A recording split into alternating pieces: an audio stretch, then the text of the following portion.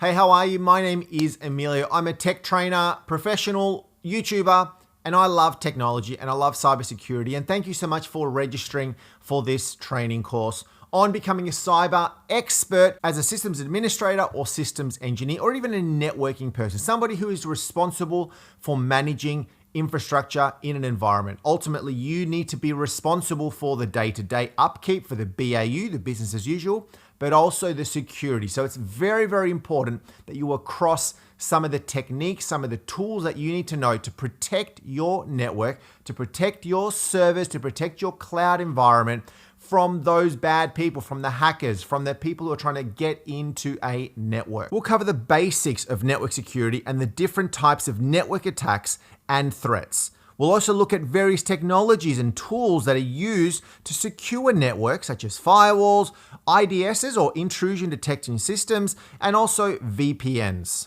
So in talking about different sorts of network attacks, what are viruses? What are worms? What are Trojans? What is spam? What is phishing? What is a DDoS attack? We'll also cover some of the tech that you need to know how to secure and secure well. We'll look at how to protect some of your systems and some good processes that you need to be putting in place.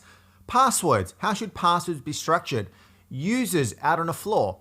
How do you protect those users? How do you use MFA? Here's the scary stat is that almost 90% of cyber attacks in companies are triggered by the users, are triggered by people clicking on something that they shouldn't have or going to a website that they shouldn't have been going to. It's quite scary. You as an admin can put in some great practices and policies and secure your network, but if your staff are being a little bit negligent and they're not careful, then all of that could go pear-shaped. So you as an admin need to ensure that yes, you're protecting your network, your servers, your security, but that you're also ensuring that your staff have the right practices in place and their systems themselves are protected.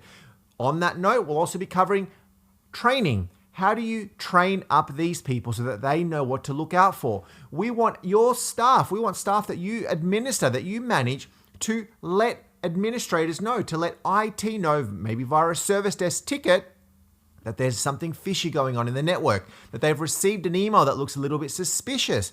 They need to know so that you are then alerted and then you can protect things before they actually happen. So we'll be covering how to protect desktops, how to protect laptops, how to protect Mac, iOS devices, how to protect servers, how to protect network devices such as firewalls, VPNs, how to use all of that sort of stuff, how to protect physical locations such as data centers. We need to be able to protect your server rooms. So you need to be putting in good monitoring, you need to be putting in good patching, you need to be putting in good backups. We'll cover all of that. And then how do you ensure that everything stays up to date and stays regularly patched and monitored? So you want to make sure that you're getting potentially external advice, an external security consultant to come in and perform an audit, a review of your environment, engaging with penetration testers, pen testers, people who are going to come in and try to put your network to the test and see if it passes. So there's a lot of stuff that we're going to be covering.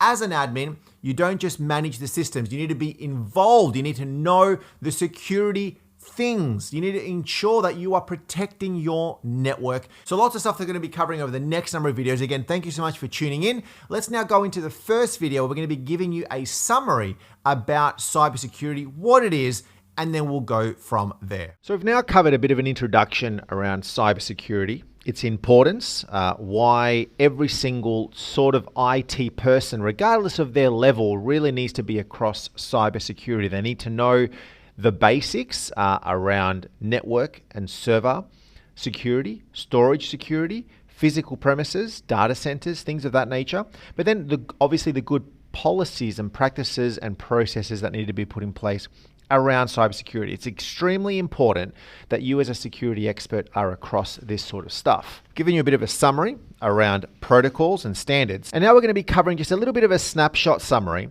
on some of the cybersecurity devices. What is the tech? What is the hardware that is commonly used? Not just hardware, but even software-based solutions that are used commonly in businesses across the world, in certain industries, more than others, that are going to be important and mandatory really for any single company that has technology set up. Even if they're small, you need to have some of this infrastructure in place to ensure that your network is secure. And I would say this is stuff that is foundational. This is stuff that is essential. This is fundamental, as it says right there.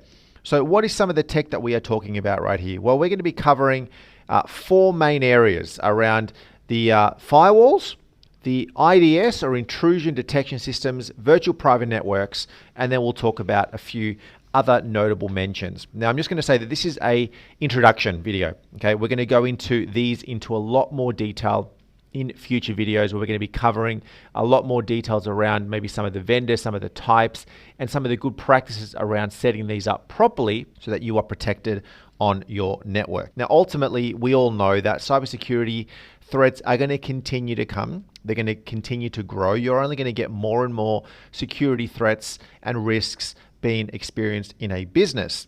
So all we are trying to do is we're trying to protect and mitigate these risks as much as possible. So we just want to try to mitigate any security risk where we can. So ultimately, they provide different layers of security to prevent unauthorized access. We don't want anybody getting into our network. We want to protect data theft. We don't want anybody stealing the data from our network. That could be even employees who perhaps finish up at the company and they have a thing against the company and they want to take data or steal data to give it to a competitor. We want to prevent things like that. And of course, we want to prevent data theft from an external perspective. Anybody externally trying to get into our network, trying to get into our services, our website, we want to protect that as well. Firewalls. What are we talking about? Well, firewalls are devices. They could be hardware-based, they could be software-based, but essentially they're network security devices that filter incoming and outgoing network traffic based on a number of rules. The rules that you put into the firewall can actually make the firewall very secure and actually prevent certain sorts of traffic from coming in and out of your network. As I said, they can be hardware or software based, and they provide really a barrier between your internal network and an external network, such as the internet. That could also be an external network, perhaps a company that you do business with. They are considered an external network. Your internal network, of course, being everything that is internal to your business. It could be in one location, in multiple locations, and anything that is outside of your network should be protected via a firewall. They could be hardware-based and software-based. Hardware-based means that you physically go and get a physical firewall device. Lots of different brands out there. You stick it into a server cabinet, into a rack, and then you do physical cabling to it, and then that is a physical hardware-based firewall. You can also get a software-based firewall where you can actually put rules in place on a server, perhaps acting as a firewall, and then it sort of functions in a very similar fashion. Ultimately, firewalls can be configured to block traffic from known malicious sources or traffic that doesn't meet specific criteria, such as traffic coming from a specific IP address. Right? So we want a specific IP to be allowed in our network, but then you also want a number of IPs to not be allowed on your network. You want specific ports to be allowed on your network and specific ports to not be allowed on your network. And that is sort of the purpose of a firewall. The next one is a IDS, or intrusion detection system. Another type of network device that monitors your network traffic for suspicious behavior or activity. This is now something that is running on your network. Unlike a firewall that is protecting you from inside and outside threats and everything sort of goes and flows through the firewall, the IDS is now inside your network monitoring your traffic. An IDS can be network-based, it can be host-based. They can use various techniques such as signature-based detection, anomalies, like is there anything strange that's happening, so anomaly-based detection to identify potential threats. And then once an IDS system, right, once the actual IDS itself detects any sort of suspicious activity, it can alert the network admin and take action to prevent an attack. I mean, IDSs are not as commonly used as firewalls. Firewalls are one of those sort of essential things.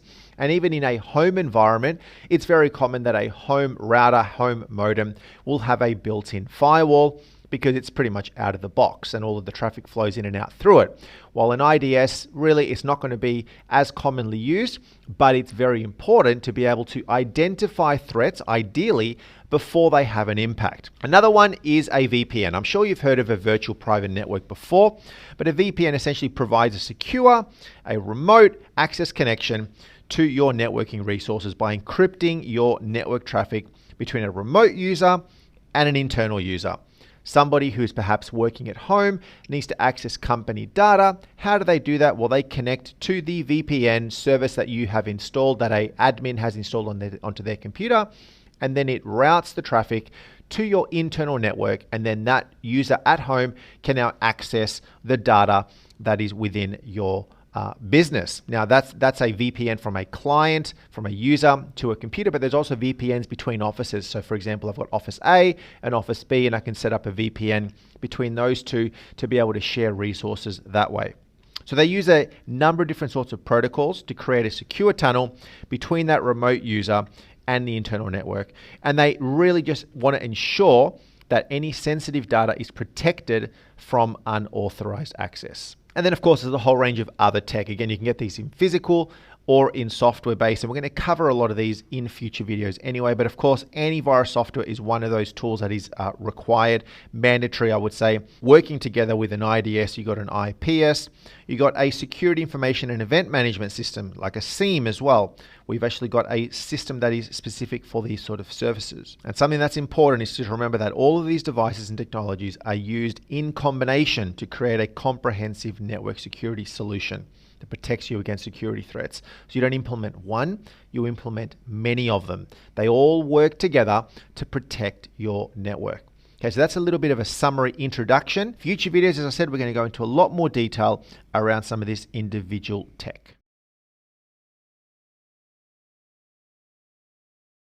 So let's talk about networking protocols and standards. What are the things that you need to know around networks from a basic level, and some of the protocols that are very commonly used in the industry, in technology, in various spaces. Because if you're responsible for managing the security of a network, of servers, of an infrastructure, environment, whatever it may be, then you need to at least understand some of the basics around networking, because unless you understand that, it's going to be a little bit difficult for you to actually go and protect that network. So in summary, the networking standards and protocols are really essential elements of network communication. How does your network talk to other devices on your network? So it defines how your devices are exchanging information over a network.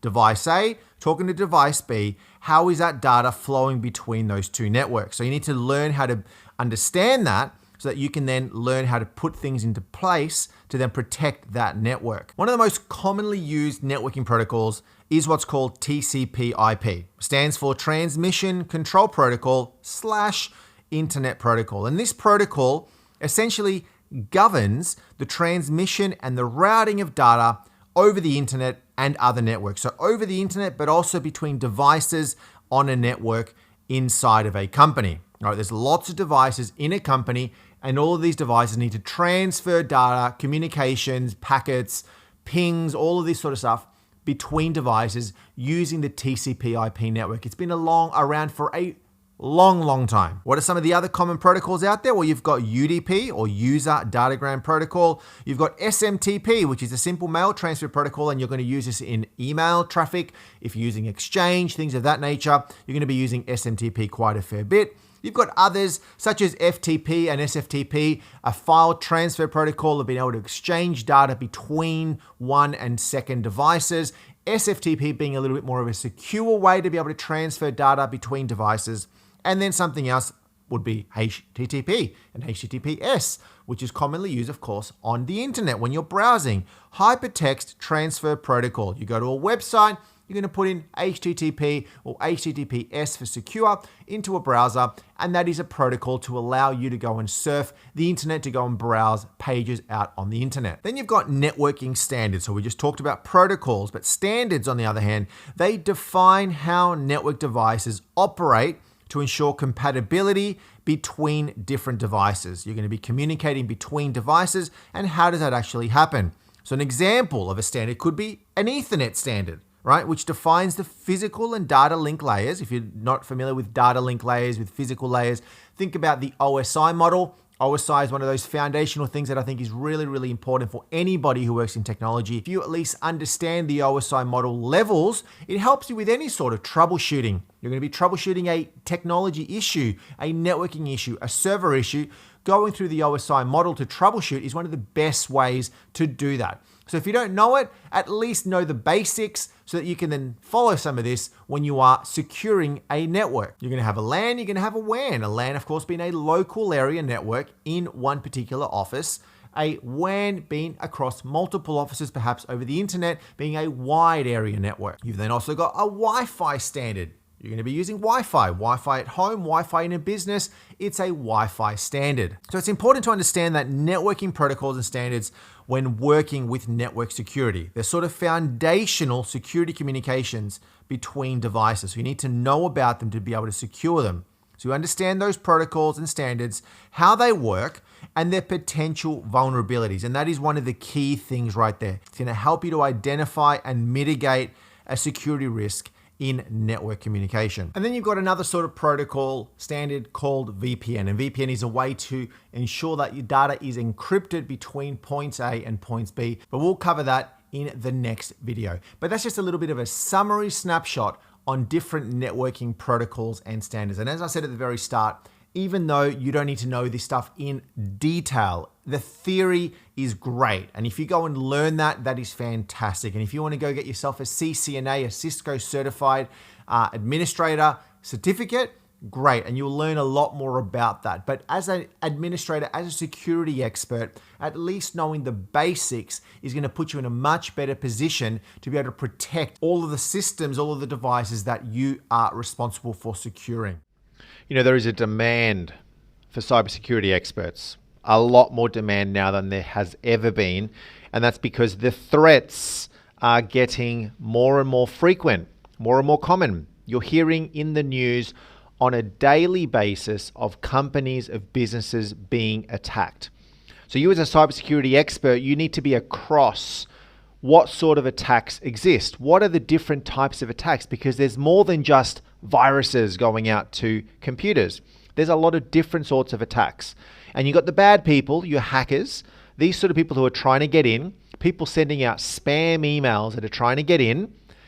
They use different methods. They use different sorts of techniques. So ultimately, you as a cybersecurity expert, you need to be across these. You need to be aware of these so that you can protect your systems and you can protect your data.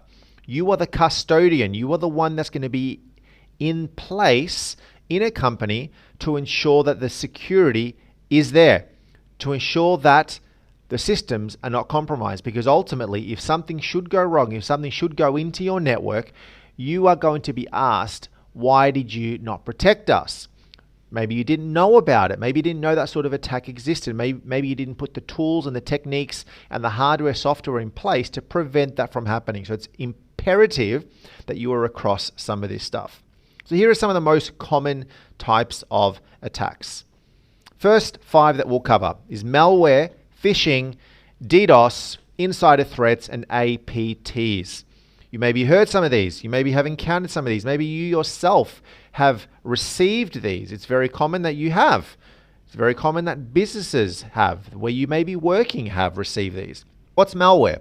Well, malware is just a nice general term for any sort of software that is designed to harm or exploit a computer system, a computer network. Malware is going to come in to a network, and it can come in various forms. Malware could include viruses, could include worms, could include Trojan horses, ransomware, and other types of wares that are out there. We'll cover ransomware in a little while as well, because that one's a pretty big one.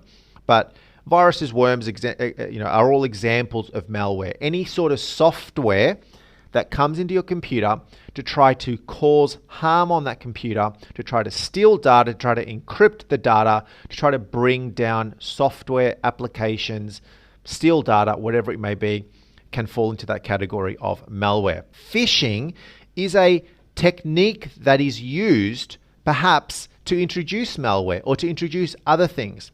Essentially, it's a social engineering attack. We'll cover social engineering in a little while as well, but this is a little bit more psychological. It involves tricking a user, Maybe you have been a target of a phishing attack. It's very common that you have. You're probably receiving phishing attacks over email. You're getting them over phone. Somebody who's trying to trick you into providing sensitive information, into providing certain things, or getting their way into a network to steal data.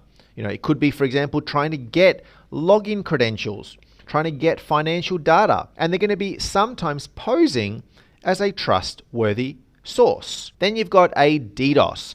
DDoS, or a DOS, would be a denial of service. A DDoS is a distributed denial of service. Essentially, this is an attack that aims to overwhelm a server or a network with traffic, making it unavailable to users. This is a very, very common technique that is used in the industry. You're going to want to bring down a website. You may send multiple hundreds, thousands, millions of pings, like this particular sort of service, to a website. You're going to overwhelm that website, and it could bring that website down. It's trying to interrupt service, trying to bring down that service, bring down that computer, bring down that network, bring down that website, so that that company is affected because they cannot operate, because that website is required for them to operate. We then got an insider threat. So what does this sound like? Well, it sounds like it's somebody on the inside. So it's somebody malicious within your organization, an individual within a company who's an insider trying to threaten or do harm, cause harm, steal data within a business.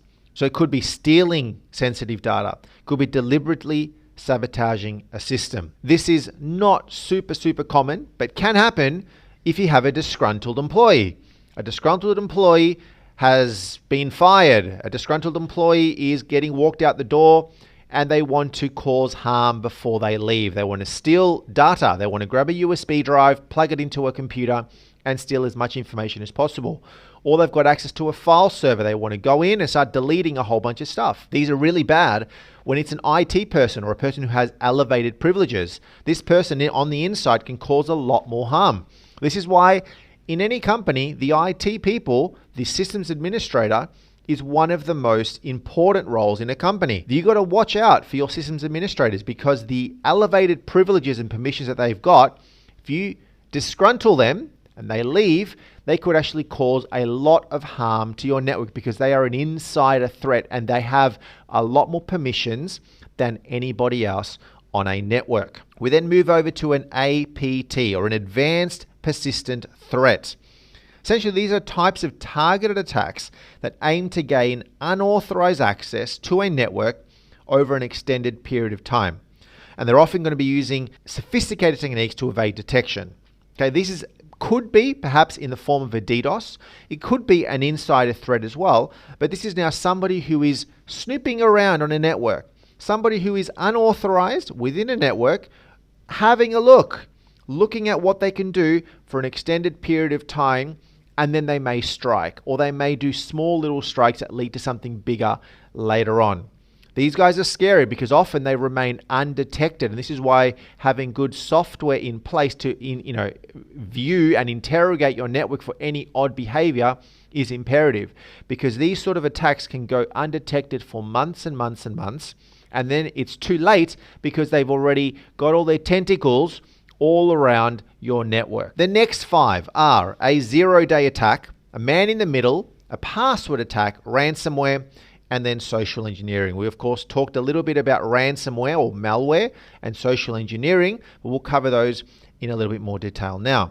What's a zero-day attack? Well, a zero-day attack is essentially an exploit that's previously unknown. A 0 day. It means that it's been 0 days detected by all of your cybersecurity companies. So for example, you've got Symantec. They're a big provider of security software. They do antivirus stuff, malware protections. Well, how does Symantec know of the list of all of the viruses that they need to protect you from?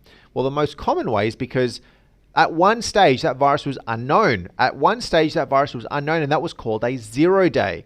Until that network virus was detected, understood, and protected, it was a 0 day. Nobody knew about it. 0 days had passed. Then once it's detected, once it's understood, once it's been protected, it then goes into day 1, day 2, day 3, day 4, etc., etc. And then, of course, all of your cybersecurity companies, your virus protection software will know about that virus, for example, and then be able to prevent that from happening in future. But 0 days can be scary because they are unknown vulnerabilities in software or systems before a patch or an update can be released. And I mean, I mentioned viruses there, but this is also true of vulnerabilities that are on a network. This is why it's so important to patch your environment. This is why vendors, this is why suppliers, this is why Microsoft, why Apple, why Cisco, all of these big providers, they release software updates for their applications, for their operating systems. They don't release it just for the sake of it. They don't release it just to make you annoyed that you have to patch. They release it because they have identified vulnerabilities.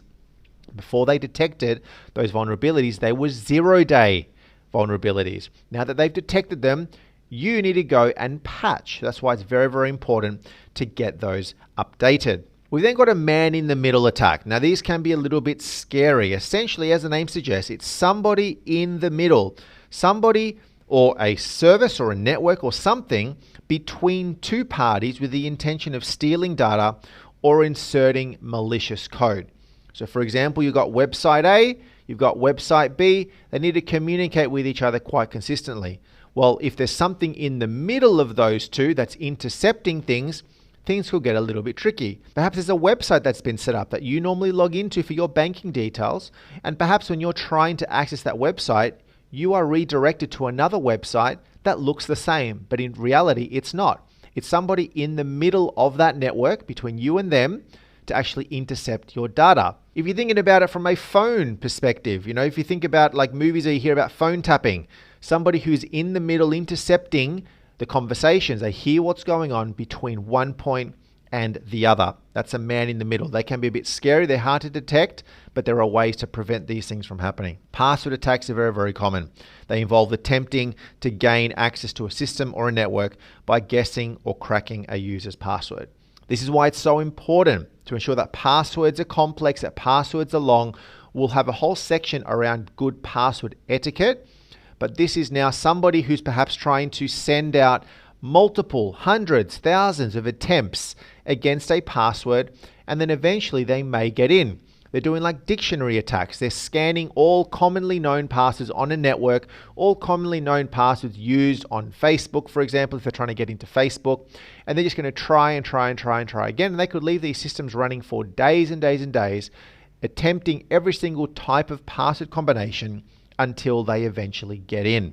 So the more complex your password, the longer it is, the more complex with characters, with numbers, uppercase, lowercase, all of that, the better you will be. Ransomware, type of malware that we talked about before. The whole purpose of malware, of course, is to cause harm on a network, to steal data, to encrypt data, to get that data and make it unreadable. And that's really what a ransomware will also do. A ransomware will go in and encrypt user files or server files or a system, and then they're holding that data ransom. They are now saying, well, no, we will not give you your data back unless you pay us money. And very often a ransomware attack will involve encrypting a whole bunch of files, and those files can only be decrypted with a decryption key. Who has that decryption key? The bad people. The bad people know how to decrypt that data, and then they will give you that decryption key to decrypt that data if you pay them a certain amount of money. Often that money is going to be paid in cryptocurrency because they don't want it to be traced, of course. And it's very, very difficult for somebody to be able to decrypt the data themselves unless they have the decryption key. There are ways to do it, but often it's going to take a very, very long time. And sometimes it may be better to just pay the ransom. At the same time, sometimes it's not good to pay the ransom because if the bad people know that you're willing to pay, then they may go and do it again. Social engineering is something that is very, very common. Somebody into thinking that something is real. Use psychological manipulation. They're going to try to trick somebody, trick a user, trick an employee into giving them some sensitive information, performing actions that are harmful to an organization. So phishing would be one example. Another example could be somebody who visits your premise and pretends to be somebody that they're not. It's a very, very common technique where they're going to come in and say that they are so-and-so from IT, or they ring up a user in your company and say, hey, this is so-and-so from IT. I just need to install a new patch on your computer. Can I please get access to your computer? Very, very common social engineering technique right there. Perhaps you've gotten a call from somebody who claims to be from Microsoft or from Apple, and that you've got a virus on your computer and they need to log in. Social engineering is one that is massive. So there you have the first lot of threats and attacks. We'll cover a few of these in a lot more detail in future videos, but you need to know about these. And as I said, these are not all the attacks. These are the most common. There are more on top of this, but get to know these attacks and know how to stop them and the tricks that are used by the bad people and the hackers that are out there. Hey, and welcome to this next video. So we've now given you a good summary, a summary on different sorts of attacks, right? What are the attacks? What are the threats that are present in every single company? I mean, no company is immune. No company is immune to these attacks from happening. I mean, at the end of the day, you as an admin, you as an administrator, you as a security expert, you need to mitigate this risk as much as possible. You can't completely prevent it, and that's unfortunate that you can't stop it, but you can put systems and processes in place to prevent things like this. So understanding the threats, the sorts of attacks that bad people use in a company is essential. Now let's talk about malware. We gave you an introduction on malware. Now let's talk a little bit in more detail what malware actually is. Each different type of malware has its own unique characteristics and its own unique methods of attack. Not all malware is created equal. What's the first one that we can talk about here? Well, the first has been around for a long time. Viruses. Viruses are one of those things that scare people. If you're a human being, which you likely are, unless you're an AI bot, you're going to get a virus from time to time. A virus makes you feel lousy. A virus knocks you out. You could be in bed for days, not being able to do anything. A virus could make you really sick, could actually have long-term effects on your body. A virus in a computer network is a little bit like that. A virus that comes in could have a big impact on a company. They're little pesky things. They attach themselves to other files, to programs, to applications, and then they spread throughout other systems and infect other systems. Think about the Matrix. I'm always thinking about the Matrix. When you got Agent Smith and he says, the human race is a disease. You're a virus. You spread to another area is what he says, if you remember that line. And that's a really good example of what a virus does. And then it causes some impact, data loss, encryption, things of that nature. Viruses are not good. You then have worms. Not little worms like in the ground, but they can get pretty hungry. And they're a little bit similar to viruses. They're self-contained applications. So somebody bad has gone out and actually made this thing. They've made this worm to go and replicate themselves as well. And then they spread through computer networks. They replicate, they copy themselves, and then they consume system resources and they just cause a lot of performance issues on networks. Trojan horses is another one. If you think about what a Trojan horse is in its old-fashioned way, well, you've got a whole bunch of folks hiding inside of this Trojan horse that then gets wheeled out as a gift. And you open it up going, oh, wow, look at this beautiful gift. And inside of it are bad things. Essentially, it disguises itself as legitimate software, as legitimate files. It looks legitimate. And then you open it up and it tricks the user. It tricks you, it tricks your staff into downloading and installing them. Phishing attack would be maybe sometimes a Trojan horse because it looks legitimate. Or you go to a website, to your banking website, and it looks a little bit legitimate. Don't click on it. Ransomware. Well, these things are a little bit scary. I really do not like ransomware attacks. And I mean, these things can cripple systems. And again, it's a malware, but its whole purpose, of course, is to get money from people. It goes in and it encrypts a whole bunch of files and it tries to steal people's money because you've got to pay them to be able to get the key to recover things. Having worked in technology for a long time, I've worked in a lot of companies that have had ransomware attacks, and they can be scary because you don't know what to do. All of your files are encrypted, and you as an admin, you're going to try to unencrypt them, but you can't. So you've got really two choices. You either try to go and recover all of your systems, or you pay the ransom. Don't pay the ransom. Generally, I wouldn't say pay the ransom because those bad people are then going to know that you are willing to pay. So it's not a good thing. But recovering the data could also be very, very problematic. So this comes back to you ensuring that you've got backups in place. Because if your company doesn't have adequate backups, then you may not be able to recover from those backups to maybe the day before the ransomware came in and caused havoc. And the recovery method could be quite costly and quite time consuming. We then move into spyware, a type of malware that is designed to spy on a user's activity, hence the name spyware. They're typically going to be gathering sensitive information such as login credentials, financial information, and personal data. A little bit of code inside of a computer, snooping around, gathering information, getting ready to strike, or secretly stealing that information, sending it to a remote server, sending it to somebody else on the internet without you actually knowing. It's spying on you. If you think about it from a real life perspective, often you don't know that somebody is spying on you because they're a spy. It's all done in disguise. It's all done in secret. Adware being a type of malware that displays unwanted advertisements, redirects user browsers to specific websites. These things can be quite frustrating, quite annoying. We've all seen them. Multiple pop-ups coming up on a website. Ads. Half the time they're fake. Half the time they're a bit dodgy looking. You click on them, you're going to get stuff installed. Very often an ad where you click on something will actually install some malware, other types of malware onto your computer.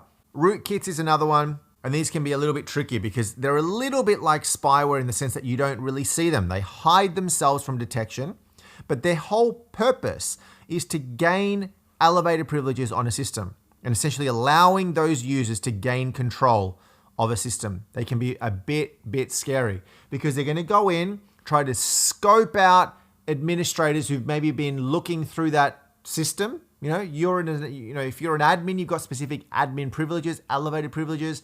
You're logging into systems with an elevated account, with an administrator account. Well, this is going to go in and maybe try to find that and try to elevate itself. Or maybe it's going to find any vulnerabilities that are not patched in a network to try to gain itself some more privileges than it should have. And of course, there are a few more. We just covered some of the basics of malware. Now you know a little bit more about malware, but have the right systems in place to protect the business from these sorts of attacks, ensuring that everything is patched, ensuring that vulnerabilities have been addressed, ensuring that there is endpoint protection software, virus scanners, malware protection, all of those sort of things on systems. And there you have malware. Social engineering has probably affected every single person who uses some sort of a system, who has a phone, who knows how to pick up a phone, who reads SMSs. Social engineering is quite common and used in conjunction with malware, in connection with hackers trying to get into networks. But this now uses the human element, uses psychological manipulation to trick individuals, to trick people into divulging sensitive information, performing specific actions that they shouldn't be performing, or making key, major, small, medium, large decisions that benefit the attacker. The hacker is going to want to try to get something, and they're going to try to trick somebody into doing something for them. And there's a whole range of different types of social engineering attacks and techniques. Let's cover some of these basic ones here, but in short, they're going to be using technology to some extent. Doesn't have to be technology all the time, but it's used together with the brain, trying to trick people, trying to get good-natured people. People just want to do good for the most part. They want to do good things. So they're going to try to help people, not realizing that they're being tricked into divulging specific information and doing specific things. It can be a bit scary because even a seasoned professional, a cybersecurity expert such as yourself, can be duped in because of very, very smart and cunning techniques used in social engineering. Phishing is a type of attack where the attacker is going to pose as a trustworthy person, sending some things to your email address, you going to a website. It may look like a legitimate banking website, or you'll receive an email or a message asking you to provide specific information, sensitive information, such as login credentials, financial data, going out and buying some gift cards. You've just inherited a whole bunch of money from the Prince of Namibia, and then you go and have to go do something for them to be able to get that. And these are quite common, these phishing attacks in social engineering. A little bit of a more sophisticated type of phishing attack is what's called a spear phishing attack. If you think about phishing, you've got somebody fishing, trying to grab a random fish that's out there. Spear phishing, you're going directly to that fish that you want. So it's targeted to that specific person, that specific individual. And what's been happening is maybe behind the scenes, the attacker has been gathering information about that individual. So by the time that they get to you, they already know who you are. Think about, for example, when you are receiving a dodgy phone call. You receive a phone call and it just sounds like a standard call. Hi, I'm so-and-so calling from your telecom provider and I'm telling you that you need to give me more money. Well, that's sort of like a general phishing attack. They're going to see what fish actually chew on that bait and grab a hold of it and then eat it all up. A spear phishing would be, well, that person, that attacker, has now done a little bit of research on you. They know a little bit more about you. They know perhaps your role in the company. Commonly, a spear phishing attack is going to be targeted at somebody senior in an organization. So perhaps looking into what the CEO does, what the managing director does, looking into their personal life, how they travel, where they go. Essentially, the more convincing the argument is, the more personalized the message is, the more likely that that individual is going to fall prey to this social engineering attack. Think of pretexting. Pretexting involves creating a false pretext or a scenario to trick that person, to trick the target into divulging sensitive information or performing a specific action. So for example, an attacker may pose as a customer service person, a really nice person, and they're just asking you to provide their login details to resolve an issue. Another one is baiting. Baiting is quite common. And it's again using that element of trying to get something for free. It's using an element of bait. I'm putting the bait out there and I want that person to grab the bait because there's something good at the end of it. So perhaps like an offer or a reward. Hey, click on this, you're going to get yourself $500. So you're tricking them into providing information, sensitive information, performing a specific task because it's potentially a good outcome for you. And of course, it's a complete scam. Another type of social engineering attack is what's called a quid pro quo. A little bit like the bait, but here it's a little bit more targeted and you know sort of that it's there. So you're going to be offering somebody something in exchange for something. You know, this may be the case of somebody in your business that's a little bit disgruntled, an employee that doesn't like where they work, and they're offered or tempted to provide some information because there's a nice reward at the end of it. They're going to get something out of it themselves personally. I mean, an example of this could be, for example, a fake job opportunity. You know, in exchange for some credentials, for some information. Give me, I've got this amazing job, but we need to have some information from where you currently work for you to be able to get that job. Impersonations are one that are getting more and more common. Again, it does involve the attacker knowing a little bit more about you than they should. Essentially, they're impersonating, pretending to be someone that they're not. They're trying to gain the trust of the target, of the individual, to try to convince them to provide you sensitive information, to provide specific tasks. And this one can be a little bit scary, especially if you are not familiar with it, or especially if you are new in an organization, or if you're somebody who's maybe wanting to be promoted, or you can't smell the fishiness. So for example, a senior executive asks you to do something. You're probably going to go do it. What if they are targeting the technology team? And this is an area that is used quite a fair bit, where they're going to be targeting somebody in technology to try to do something. They're going to pose as maybe somebody senior. Hey, IT person, I need my credentials elevated. Oh, hey, IT person, can you do this for me? Or on the flip side, they could actually be impersonating IT to get something. So for example, somebody needs access to a network. They may ring up Sue and say, hey, Sue, this is Joe from the IT department. I need to install some software on your computer. And Sue being the really nice person that she is, she may just say, oh, okay, Joe, here you go. Here's my computer. Come in and do your thing. Not realizing that they just let an intruder, a hacker, into the network to do their worst. And who knows what will happen from there. And then another example could be tailgating. And again, this is not specific to IT, but as the name suggests, you're treading on somebody's tail to try to get in. You're going into a car park, the gate opens up. You've got a car behind you. He doesn't want to pay. He's going to tailgate you to try to get in before the gate shuts on him so he gets in for free. And you think about this more from a physical security perspective, tailgating in, trying to get access to a premise, trying to get access into a building or into a secured area. Perhaps there's some security doors preventing somebody from going in. Somebody could tailgate the way in. It could be as simple as holding the door for somebody to let them in without using a key card, where you've got sometimes a woman who's pretending to be pregnant and she's actually a penetration tester. She's testing the vulnerabilities, the security of her company. And you, as a good Samaritan, you see a pregnant woman coming. Oh, can you just hold the door for me?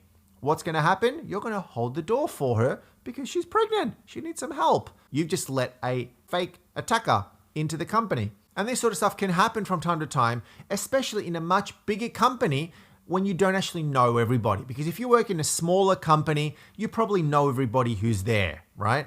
But in a larger company, it's less likely you'll know everybody. So you're more likely to just be, hey, yeah, come in. And it gets even more tricky when you've got individuals who perhaps are dressing up. Maybe they've got a badge that looks legitimate. Maybe they're, if you're in a building site, they've got building site clothes on. They got a hard hat. They look legitimate.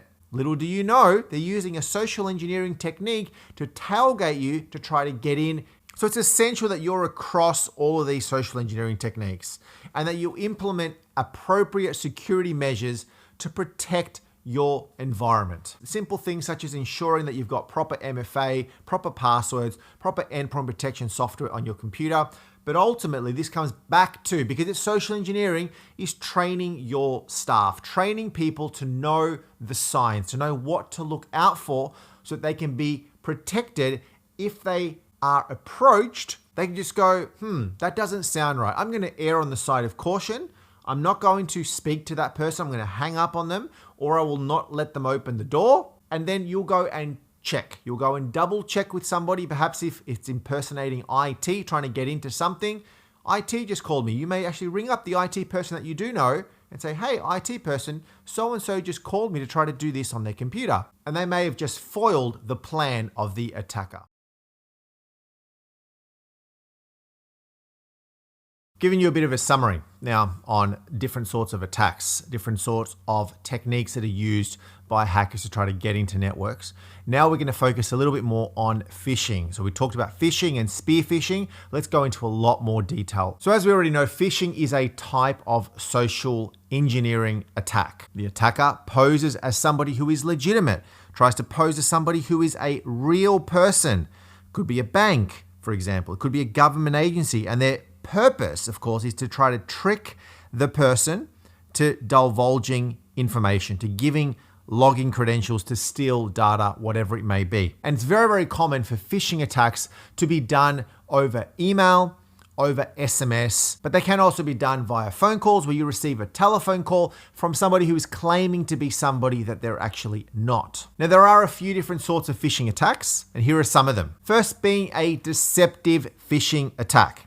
Essentially involves creating a fake website, a fake email that appears to be from a legitimate person.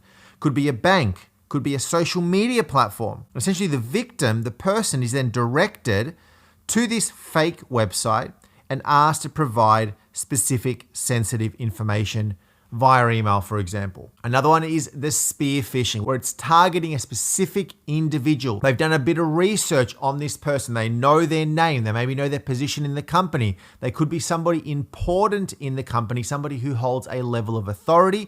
Could be somebody in IT, could be somebody in the finance team. But now they are specifically targeting that one individual as opposed to a general phishing attack, which may just be a random call. Now, a type of phishing attack that is specifically aimed at a senior person, such as a CEO, a COO, is what's called whaling. Whales are big. They are the top honchos, the people at the very, very top. So they're going to be holding a lot more keys than somebody who is not a senior executive.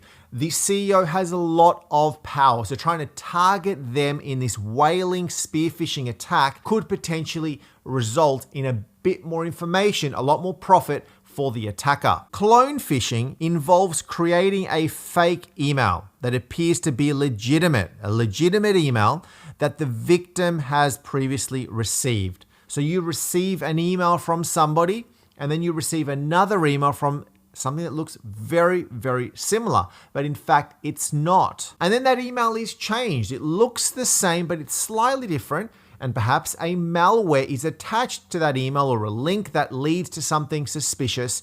And then somebody receives it thinking it looks legitimate, and then they click on it.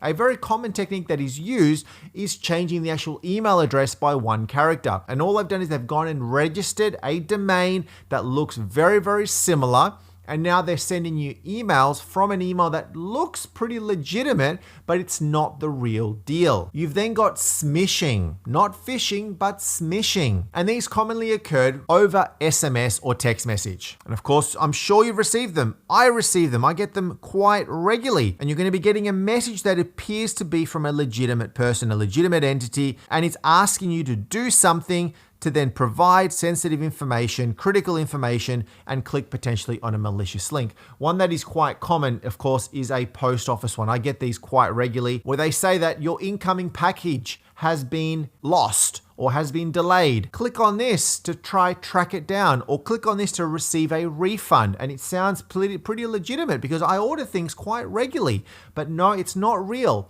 And that is what a smishing attack is. And similar to that is a vishing attack with a V. And this is now done over a telephone call, over a phone call. You're going to receive a phone call from an attacker posing as somebody legitimate. Okay, and these happen quite a bit as well. I'm sure you've received the phone call from the person who claims to be from Microsoft or from Apple. You know, one that I received recently is I have a lot of Apple devices, a lot of Macs. And they called me to say, hey, we've identified that your Microsoft Windows computer is infected with a virus. And I sort of said, really? How is that the case if my primary computer is a Mac at home? And they didn't know what to say, and they sort of hung up. Well, that's a perfect example of a phishing attack. They have identified, the Microsoft credit department has found something suspicious on their account, and they need to now log into that computer. They go in and they're going to try to defraud that person of money. And it's quite common. And at the end of the day, phishing attacks can have a real big impact in a company. Loss of data, reputational issues. You're going to have some problems if you do have phishing attacks that are successful. So this is all comes back to making sure that people are protected. The best ways, of course, to protect your environment, your network, is to put very, very good mail filters in place, to put good web filters in place, and to protect your company by ensuring that your staff are trained and they know what to look out for. Been covering a lot of different sorts of threats and attacks. We now move into a DOS or a DDoS attack. This is a denial of service if it's a DOS attack, and a DDoS being a distributed denial of service. The whole point of a DDoS attack is to bring a service down, generally an online service or a website, and making that website unavailable. And the main way that they do that is by overwhelming that website with traffic from lots of places, from a multiple amount of sources. Hence, it's distributed. It's coming from lots of different sorts of places. And what could happen is there could be a pool of hundreds of computers or thousands of computers out there that are all being used to try to send multiple ping commands to a website to try to bring that website down. And it's not uncommon for a computer to be infected with something that is being used to actually do a DDoS attack, and that person doesn't even know that it's running on their computer. And they're used to send a flood of traffic to target servers, right, directly to websites, and essentially makes it impossible for real legitimate users to be able to access that website. Websites go down because they just cannot handle the load. Essentially, they work by exploiting vulnerabilities for the most part in that target system, in that target website. And one of the most common ways is to limit bandwidth because there's so much traffic going to that particular website and it just gets flooded because it just can't handle all of this traffic all at once. So it floods the bandwidth that is available to it and then prevents access to it. Could also be if the server is not beefed up with a lot of good resources, the server itself just loses capacity, loses CPU, RAM is just gone through the roof. It just cannot handle all this amount of requests. And the attacker, the person who's actually setting up this DDoS, may use lots of different techniques, such as botnets, where it's just a network of compromised devices. This is what I mentioned before, a lot of computers being used together to try to bring down a website. Now you ask yourself, how can you protect your website, your online sites from these sort of DDoS attacks? One of the most simplest ways is to implement a DDoS system, a system that is designed to look out for this suspicious behavior. And lots of ISPs or internet service providers offer this protection service because ultimately all the traffic is flowing through your ISP to then your website, so you can work with them to put these systems into play. And then these ISPs can detect and block a lot of this traffic before it even reaches your network. If it's seen coming from a pool of IP addresses from a foreign country, or it just looks a little bit suspicious at specific times of the day, it can protect your system before it even gets there. Using firewalls is another common technique to prevent DDoS attacks from happening. A firewall can be used to block specific IP addresses. For example, you know that a specific range of IP addresses are being used, well, you can block that entire range. You can block host names so that if somebody from that range is trying to even get to that device, the firewall intercepts that first and does not even allow it to get to your server. Another common way is to make sure that you're keeping your software up to date. So if you're running a website, running WordPress, make sure that your WordPress is up to date, making sure that any plugins that perhaps are being used are up to date, making sure that there are add-ons that you could add within your WordPress website, for example, that can prevent things such as a DDoS attack. Because a lot of the time, the vendors, the providers, the people who make this software release software to actually ensure that things like that are mitigated. Use CDNs. These are quite awesome. They're called content delivery networks, and essentially they can help you to distribute your network across multiple servers, essentially making it more difficult for attackers to overwhelm a single server. Rather than having one server, you have a pool of servers. Similar to this is also load balancers. Stick a whole bunch of load balancers before your website. So when a query comes into a particular location, it goes to a load balancing server or a pool of load balancing servers. And then on the other side of the load balancing server are a whole bunch of your web servers. And what the load balancer will do is it'll go, okay, query 1 goes over here, query 2 goes over here, query 3 goes over here. And you can do this on scale so that even if you are flooded with lots and lots of queries, the load balancer can protect that. But also within a load balancer, you can also set up several settings to actually look out for specific DDoS sort of attacks and stop them from even happening in the first place. A great load balancer that I love is HA Proxy, so you may want to go check that one out. So there's a few examples of DDoS attacks. A DOS attack, a DDoS attack. They can be scary when they do happen, but make sure you have a lot of protection before your website so that if it does happen, you can spread the load, you can stop all of these things from even happening before it hits your website.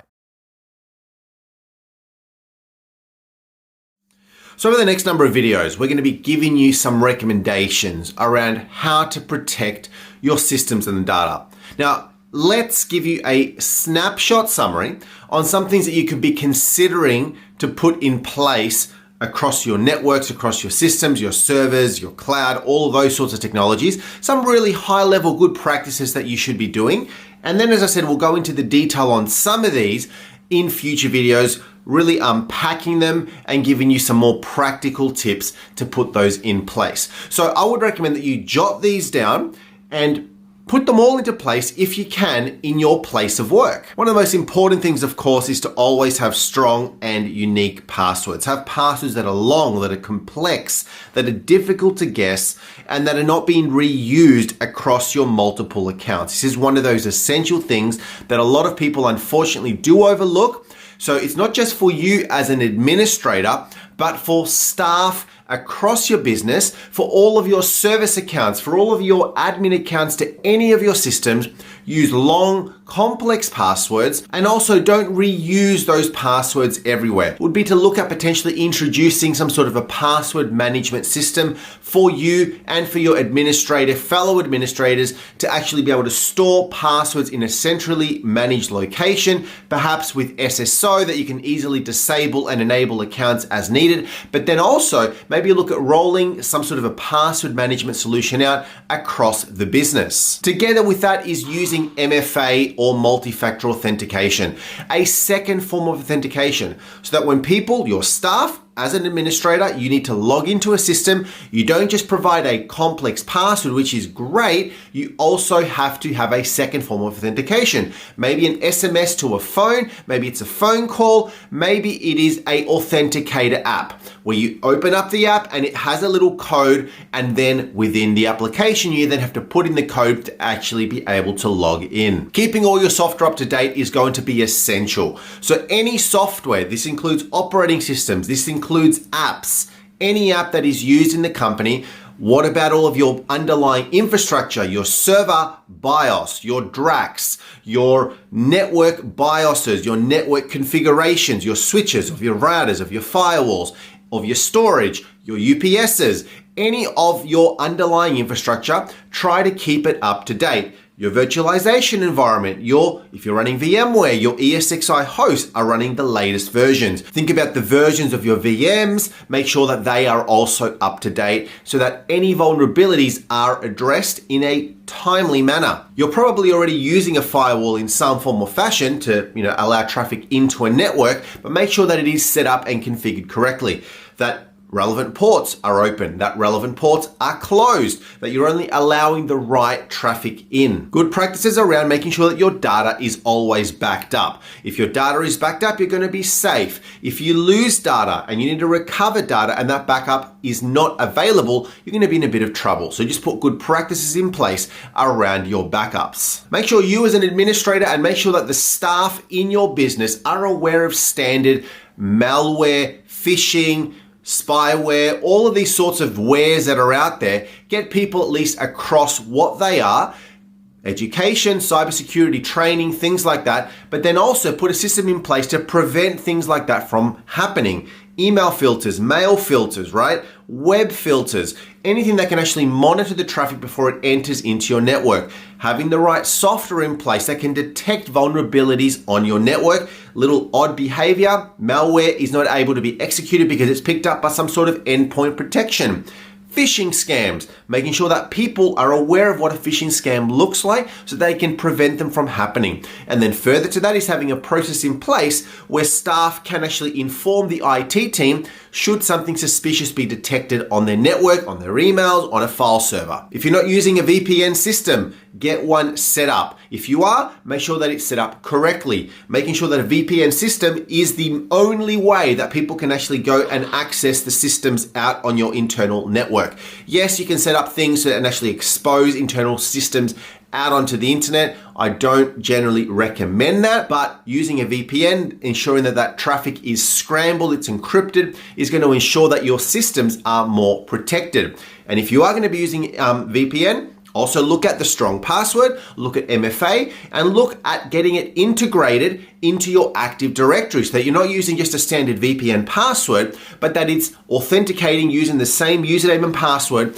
as your Active Directory users to ensure that your VPN and your overall network is secure. There's just a little bit of an introduction to the next number of videos that will then go into a lot more detail on a lot of these points. What are the sorts of passwords, structures, complexities that you should be putting in place across your systems? Now, the very first thing that I would recommend for anybody that has got multiple accounts, which is probably all of you, the last thing you want to do is have the same password for everything. So that's my very first tip, is always have a different password for every system, because if somebody knows one password, you don't want them to be able to access everything because they know just this one password. Make sure that your password is at least 8 characters long. Don't have a password that is 4 characters or a small little group of 5 or 6 characters, or even a simple word. Have your password to be at least 8 characters long. Longer could be better, but not always the case, but at least 8 characters long. Have your password to contain a mix of multiple numbers and multiple uppercase and lowercase alpha characters. So don't just have all lowercase and a number, or all uppercase and a number. Have a combination of uppercase and lowercase and more than one number in a strange combination. Throw in a random special character into your password as well to make it more complex. These could be a hash sign, an @ sign, an exclamation mark, a full stop, an underscore. Any of those sort of special characters that are not alphanumeric will create a complexity for a password that you have. You should not be using common words in a password. So let's say you love going to the beach. You shouldn't have your password as being beach and then 1970 as the year of your birth, okay? Anybody who would know you is gonna go, what does Jack love to do? Well, he loves to go to the beach and he was born in 1970. Oh, there you go, beach 1970. Don't use simple words like that. If you do want to use a simple word or a singular word, try to combine 2 words together that maybe don't have anything to do with each other, with perhaps a set of numbers in there as well with a character. And if you can, change your password often enough, okay? You have to realize sometimes that a password that has been used for the last 10 years probably isn't a good thing, especially if you've used that password on more than one system or more than one website, and that website for whatever reason has been hacked. And not to scare you, but that sort of thing does happen a bit more frequently than a lot of people realize. If a website has been hacked and they've accessed a database worth of passwords, your password could be floating out there on the internet. If you go ahead and change your password, maybe once every 3 months as a good practice, or every 6 months, even once a year, that's a long time, but that just ensures that your password is more secure and is less likely to get compromised if somebody does have access to your password for whatever reason. What sort of passwords you should be using, how you should be storing them, and some good practices, good things that you should be following around your password management. So in an earlier video, we did talk about not using common words. The thing with this is common words, they're people who want to get into a system, if they want to be able to attack you, if they want to be able to log into one of your accounts, they're going to be using what's called dictionary attacks. So they can do brute force attacks against a list of already predetermined, pre-found passwords, most commonly used passwords, as well as dictionary words. And they're just going to be trying that. And if they want to get in, they will get in eventually if you're using a simple word. Now, the other thing that you should not be doing is using your name, your first name, or your surname in your password. If somebody knows your first name or your surname, that could be used to construct, or somebody could construct a password out of that to be able to try to get in to a service that you use. So what a lot of people don't want to do is they don't want to now go, after watching this video, I have to go and figure out all of these new passwords and make it very complicated and do all this sort of stuff. A lot of the time it's as simple as combining passwords together. It's a lot more secure to have 2 passwords become 1 password. So let's say you've got a really interesting password here. You use this account all the time and it's a password of, I don't know, admin 1969 hash. And you think, well, that's not strong enough. It probably isn't. But then you've got another password of password 339 $. All right. You combine those 2 together into 1 big password, you've automatically just strengthened your password itself. Something that is generally recommended is not to use the same passwords at work than at home, or the same password that you're using at home at work. Keep your company, your professional life, and your personal life separate. You've got to realize that your business, generally a business, is more under scrutiny, is more under attack from the hacker community than your personal account. You may not be anybody known outside of work. So nobody's going to want to maybe target you directly, but they want to target a business that contains a lot of financial information, contains money, contains, information about products that have been released, whatever it may be. So if your company gets attacked and they get access to your company and they get access to the passwords that are saved in there, that could contain a password that you use at home, and then it comes into your home, and then they can get access to your personal stuff. So try to keep your company and your personal separate. And don't reuse a password. If you've used a password once, never use that password again. So when you have to go and reset your password, don't reset that password to the same thing. Even further to that is if you have the password of I love you 123, don't change that password to I love you 124, and then the next time I love you 125. Change it completely, make it something completely obscure, not even related to the same password that you've used previously. Now here's something that people are going to laugh, because I'm sure we've all done it. I've done it in the past, I'm sure you've done it, I'm sure you know people that you work with, even at home, that have done it. But do not write your password down on a piece of paper. Do not write your password down on a sticky note. Do not share your password with anybody. That is your password. You've got no idea. Me being in the IT field, I work with a lot of different businesses. I've gone to a lot of, from C-level executives all the way down to people in the mailroom, no offense to people in the mailroom, who have got their passwords stuck on sticky notes on their screen for anybody to see. Anybody can go in and find their password. A contractor walks in from the street, they get a consultant in, they get the cleaners at night, they're walking around, oh look, they've got the passwords to the CEO of a business. Do not write your password down anywhere. Do not keep a log of passwords in a business anywhere. Do not write this stuff down that is easily accessible by anybody.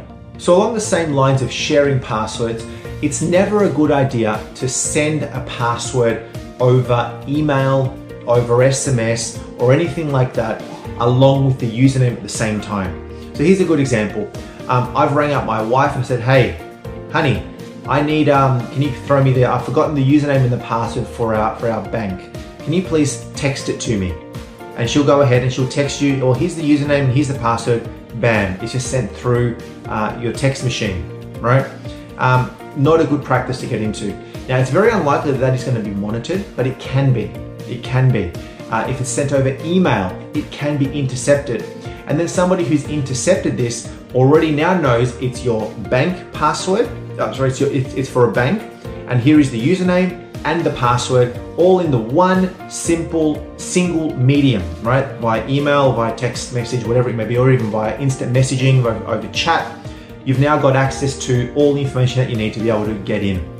So if you do need to send or share passwords or usernames to somebody, send it in two different forms. Perhaps send an email with the login and then send a SMS with the password, or call up somebody and tell them, hey, this is the password over the phone, and I will send you an SMS with the email address or with the username.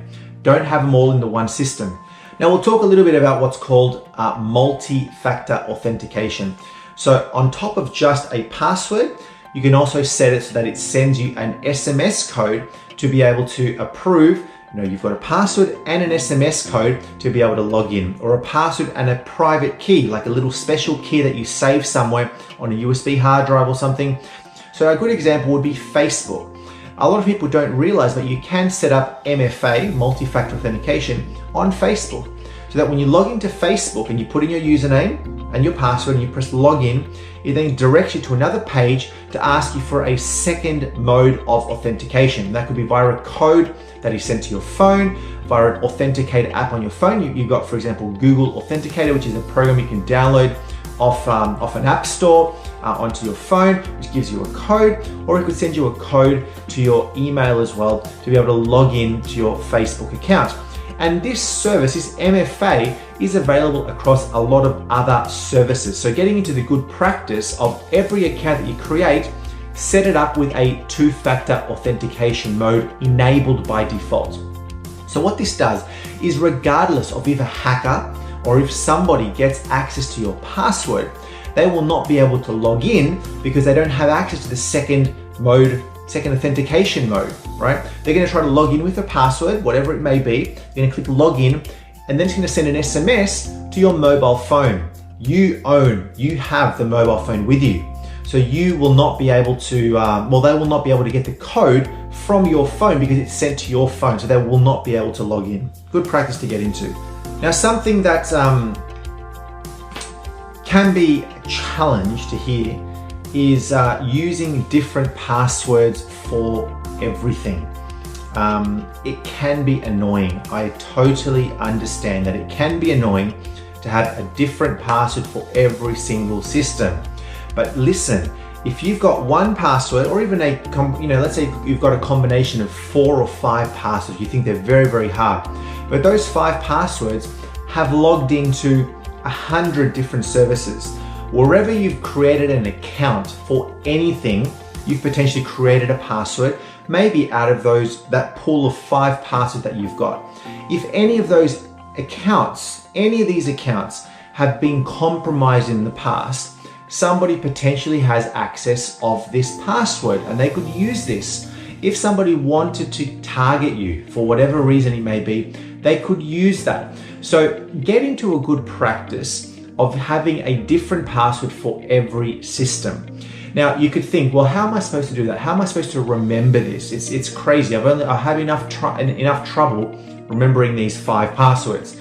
Well, what you can do is you can have what's called password management system. So you can actually have a tool, a software package, even a cloud version, a password management tool that's out on the internet that essentially stores your passwords. A nice free tool that you can use to install at home is a tool called KeePass. Essentially, it's just a file, just a repository. Think of it such as a File Explorer on your Windows computer. You open it up and you've got all your files listed. You've got folders and files, and they're all in the nicely structured order. Essentially, it's like that, but for password management. Whether you use KeePass or something else, the structure is very much the same. You could have a combination. You could have banking, you could have emails, you could have social media, all of these folders, and then within each of these, you then got all of your banks listed with your, with your username, with your bank number, and with the password in there, and that is all encrypted.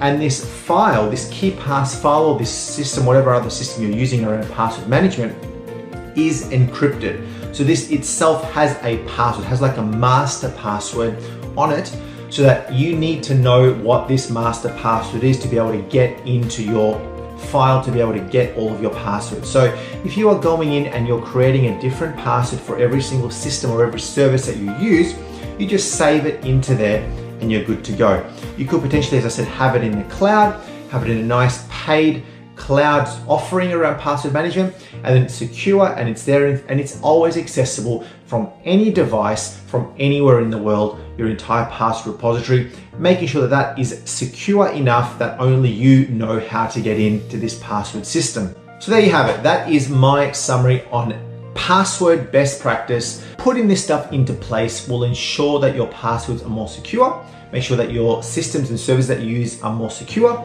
And look, at the end of the day, not every system is going to get compromised. And even putting these things into practice may not 100% secure you from the prying eyes that be, but it will help. It will help you to mitigate this risk of somebody getting in via a password that is simple and not using very good practice. We all know that having good passwords is pretty essential.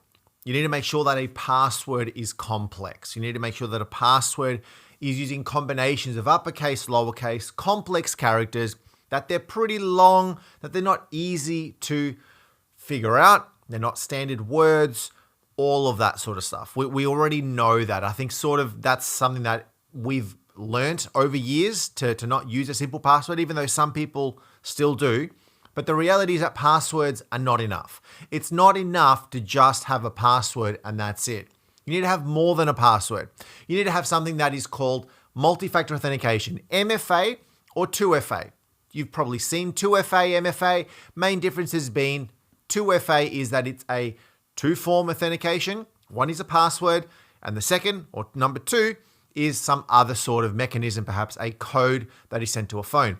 Multi-factor means that there's multiple factors, more than just 2 in some instances. That's sort of the main differences between the two, but they generally use interchangeably. So what is MFA? Well, MFA is a security mechanism that requires people to provide multiple forms of authentication, multiple forms of ways for you to access your data, your systems, your accounts. It adds an extra layer of security to your accounts. All right, we talked about, for example, a code, right? It could be a code that is sent to your phone. So it's not just you putting in a password and then logging into a specific account, but it's you putting in a password and then a code also being sent to a phone, for example, and then you have to input that code to be able to then log into that service. It's using more than one factor to verify your identity and verify that you are legitimate. Of course, MFA is important because we know passwords alone are not enough. Passwords can easily be guessed. Passwords can be stolen. Passwords can be compromised. And people save passwords on sticky notes. People use the same password in multiple systems. So if one system is compromised, like let's say, for example, there's a company, your banking website gets hacked, data gets stolen, perhaps the database is infiltrated and the data gets stolen, and maybe they can see the password. If you're using that password in other places, then the hackers, the people who've gotten into this service, now can use that password in lots of different places, or maybe try use it to log into other private services that you use. So it just adds that extra layer of protection so that if somebody does have your password, that is not enough for them to log in, because it does also require you to have a code. Now, to implement MFA, it's going to be slightly different from different sorts of systems. Tokens, MFA codes, MFA numbers can be set up. That could include, for example, a text message, a simple text message that is sent to your phone.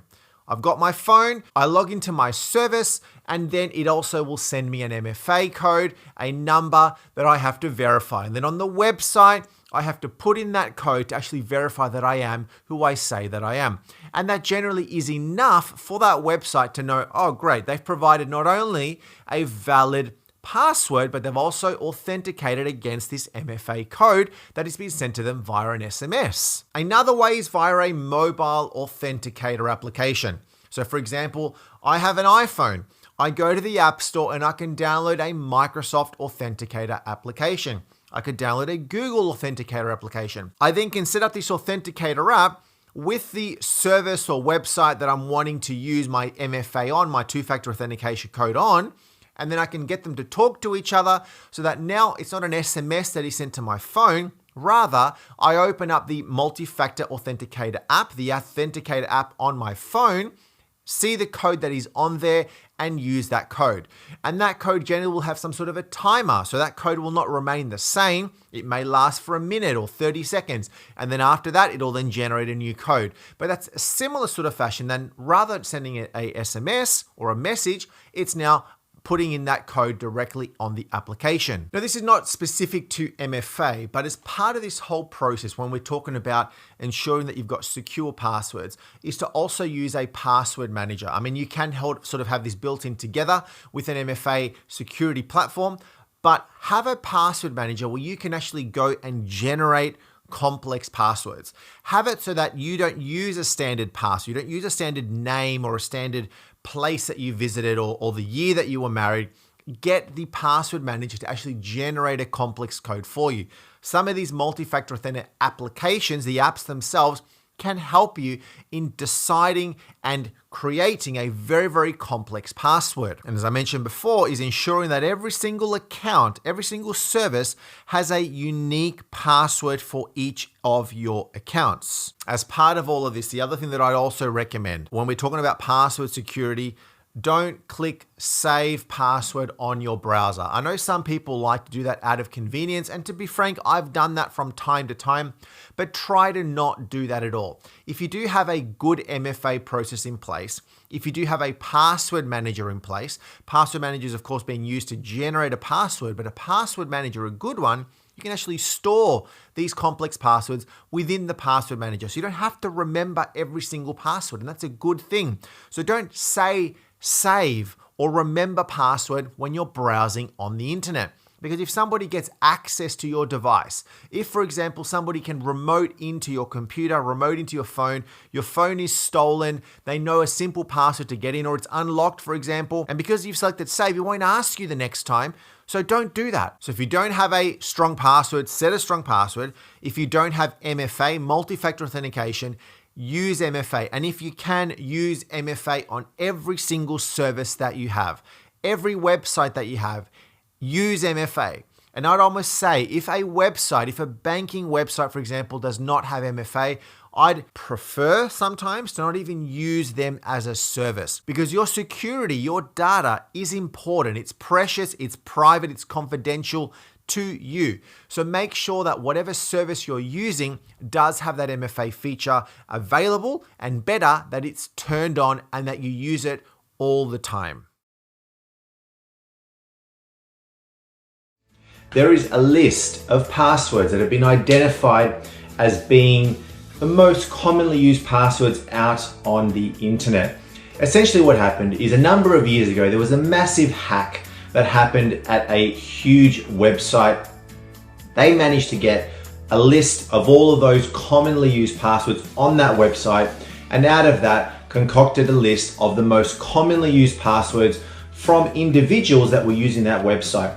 And they found that literally thousands, tens of thousands of people were using the same password combinations for a number of different systems. And most of the time, those passwords are going to be used in other places. So if you have a password, and if your password is any of these or even similar to any of these, you should be changing it, because this password is known to the hacking community. 1, 2, 3, 4, 5, 6 is the most commonly used password out on the internet by most of you. The other list of combinations are generally 1, 2, 3, 4, 5, 1, 2, 3, 4, 5, 6, 7, 1, 2, 3, 4, 5, 6, 7, 8, and 1, 2, 3, 4, 5, 6, 7, 8, 9. So any of those number combinations should never be used, and if you're using them, you should be changing them.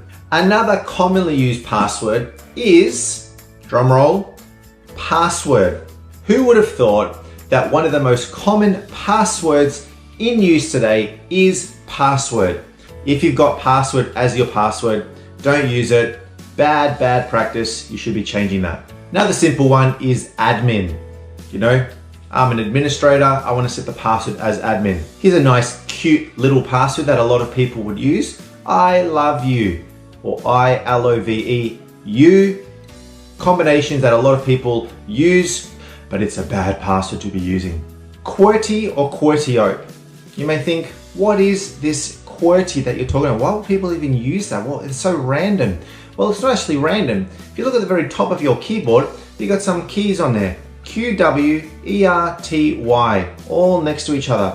Password that is used, people think that it may be difficult because it's just random, but it's not random. It's just the first few, letters on the top of any standard keyboard. Login. Why would you have login as your password? You may think it's hard. Login. Ooh, I don't know. Don't use that. ABC123. Simple. I think it's simple anyway. And so did a whole bunch of hackers out there, and a whole bunch of people who are using it. You think it's complicated because it contains both letters and numbers, but it's actually just the first 3 letters and the first 3 numbers joined together. Not good. Hello. Don't use hello as your password. The password of football, FOOTBALL,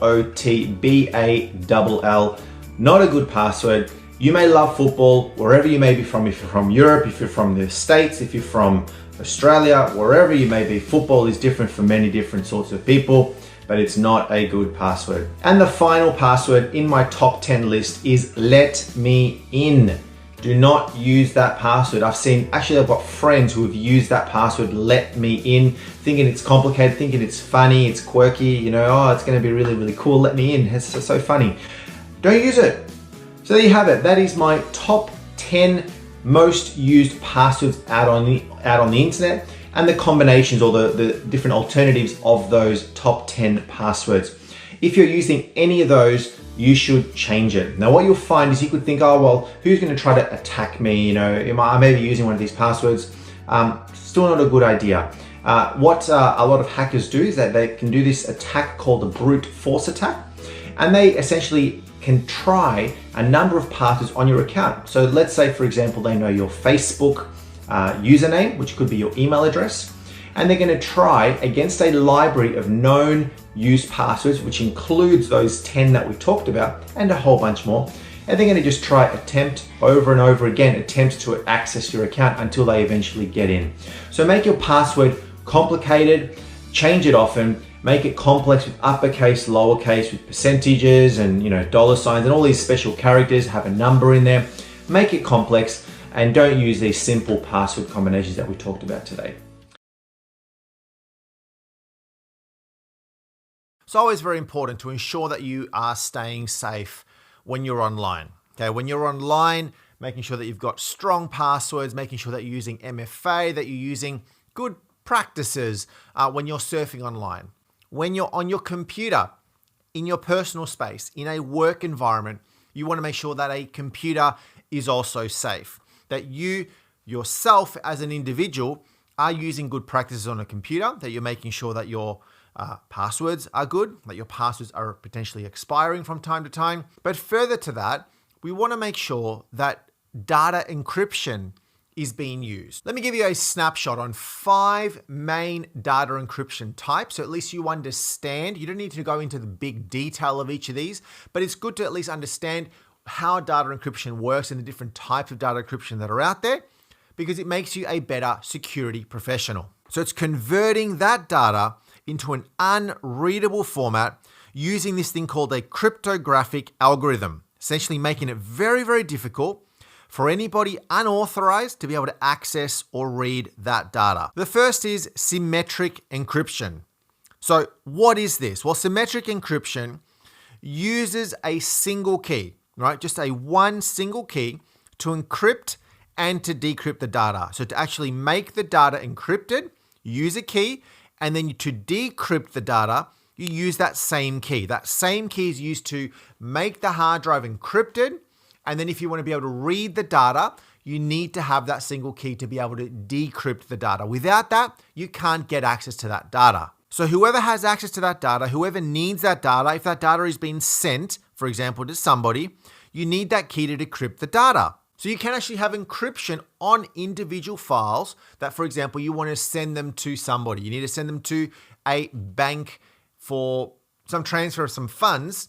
You don't want anybody to be able to intercept that and read maybe what's in there if you're passing sensitive information, for example. So you may want to encrypt that data, then you send it to the receiver on the other end, and then for them to be able to open it, they also will need that key to be able to open it and decrypt the data. You've then got asymmetric encryption. And what this is it uses 2 keys, a public key and a private key. And it's used to both encrypt and decrypt the data. So similar to the symmetric one, where you're going to use a single key to encrypt all of the data that's on there, make it all scrambled. To decrypt it, you need that same key to unscramble it, make it readable. Well, this will use the 2 keys. It will use a public key and a private key. So the sender uses the recipient's public key to encrypt the data, and the recipient, so the person on the other end, uses their private key to decrypt the data. I don't have access as the sender to the private key. When the people on the other end get that file, for example, they then have the actual private key that they can then use to open up and decrypt the data. The third one here is what's called a hash function. And what this is doing is it's converting the data into a fixed sized output, or it's known as a hash. A hash is like a very, very long, complex set of strings, of values, of numbers, letters, whole combination of stuff that is completely unique. And this is a one-way function, meaning that it's impossible to reverse the process and obtain the original data from that hash. The hash is very often used to verify the integrity of the data, to make sure that that data is not compromised, to make sure that that data is not scrambled, to make sure that the data integrity is there, that the data is readable, that it's right, all of that sort of stuff. One common example of this could be a digital signature or password hashes. Okay, so that's hash functions. There's a whole range of other sorts of data encryption methods to be able to transfer data between 2 systems. Now, remember I mentioned here that this is now transferring data between 2 systems, but on top of that, it's also important to encrypt the data on your individual computers. We want to make sure that if a computer is stolen, that the bad guys can't just get access to the data that's on that computer. Because a lot of people will think that if I just have a strong password or I have MFA on that password, let's say I'm logging into Windows and it's asking me for a separate authenticator with my face or with my finger or something like that, that is sufficient. And for the most part, that is sufficient if somebody's trying to get into a computer, for example.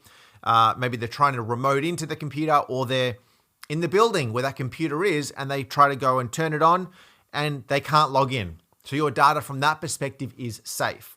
But inside of every single computer is a hard drive. And that hard drive is where all of the data sits. So what you can actually do is you could open up that computer, the hard drive from the laptop, from the computer, even from a server. You take that hard drive out, you stick it into a little USB case and you plug it into a USB port on somebody's computer, and you've potentially got full access directly into that hard drive. It's not actually asking you to log in with a username and a password because you're straight on the file system. You're logging in directly to the hard drive. So you'll be able to go and navigate and see what's on that hard drive directly. And that's a bit scary. So you want to protect that. And how do you protect that? Well, that is with data encryption. There's lots of different types of data encryption that are out there. And a lot of the big platforms, such as Apple, such as Microsoft, built into their operating systems, you can actually have data encryption turned on. On the Mac, you've got data encryption. On Windows, you've got data encryption. BitLocker would be the one that's on the Windows side. And I highly recommend that you use them, because if data encryption is on, that means all of the files, all of the data that's on that hard drive is now encrypted. So if somebody grabs that hard drive, plugs it into that USB port, takes it out, they won't be able to see anything in there because the data is encrypted. And in some cases, they will need to know a very, very long complex code or a private key or something to be able to even see the data that's on there. So you need to be using data encryption when you're securing any sort of system. So in the next video, we'll actually give you a bit of a snapshot on how to do this on a Windows computer, how to encrypt the data on a Windows computer, and also how to encrypt the data on a Mac computer. In a world where cybersecurity risk and people trying to infiltrate, attack, hackers coming in, data being leaked out of businesses, it's imperative that you put the right systems in place to prevent these risks from happening. We want to mitigate risks. We want to prevent these things from happening before they occur. Once data gets leaked out of a business, it could have significant impact, financial impact to a business. Server security is something that is imperative for every single business. Even if you have one server, 100 servers, or thousands of servers, you need to be putting these things into place to improve on your security hardening and your security of your servers. Set up a domain and Active Directory. Active Directory is a Microsoft tool that lets you manage and control all of your computers on a network. This includes your workstations as well as your servers. Your servers need to be controlled, need to be mitigated from risk through this tool called Active Directory. So Active Directory essentially is the foundation for a lot of other security practices that we're going to be talking about throughout this video. We can't implement adequate patching. We can't implement adequate policies around password expirations and security lockouts unless we have Active Directory as the foundation. So Active Directory is going to essentially manage all of your servers in one centralized location to be able to control and push out policies and make sure that they're all standardized and simplified across your network. With Active Directory in place, you then need to make sure that your servers are bound to AD. This is essentially having your servers not running standalone, but actually communicating into the Active Directory infrastructure. Servers communicate to AD so that AD now knows about those servers, and then you can go and control those servers through Active Directory, push out policies, make sure that the passwords are expired, making sure that you've got resets, lockout screens, you've got security warnings on your screen when you log into a server, limiting or removing internet access for your servers. There's no real good reason that a server should need to go and access the internet. I log into a server, I open up a browser, I shouldn't be able to go and browse the internet. Browsing the internet essentially opens up that server to vulnerability, and you could download a malicious piece of software, malicious piece of code directly onto a server.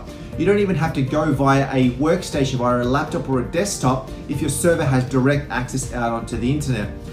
There are some cases where some servers may need access to the internet. For example, a patching server or a server that needs to download certain pieces of software or updates from the internet directly, but they're generally going to be the exception, and they're generally going to be isolated and controlled well enough that they are isolated from your internal network, and there are procedures in place to protect that server from any intrusion into the rest of your network. Control access to those servers remotely. So in some instances, you may need to be able to access a server from outside of your office. You may be able to terminal server into it to control it, make an update, and then you go.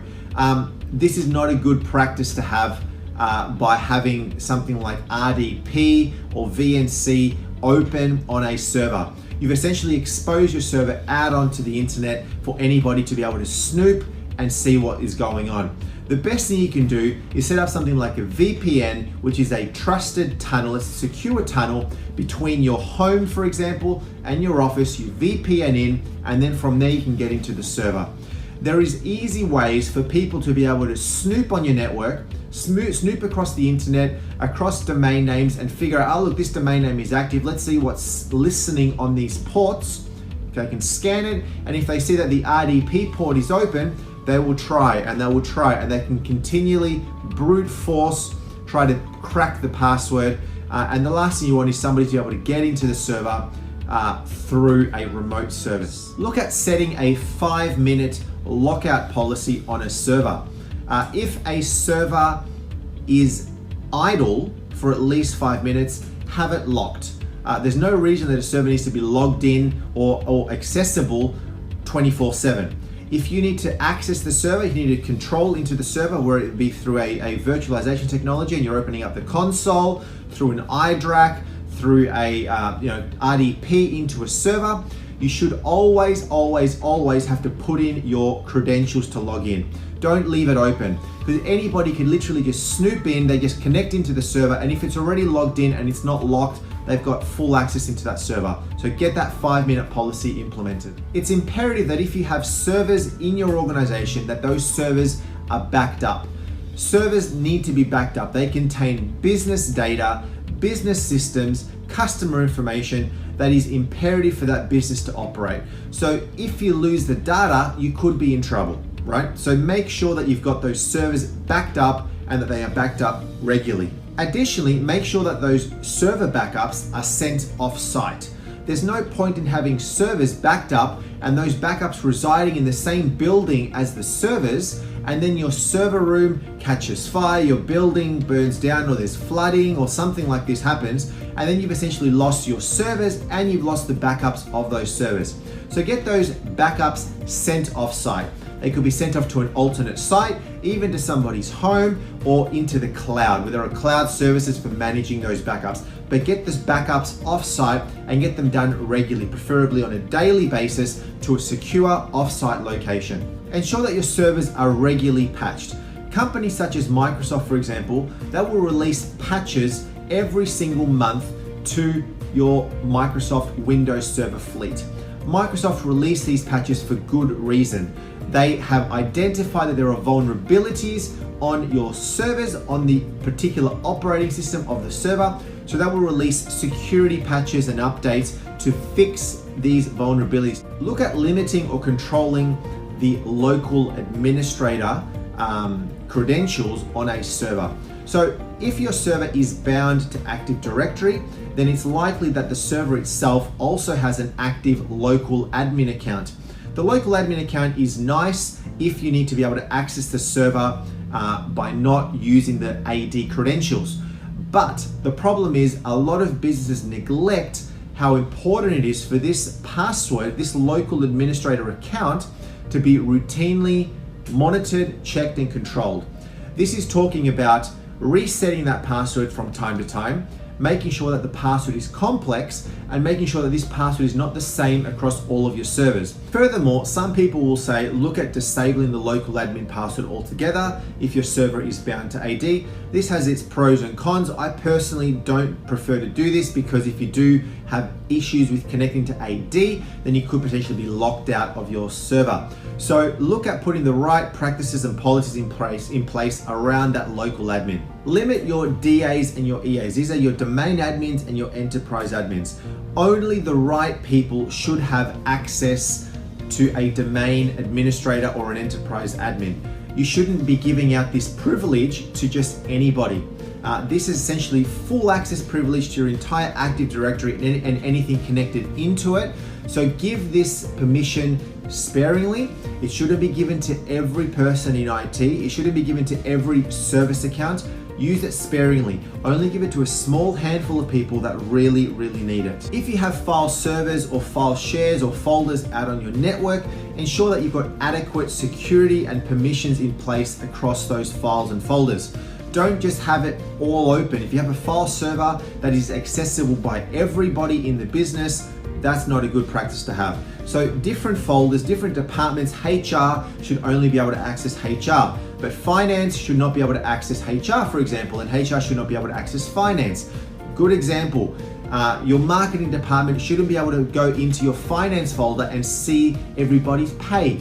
So look at putting the right systems in place, the right permissions against files and folders. We discussed the EAs and the DAs, the enterprise admins and the domain admins. These are very high level privileges. It's a good practice to have that anybody who uses a system from an IT administrative perspective should probably have two accounts. One that has the relevant domain admin / enterprise admin permissions if they need that. And the other account would be another standard administrator account that has access to other systems. Not every server should need to be accessed by a domain admin. You could access other servers through a standard admin account. Look at putting a system in place to monitor your DHCP logs. From time to time, it's good to go into DHCP and see what's going on. Review logs and see what computers have been getting allocated IP addresses. If there are unknown computers or unknown MAC addresses that have been detected in your DHCP logs, it could mean that somebody has been allocated an IP that you did not authorize. Somebody could be plugging into the network and they've just been given an IP and you don't know who this person is. So just put into a good routine to go into DHCP and see what's going on. Use trusted certificates on external facing servers. If you've got a server that is web facing, that is, for example, hosting a website, get that server with a trusted certificate from a certificate authority. Don't use self-signed certs for external facing sites. Use the HTTPS protocol with a secure certificate attached to it from a trusted security advisor. Remove legacy operating systems. There are, similar to what we talked about, patching of Microsoft servers, Windows 2003 is a legacy server. That server no longer exists. You can't get 2003 anymore. So Microsoft will not release patches for Server 2003, which means if you're running legacy operating systems, then those operating systems are essentially open and vulnerable to attack. There's no reason to be running older operating systems. If you do have software running that can only run on these older ones, look at upgrading the software or look at changing software vendors, because that software could be putting your servers at risk if you are running an older version of Microsoft Windows or any other flavor of server architecture. Now we can talk a lot around the security of your servers, of your networks, making sure that things are regularly patched, that things are secure, that things are updated, that you are backing up, that you've got the right endpoint protection software across your network, that you're monitoring things, all of that. And that's all really well and good. But then there is the physical security component that also needs to be considered.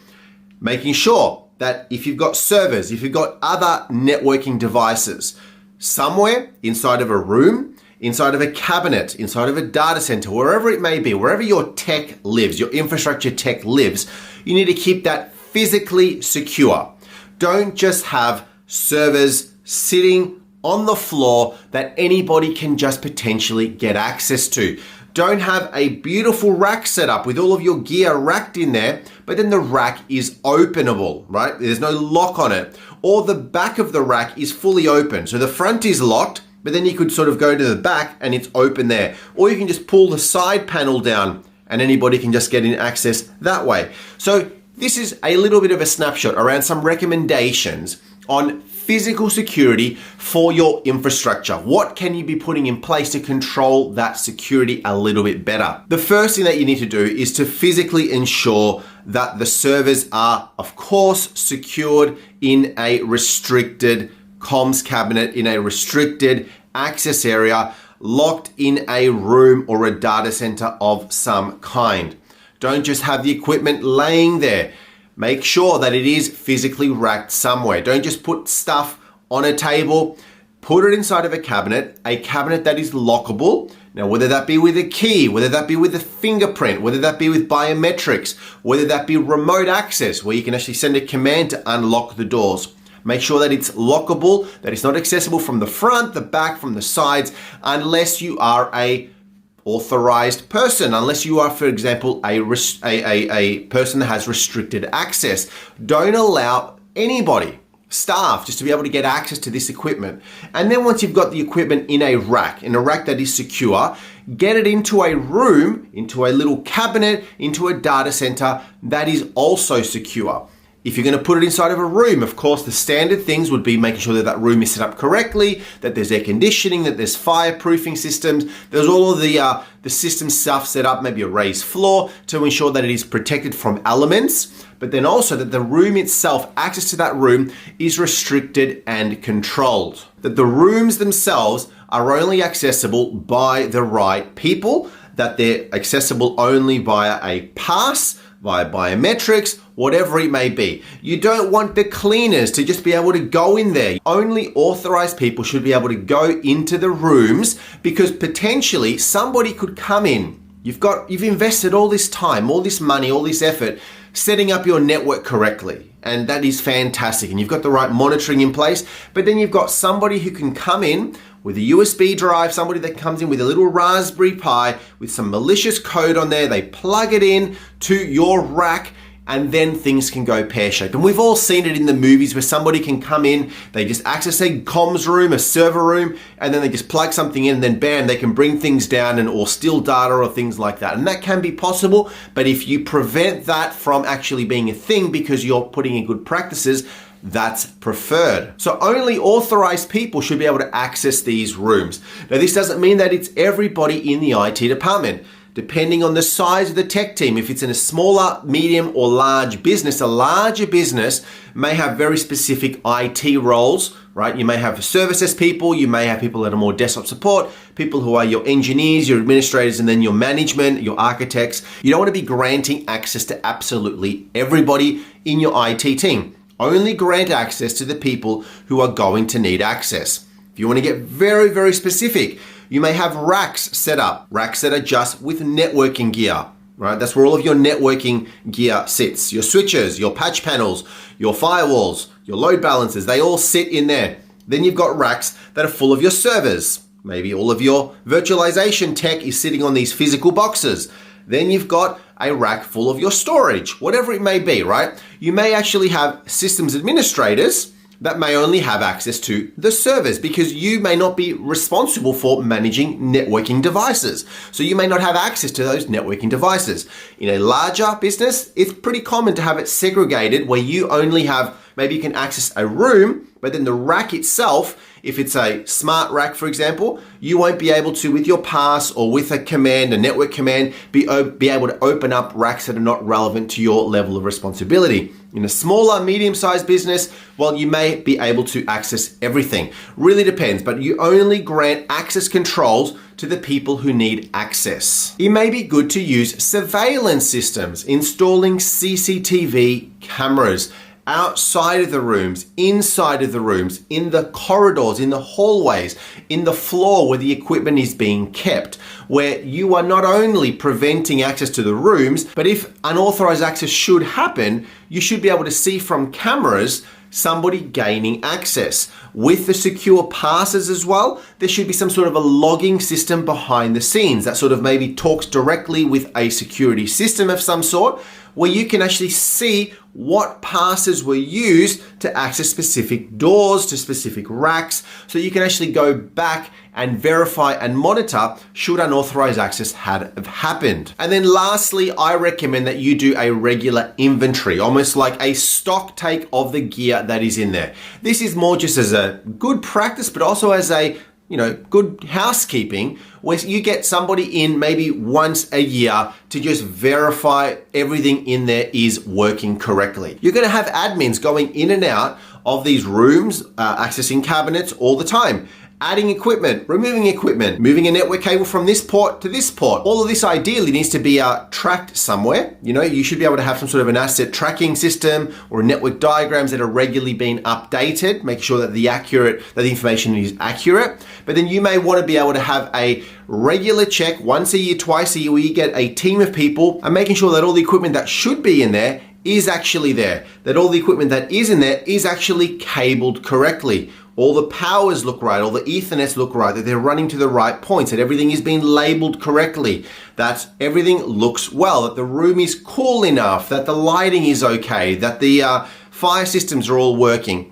All of this needs to be put in place to ensure, just as a good practice, that things are working well. So there are a few tips now outside of this, not really specific around security, but good practices. But it's just ensuring that, as I mentioned, you've got proper fireproofing systems, temperature gauges, making sure that things are not getting too hot, moisture detections, and that you've got systems in place where the room itself is kept at the best peak physical condition possible. Let's talk about network and firewall security. Some good practices, some good policies and systems that you can be putting in place to improve on your security hardening and footprint across networks and firewalls. Implement a business grade firewall. This is imperative. Unless you have a business grade firewall, a firewall that has enough security built into it, there's really no point in having a firewall. Do not use a home router firewall as your primary firewall. Get something that is more secure, that has the right procedures so you can go in and actually manipulate the content of the firewall and put proper processes and controls in place around a business grade firewall. Get adequate monitoring software systems in place to monitor your entire network. Not just your network devices, but also your servers and your storage and perhaps even your software. This is system software that ensures that your systems are running optimally, that you know the health of your system, that you know when data has been breached, that you know when systems are running unhealthy. You can prevent attacks, you can prevent systems from failing by having adequate monitoring in place. Ensure that all of your systems are routing via a firewall.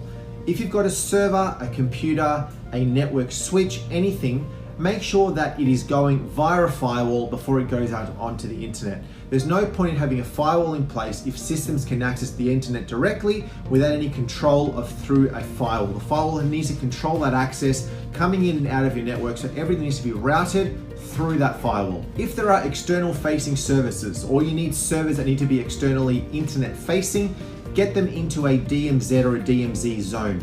This is the zone that is secure, that needs to be set up to be completely isolated from your internal network. The systems and servers in this DMZ zone can be exposed out onto the internet, should not contain business critical data because they do have internet, they are internet facing, but they should be completely isolated from your internal network. Look at controlling the ports that are opened on that firewall. Don't have any rules. From point A to point B, make sure only the relevant ports are open. If you have a server here and a server here, they need to communicate over a particular port, have only that port open. Close everything else. Never ever use any rules. If you need to access port 3389 for RDP, have only that port open. Don't have other ports open. So control what ports are open on firewalls. Put adequate systems and procedures in place to control who gets access and what gets access into your network.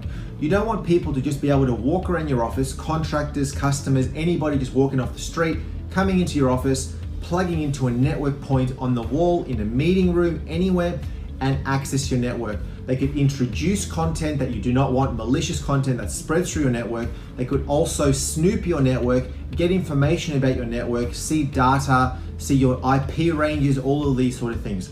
So put systems in place to control access into a network. Don't let anybody just be able to plug in and get access. Similar to that is implementing adequate Wi-Fi security. Don't have your Wi-Fi open for anybody to use. Wi-Fi should be controlled via preferably over Active Directory, so that you need AD credentials to be able to actually access your Wi-Fi. Wi-Fi should not be given out. If you have a password for your Wi-Fi, it should not be given out to anybody, because anybody could literally just access your entire network by connecting into your Wi-Fi. They connect into your Wi-Fi and they can see your network. They introduce malicious software, and you want to limit and control that. If you do need customers or contractors to be able to access your Wi-Fi when in your office, look at setting up a guest Wi-Fi that is completely isolated from your other Wi-Fi and from your internal network. If you have unmanaged switches that don't have any smarts behind them, they're called dumb switches, remove them and replace them with managed switches. Managed switches have more control over what the ports can do, more security about what those ports can do, while that unmanaged switch can't. Anybody could just plug into an unmanaged switch and gets access into your network. A managed switch, you can control exactly who and what the user can access via the ports on those managed switches. Look at setting up a web proxy. This is something that your user needs to go through to be able to access the internet. So all of your computers are routed, your servers, everything is routed through this proxy. This proxy controls what access somebody has out onto the internet. You can block sites, so content that you do not want staff to be able to view. You can also control the amount of time that staff have access onto the internet. You can actually get reports to show you how long somebody has been spending on YouTube or on Facebook or similar. So putting a web proxy improves the security, make sure that you can only access sites that are approved by the business. Get additional email filtration and protection systems in place for your email. Some of these email systems already have some basic filters already out of the box that can control what emails come in to your network. But put in further email filtration systems to improve on that email flow. That is imperative. Emails can still come in, malicious emails can still come in. So you need an adequate enterprise-grade email filtration system in between your email system and the internet to be able to scan those emails and block out emails that do not need to be coming into a network. Control and disable certain attachment types on emails. Attachments such as executable files. Files that can be double-clicked from an attachment. Somebody may not even know what that attachment is. They double click on it and they introduce malicious software into your network. There is a broad list. There's a list of up to 100 extensions, file extensions that you can block to control what comes in and out of your emails. You don't want to be able to allow any form of attachment to be able to be sent and received from emails. Secure your server room access, your comms cabinet access, your data center access. You don't want your servers, your switches, your network equipment just sitting in the corner of an office outside of any sort of protection. Anybody could just walk around, get access to it, take things out, introduce things into your network you don't want. Have those in a cabinet. Have that cabinet locked. There's no point in having a door on there with a key if it's not locked. Make sure that that key is given only to the right people. If you have a server room, have that server room locked. If it's a data center, have the proper controls in place to access that data center. You can do this via keys, via scannable fobs. Make sure that the server physical infrastructure is not accessible by people who shouldn't be accessing it. Hardware that is end of life should be decommissioned. Hardware that is end of life is no longer under support. Parts often cannot be acquired from the vendor. So if you have parts that fail, you can no longer get it. As well as that, the hardware itself does have software loaded onto it, such as firmware, that can no longer be updated because the hardware vendor no longer supplies that software for that hardware. So hardware that is now end of life should be replaced with hardware that is within life. Look at controlling your mobile devices. So let's talk about mobile phones and tablets, those sort of things. If you want people to be able to use their own personal phone to be able to install your email, your corporate company email, that's fine, but put proper controls in place to be able to manage and control that. Further to that, you can actually have mobile device management. They're called MDM solutions in place to control your entire suite. Look at systems. You can actually put security profiles directly into devices. You can remote wipe devices if they get stolen, to lack from data from being breached out of your business. But look at controlling your mobile devices. Ensure that your hardware and your infrastructure assets are securely disposed. So often people just throw out old hardware, throw out old desktops and laptops straight into the bin. They end up in landfill, and anywhere from your office to that landfill, and even in landfill, anybody can just get access to it. They could be sold off to wherever, and they still contain your data on the hard drives. The hard drives will contain your data that you do not want to get breached out into the world. So put systems in place to securely wipe that data. You can organize with third-party companies to do this. You can have shredders that can actually destroy the data adequately. Ensure that all of your assets, your hardware and your infrastructure is tracked and controlled through some sort of asset management system. You want to know where your hardware is at all times, who the hardware is allocated to, if it's physically in building, in what size of the building, if it's located in a particular data center. You want to have perhaps barcode system with your name on it, something that is easily trackable, that if I go and have a look at any piece of infrastructure, I can see a code on there, I can look up that code and I know exactly what that is, where it is, who it's located, who it's assigned to as well. Ensure that your hardware firmware is up to date. Underlying in most hardware, there is some sort of software running the hardware components themselves. Get that hardware up to date with the latest versions of software and firmware. They will contain security fixes and updates, so making sure that your hardware is up to date from a firmware level is also very important. So there you've got an overview of hardware and infrastructure security recommendations. A lot of good foundational stuff that you can be putting in place. Let's talk a little bit about firewalls. Now, it's not uncommon for systems administrators and systems engineers to not actually be responsible for firewalls themselves, because you're responsible potentially for all of the server stuff, the servers, the storage, the racks, the data centers, the links out to the cloud. All of that is under an admin's responsibility. Network admins, network engineers have a hand in hand with firewalls, and you need to know about it. But also, depending on your company, depending on where you work, you may actually have responsibilities to manage the network components as well. So you may have a responsibility to actually manage firewalls, to actually manage a device that is a wall of fire, and you want to be able to protect what comes in and what comes out of your network. Monitoring incoming and outgoing network based on a whole bunch of specific security rules. Essentially what a firewall does is it's going to examine all of the data, all of the traffic, all of the incoming, the outgoing traffic, and compare it against some of the rules that are set up in that firewall.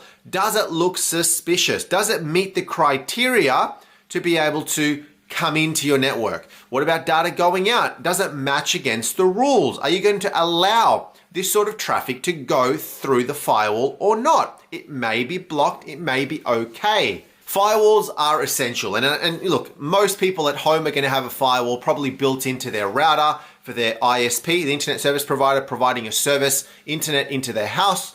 You're going to have a firewall. In a corporate space, of course, you've got a potentially dedicated firewall. Now, it could be a physical firewall, it could be a virtual firewall, it could be a firewall that is made out of software running on a server. Whatever the firewall is, you want to make sure that the traffic is routed through the firewall, that anything that is external to your business comes in via the firewall interrogates it, analyzes it, and only allows what it needs to allow in. The same deal from your internal out, you want to protect all of that. Things that you would configure on a firewall could include a ACL, essentially an access control list, being a set of rules that define what sort of traffic is allowed to pass through the firewall and what traffic is blocked. You could also have a NAT, or a network address translation, being a technique that is used to translate private IPs to public IPs, again allowing devices on a private network to communicate with devices on the internet. You can also configure what's called port forwarding, allowing certain traffic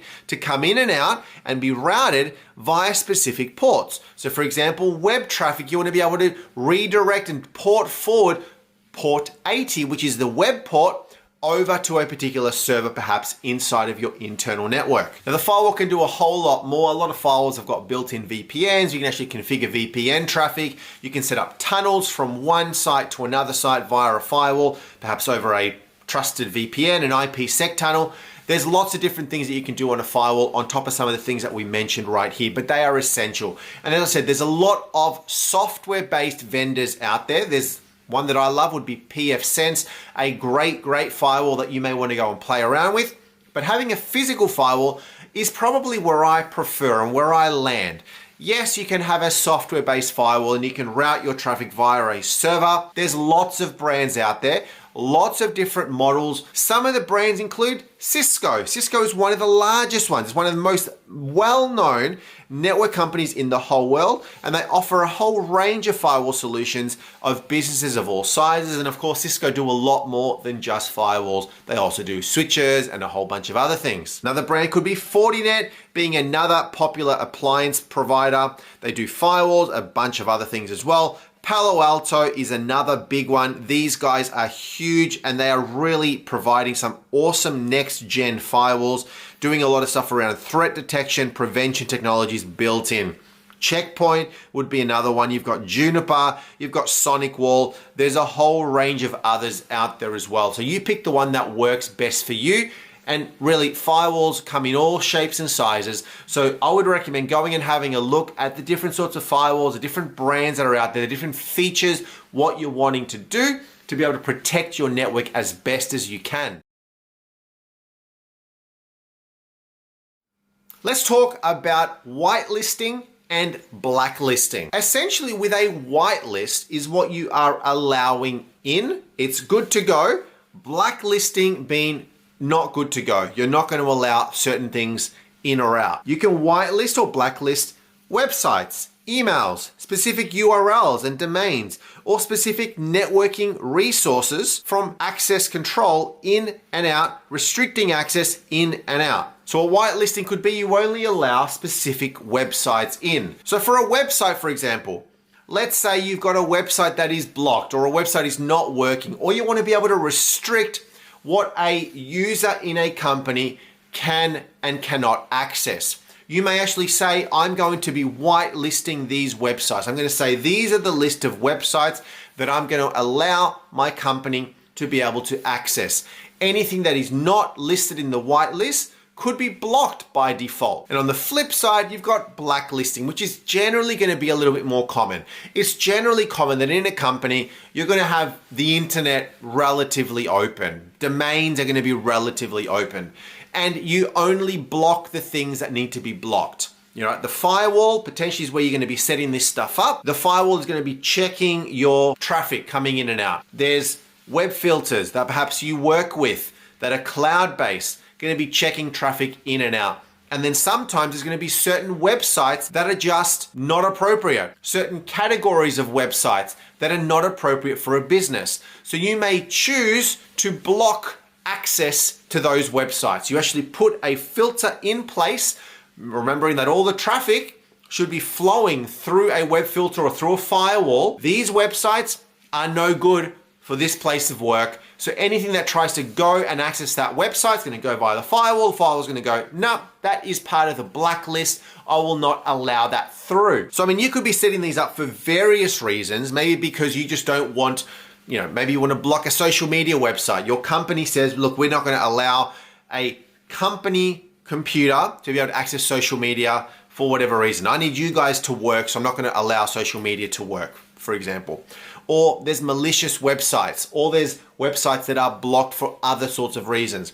You're going to put preventative measures in place so that they cannot be accessed. So there's a whole lot of categories that are generally commonly going to be used. I mean, you can get very, very specific around individual websites. You could actually block specific websites altogether via a blacklist, or you could allow specific websites altogether via a whitelist, or you can block categories.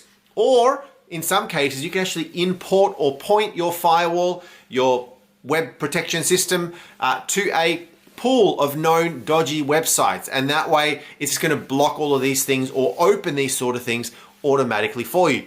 Some of the categories that are going to be pretty common for you to block, and it's pretty set up standard in a lot of websites, would be things such as malicious and phishing websites.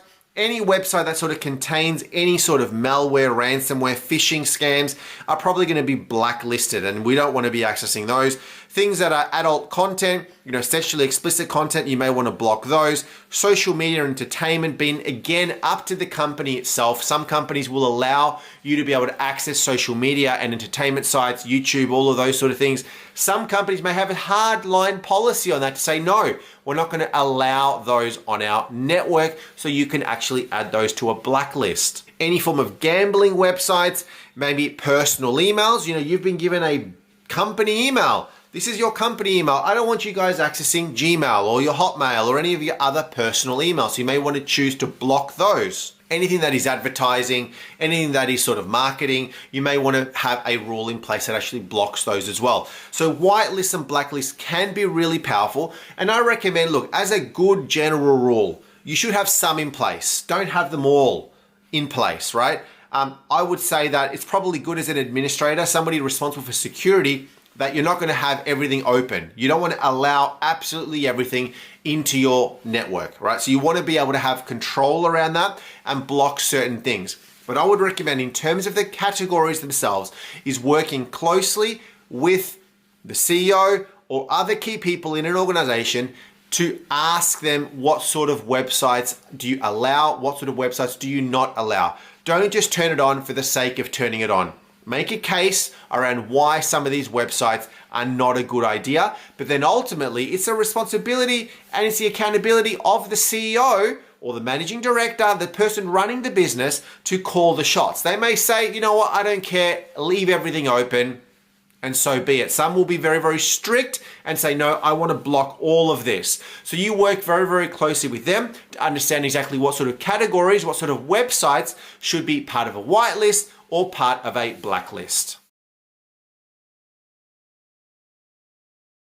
When it comes to staying safe on the internet, when you're in a business and you've got officers talking to one another, when you've got staff at home, they need to log in to office stuff. When you yourself are traveling, perhaps you're in a hotel, you're in a public Wi-Fi spot. It's almost essential that you have a VPN in place. VPNs are pretty essential for anybody who is going to be ensuring that security is paramount in a company. Let's give a bit of a definition about what VPN is and why it's important. VPN stands for Virtual Private Network, and it's a secure connection between your computer or device, maybe your smartphone, things like that, and a remote device out on the internet, or between one device to another device over a wide area network, a WAN, from one office to another, from one company to another, from one source to the destination. When you connect over VPN, your traffic is encrypted. It's essentially scrambled. The traffic is routed through an encrypted tunnel, essentially making it very, very difficult for anyone to intercept or spy on your online activity. This is especially important when using a public Wi-Fi network or when accessing sensitive information online, such as banking, personal information. When you're in a public Wi-Fi, you don't know who may be hosting or managing that public Wi-Fi. You don't know the place that you're going to be connecting to that Wi-Fi, who's actually managing it. Let's say you stay at a hotel when you are traveling. You don't know who set up that Wi-Fi. You don't know whether that Wi-Fi is being intercepted and whether somebody, because you are connected to it, can actually go and read that data or read the stuff that's on your computer. So that's why when you connect to any form of public Wi-Fi, it's extremely important that you use a VPN connection to ensure that you are staying safe when you are online. And this is especially true in a business setting because VPNs can be particularly useful for anybody who is working remotely.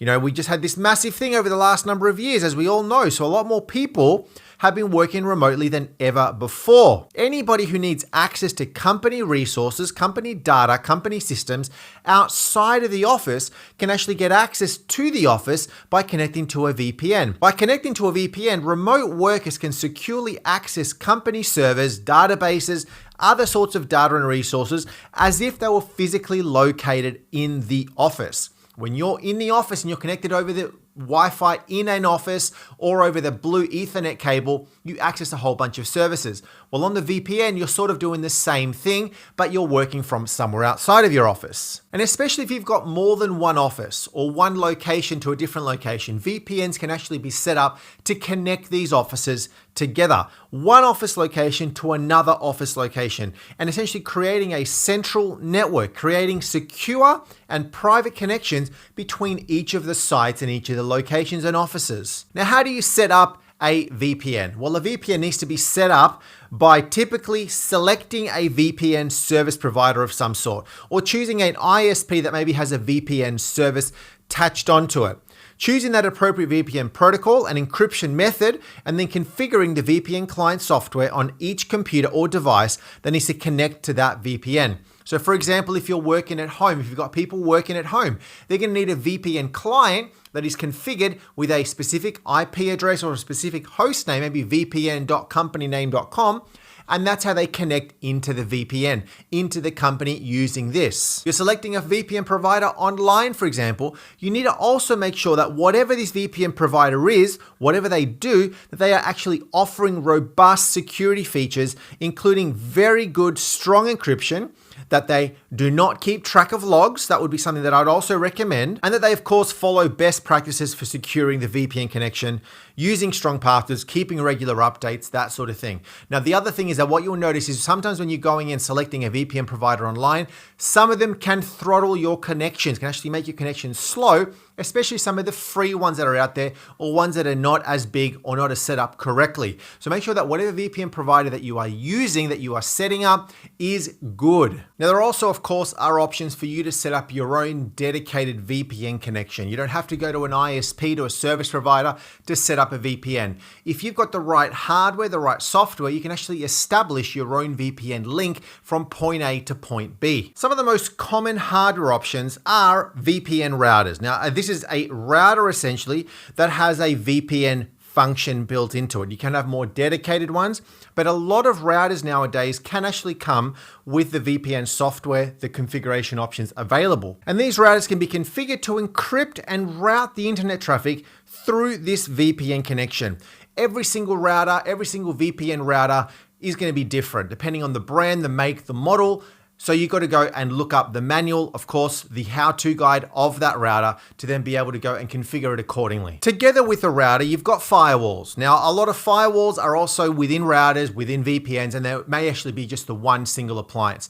But a lot of firewalls have built-in VPN functions built into them also, because all the traffic in and out generally of a network has to flow through a firewall. So sometimes it just makes sense to have that feature available directly within the firewall. Create your user accounts, have AD, Active Directory authentication integration, so you can actually manage all VPNs through potentially a centralized place like AD. So outside of routers and firewalls and built-in VPN appliances, you've then got the server side of VPN setups. Essentially a dedicated server that has the VPN service built into it.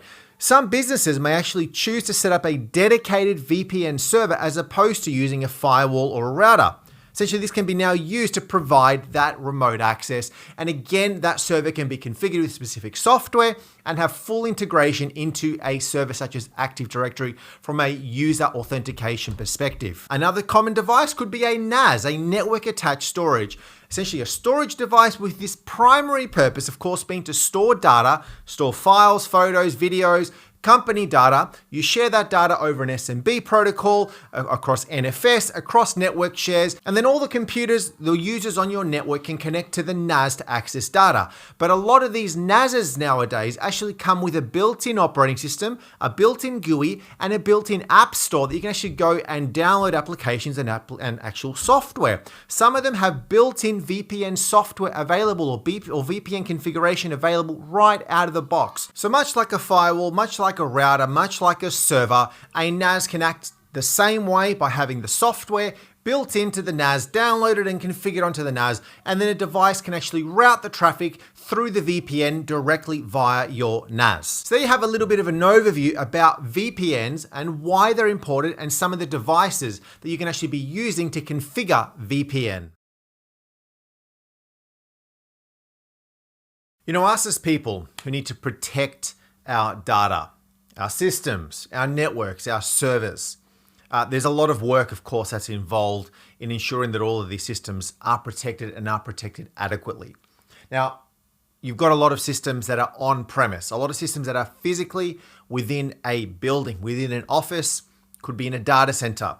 Physical gear, physical networking equipment, routers, firewalls, physical servers.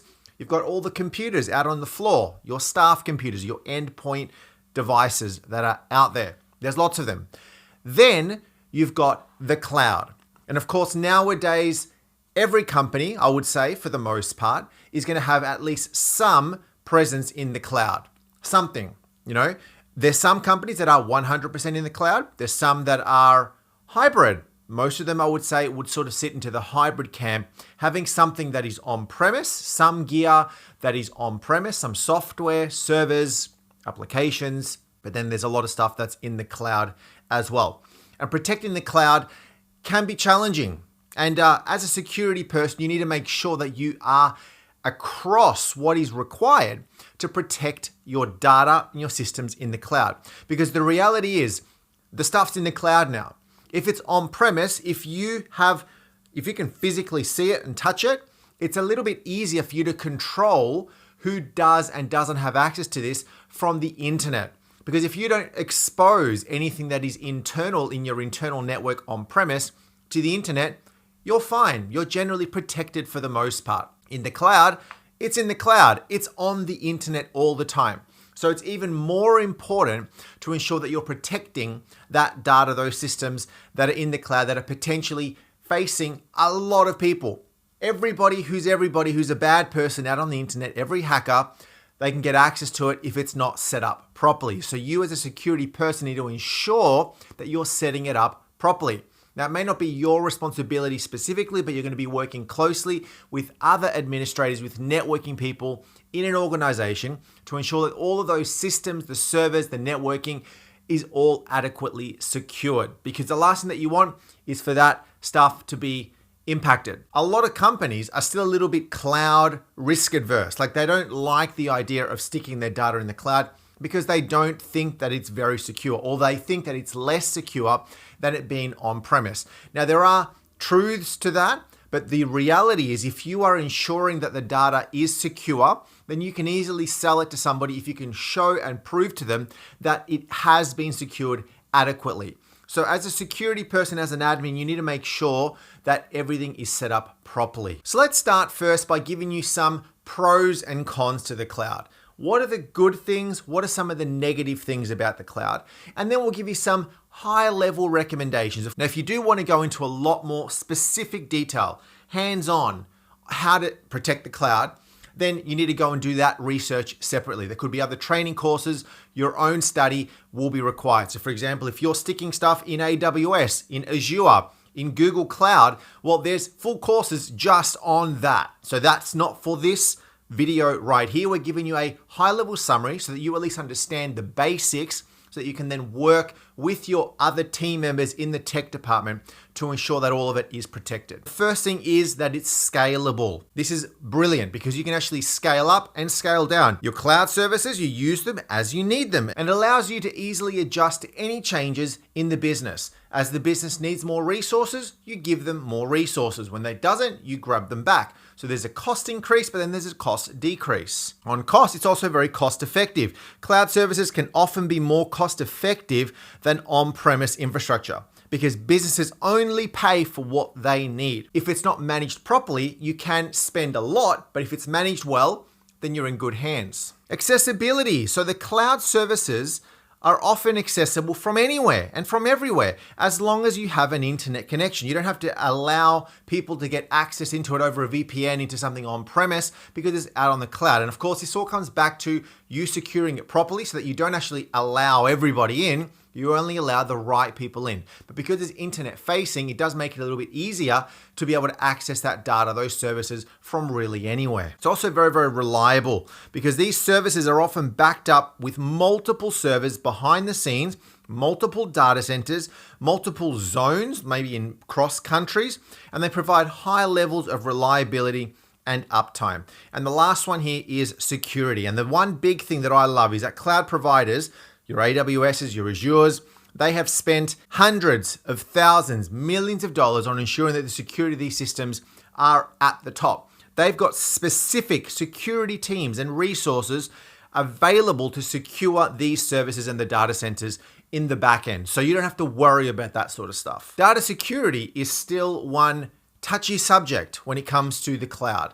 So you as a security person need to ensure that you are protecting these cloud services with proper security. So even though that these cloud providers typically do offer very high levels of security, you and the business and the users still have to take lots of good steps to protect that data and ensure that that data is compliant and meets the requirements that are needed. You do sometimes have a little bit of limited control because if you're going to stick all the stuff with AWS, then all the stuff is with AWS. So you have a little bit of limited control around who the provider is because they are cloud services managed by one or several providers. You've also got a bit of an internet dependence, of course, that if your internet link is affected, if the internet is down, you can't access the stuff because it's internet dependent. If you're running in an environment that requires 100% uptime and you can control what's actually under your management because it's all on premise, then if you have an internet outage, it's not a big issue because all of your services are internal. But if you have all the stuff out in the cloud, you have an internet drop, you have some problems there because people won't be able to access those services. Now let's give you some dot points around some tips that you can be putting in place that you could be reviewing and monitoring under your management as a security person, as an admin, on how to secure your services that are out on the cloud. Ensuring that your passwords are strong, that you're using strong, unique passwords for all your accounts. For all of your accounts having multi-factor authentication and making sure that some of these passwords are also changed quite regularly. I mean, we've covered a whole section already on passwords and good password management. It's in the cloud, even more important that these passwords are strong, are regularly checked, that they're different for different services, and that you're also using MFA. I always recommend managing your logs, reviewing the logs. A lot of these services, whether you're going to go down the Google, the Microsoft, the Amazon route, there's others out there. Those are not the only three. There are others out there. Most of these activities are logged. Any change, any upload file, any download file, any new service, anything that is turned on, that is turned off, anything that's scaled up and scaled down, there are logs. And I recommend you as a security person should be across some of those logs. Now, of course, you don't want to be doing this manually. It can be a lot of work to manually go and check these logs from time to time, but have some sort of a logging system that can actually read and trigger maybe an alert, log a ticket, something like this with a ticketing help desk system, but at least reviewing those logs to ensure that anything fishy is picked up. Something that is extremely important, and this is not only true of on-premise, but definitely in the cloud, is network segmentation. When you're building, when you're designing, when you're architecting your network. Now, this may be the job of a cloud expert, a cloud engineer, a cloud analyst, right? It may not be your job specifically, but making sure that whenever the network is designed, that the network is separated and segmented, that you're using VLANs, that you're not sticking everything on the same subnet, the same IP range, that you're potentially using different zones. So for example, in AWS, you've got these things called availability zones, where some servers can sit in one zone, I'm here in Australia, some can sit in American zones, some can sit in Europe zones, etc. So the more segmented your network is, the better it will be and the more secure it will be. Now, of course, considering that when you do segment your network, you're going to need to put the right tech in place to be able to ensure that all the things can talk to each other, the right routes and all of that sort of stuff. But ensuring segmentation makes it a lot more challenging and a lot more difficult for if somebody does get into the network to be able to propagate themselves, elevate privileges, do all this sort of stuff, especially if your network is very hard to get through because there's just so many layers of protection and security. Now, we do have a video specifically on software updates, but making sure that all of your cloud service, it doesn't matter that it's on the cloud, keep all of the software up to date, all of the virtual tools up to date, because now you've got virtual switches, you've got virtual firewalls, you've got all of this sort of stuff. They're actually software based. So you need to ensure that all of that stuff is kept up to date. If you're running virtual machines, such as Windows, Linux boxes, make sure that they are kept up to date. You've got applications that are running in there, keep them up to date.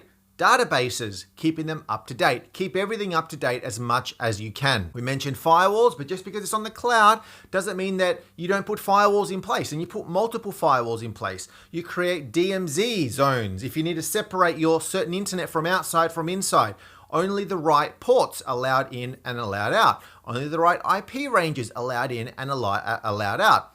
Between devices, between networks. I mean, we're talking about segmentation here. Well, sticking maybe firewalls in between some of these areas to protect those systems would be a good thing. You need to ensure, of course, that, again, this comes back to when you're designing and architecting your network, that you are only allocating the right access to the right people, right? Don't give admin rights, root access rights to everybody that is part of your tech team or other people that are in the organization that may need access to some of these services.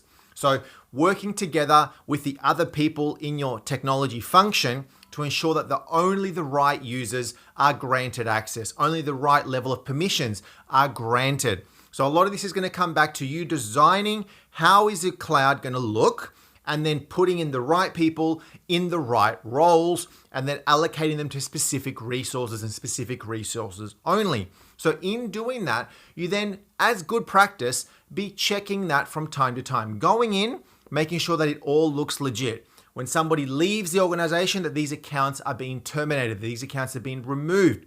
Making sure that all the people that have got access are set up correctly and they don't have access to things that they shouldn't have access to. You need to use good security protocols, using SSL, using TLS, making sure that everything is registered with a valid certificate. Now, one big thing, again, it all comes back to the design element, but making sure that you are controlling external and internal access with public and private IPs. And because it's on the cloud, you want to make sure that you're only granting permissions to the right areas. So segmenting your network and then putting relevant IP ranges in place and only creating public IPs to the services that need public IPs, and everything else, you create your internal private IP range, your own network, internal subnets, internal VLANs, keeping it all nice and clean. Ensuring that you're doing regular vulnerability scans, you're checking for viruses, malware, that you're running endpoint protection on some of these devices, and that the people who are using these cloud systems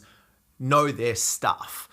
They are the experts, or they're meant to be the experts. If there are shortcomings, then they need to go off on training and get better at that, or they need to create their own lab and play around with it and get better at that. You don't grant access to everybody full admin rights. You don't grant a person who's just come out of university and is really ambitious and wants to work in tech, you don't grant them access to all the production servers straight away. You need to build them up to that. So making sure that only the right people have got access to the right things, but making sure that everybody is educated that needs access to those services. Don't give people access to things that they shouldn't have access to. And the last thing that I recommend is, yes, you may have a great system in place. You may have a great network. It may be secure, all of this sort of stuff.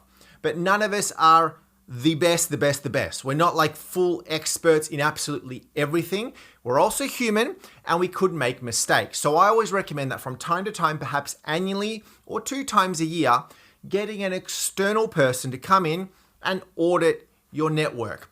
Do a IT audit, do a security audit, check everything. They will have their own list. They work with a lot of companies, so they're going to know what to look out for. So get somebody to come out, do a check, maybe do some pen testing, penetration testing to ensure that the security is at the level that it should be across your cloud.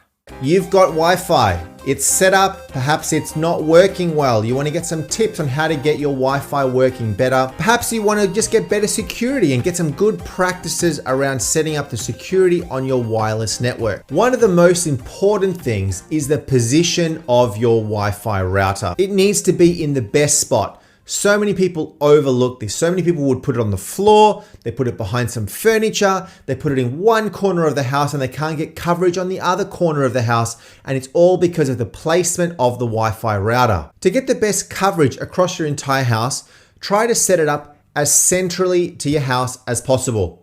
If I've got a room here and I've got a room here, there's no point in putting it here. You want to put it in the middle. Put it as central to your house as possible. It's important to place your router in a spot that is away from any potential interference. So what am I talking about when I'm talking about interference? Things such as refrigerators, right? The big solid metal things that are gonna block your connection. Microwaves. The Wi-Fi is working really well. Somebody turns the microwave on, all of a sudden you lose internet connection. Well, it's because it's possibly too close to your microwave. Having it near any other sorts of electrical devices won't help. So try to put it in a spot that is as far away from any electrical devices as possible or any other form of interference. One big one is metal objects. If you put it near a metal object, it can mess up your Wi-Fi connection because it's acting sort of like an antenna or a blocker. So get it away from metal things. Something else to consider is the actual structure of your house. The walls themselves, are they solid brick? Are they just plaster? Is there insulation between your walls? Making sure that wherever it is, it's got as clear of a view across your house, and don't put it right next to, don't put it in a corner where all the walls around there are brick. You're gonna potentially have some trouble with that. Something else that helps is putting your Wi-Fi router as high as possible. If you can mount it from the ceiling, excellent. The higher it is, the better. So don't put it on the floor, put it middle, eye level. If you can put it higher, even better. If your router has antennas, you can actually position those in a particular way so that the signal travels that way. You could get better antennas if you do have some of those. You can get antenna boosters. If your router does not even have an antenna, perhaps you can buy an antenna to connect to it, and that will help you boost your network signal. You could look at getting a Wi-Fi extender or Wi-Fi repeater. Essentially a little device, it'll cost you a little bit of money to get, that will connect into your existing Wi-Fi network and boost your Wi-Fi network across a different area of your house. So if you have your Wi-Fi router here, you can put your repeater on the other side of your house as long as it can connect to this, and then it essentially will just boost the signal further from this repeater itself, which is awesome. Pick a unique name. Don't just call your router Joe Smith House, because all your neighbors, they're gonna see that. They're gonna know Joe Smith lives near here because I can see his wireless network. Pick something that is unique, something that is complex. To increase your security even a little bit more, you could actually even hide your name altogether. Hide your Wi-Fi name. Won't even appear on the list. So if you scanned your network, anybody scans their network, yours will not show up on the list. You could actually then have to manually put it in, but that could be another way you could hide it altogether. Use a strong password, something that is so overlooked. Make it complex. Don't make your password. Don't make your password admin. Don't make it something simple. The amount of times that people are using or hopping on Wi-Fi networks that they shouldn't, it's because the passwords were so easy to crack. If you have people over, don't just give your Wi-Fi password to them to be able to log in. Don't even connect the devices to your Wi-Fi network unless you want them to, because they could just come next week, sit outside in their car and be chewing up all your wireless network. When somebody's on your Wi-Fi network, they potentially have access to all of your data, all your family photos, your videos, your documents, your credit card information. It's all there. So only give your Wi-Fi password or connection to people that you trust. It's important to also use strong, secure Wi-Fi protocols such as WPA2 personal, or even the higher ones around enterprise if you want to get fancy. You need to determine whether you want to use a 2.4 gigahertz network or a 5 gigahertz network. Nowadays, most modem routers let you have two of these different Wi-Fi bands, 2.4 gigahertz and 5 gigahertz networks. Here are the differences though. 2.4 gigahertz, the actual Wi-Fi band, goes further than 5 gigahertz and can also go through objects better than 5 gigahertz can, but it is slower. 5 gigahertz, of course, is faster, but it doesn't go as far, and it struggles sometimes going through through certain objects. So you have to keep that in mind when you're either using 2.4 or 5 gigahertz. A modem router that you may have, you can actually configure to use one or the other or both. If you are going to use both, then you have to just consider that you may have potentially two SSIDs or Wi-Fi network names being exposed out on your network so that people, when scanning you, they may see two. There's also technologies where you can leverage one or the other so that when a device connects into your Wi-Fi, it uses the one that's most like that it works best with, either 2.4 or 5 gigahertz. If you're fairly confident that all of your devices in your home will use 5 gigahertz, then use 5 gigahertz as opposed to 2.4. Now, when you're choosing either 2.4 or 5 gigahertz, behind it are what's called channels, Wi-Fi channels for broadcasting your Wi-Fi network across your home. The problem with these channels is that they can clash with other Wi-Fi networks in around your home that are potentially using or sharing the same channel. So a very good example is you've got your neighbor that is also running their own Wi-Fi network, and their channel could be, say, on a channel 3. Your channel is also on 3 or is on 4. It's very close on the same band. There could be a slight degradation in performance because you're clashing on that same Wi-Fi network channel, which essentially becomes a little bit of interference. So what you can do is you can download off the internet free Wi-Fi scanner tools. But what you do essentially is you scan the Wi-Fi networks around you. It'll tell you all the names, but it also will tell you what channel each Wi-Fi network around you. You identify what channel every other Wi-Fi network is connected to, and then you select the channel that is unique, that is as far away from any of the other channels. So if somebody's using channel 3, you choose channel 5 or 6 or 7, something that's furthest away from other potential channels. Many routers are set to auto so that you automatically will assign a channel. Others are statically put in, but what most routers anyway, you can log into the back end and actually change the channel to something that is uniquely fits your environment. Something else is to make sure that you're using the latest wireless standard, being 802.11ac or even N, which is the previous version. Most newer devices will be able to use 802.11ac, and that is great. But what you can do is on your router, when you're configuring the wireless element, you can actually disable earlier versions say of 802.11n and backwards, so that it only uses the fastest wireless technologies. And that way you're ensured that you're going to get the best performance all the time. Something that you will have to consider is that all of the devices that you are connecting your Wi-Fi to, all your smart devices, all your phones, your computer, your TV, can use 802.11ac or N, and not earlier versions. Now, something that could be beneficial to you is even if you've had the placement of your Wi-Fi router in the best spot possible, but you're still not getting all the coverage that you need. Now, it doesn't happen too often, but sometimes you may have devices on your network. You may have hardware, you may have smart devices, smartphones, you may have software running somewhere on a computer, on a TV that is chewing up a lot of your Wi-Fi speed. It can happen.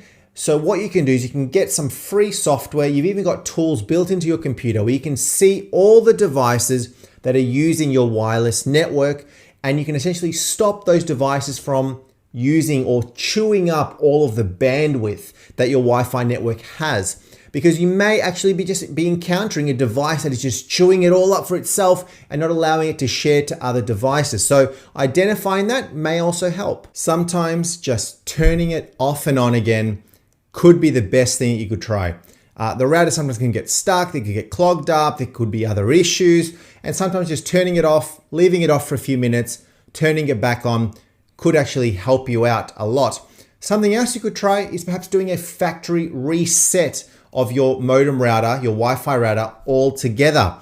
This is completely resetting it, clearing out all the perhaps poor configuration on that router, and then getting it reset up again. If the Wi-Fi router was provided to you via your internet service provider, they may need to help you reconfigure it. So if your Wi-Fi router was given to you via your ISP gave it to you in a plan, you set up a plan for X amount of, you pay per month for this speed, and they give you a Wi-Fi router. That is great, but sometimes the Wi-Fi router that they give you is not that good, or it's a very cheap Wi-Fi router, and that could be a problem. So you could ask your service provider to give you a better one. You maybe pay a little bit extra, but they give you a better one.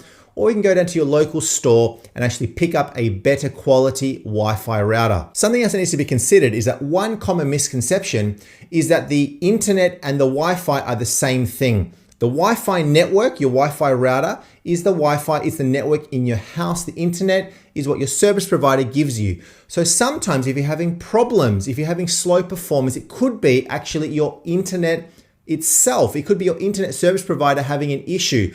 So if you've tried all of this and you're still having problems, it's still slow, maybe call your internet service provider for them to diagnose your line. They could check your modem, make sure that your router is performing correctly. Perhaps there's an issue somewhere in your network. Who knows? They could check it out for you. That's it for now. Thanks for watching. Really, really appreciate it. We'll see you next time. So this video, we're going to talk a little bit about Wireshark. Now, Wireshark is brilliant if you're wanting to learn a little bit more about networking. As it says, it's one of the world's most widely used protocol analyzers. Essentially, if you're ever wanting to troubleshoot anything network related, you install Wireshark, you point some IP addresses at it, and then you can actually track and trace packets and things like that that are going through your network card. So this is great in the event that you are trying to troubleshoot an issue. There's a strange network behavior that you don't know what it is. You want to understand exactly where traffic is flowing between IPs, between subnets, what ports are being used.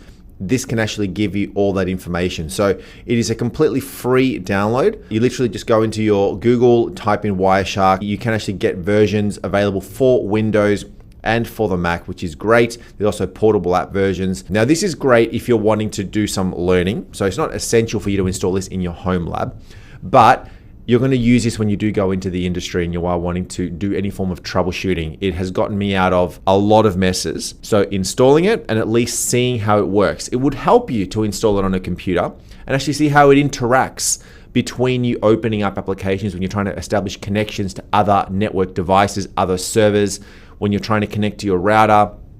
All of that, you can actually see exactly what is going on. So definitely go ahead and download it completely for free. There's a whole bunch of information available on the Wireshark website, but there's also a lot of forums out there that talk about how to use it and how to get the best out of Wireshark. So this is just a small little bonus video, just recommending you to download Wireshark, install it, because it'll help you out when you're wanting to learn anything around networking and how all of your traffic flows amongst your network.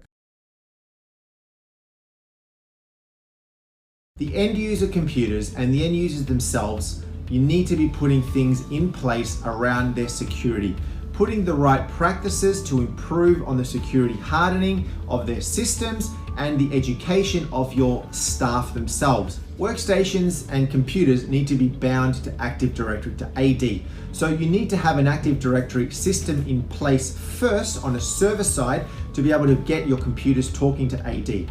Essentially, AD is going to let you control and manage all of your workstations from one centralized location. You can then push out policies and procedures out to all of your fleet of computers around security hardening, looking at setting up passwords, locking screensavers, and a number of other things to be able to manage it all from one centralized location through Active Directory is imperative. Computers should not be running standalone unless they are centrally managed from one single location through AD. Making sure that those passwords are complex, that they have to be a certain character length, that they have to be both uppercase and lowercase, they have to contain a number and they have to contain a special character. Having those in place are the elementary component to making sure that the passwords are secure, making sure that passwords are not reused, making sure that passwords are not easy, so they're not simple dictionary, simple words. Look at setting a 5-minute lockout policy on a computer. So this is done generally via a screensaver that automatically locks the computer after 5 minutes, or that they have, a user has to put in their password to be able to get in. You don't want computers out on the floor to be open. Anybody can just go in, snoop, and access the computer without any issues. So put in a 5-minute lockout policy against every workstation. Removing staff as local administrators is something that is easily overlooked, but something that is very, very important. If a user is a local administrator, they have full access to their system. They can go and change registry settings, they can go and install any sort of software, including malicious software, unintentionally from the internet.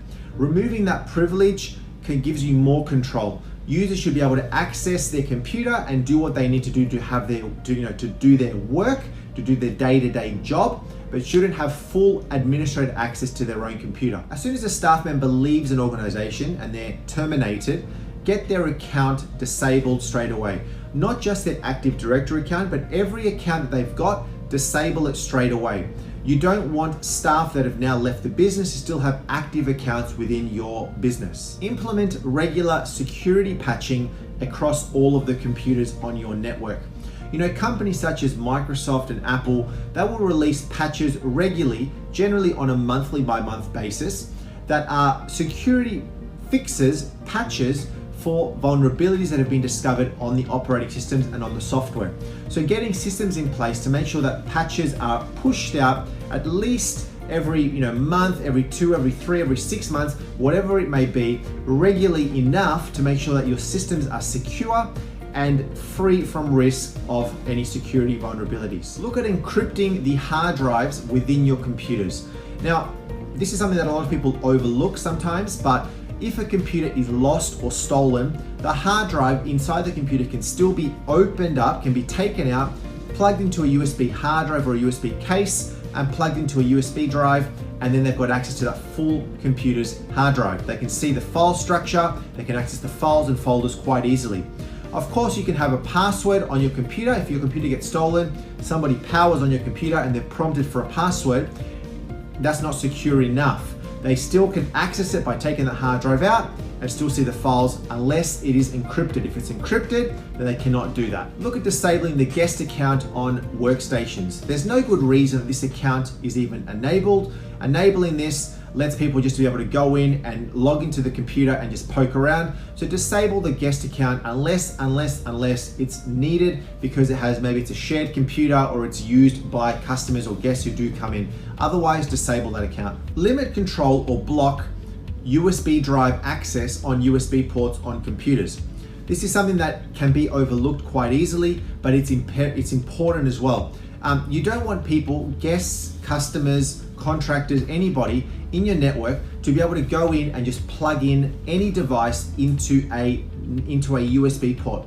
Doing that can introduce malicious software onto your computer, can also install software onto a computer to be able to scan the network and get information and steal data off a network.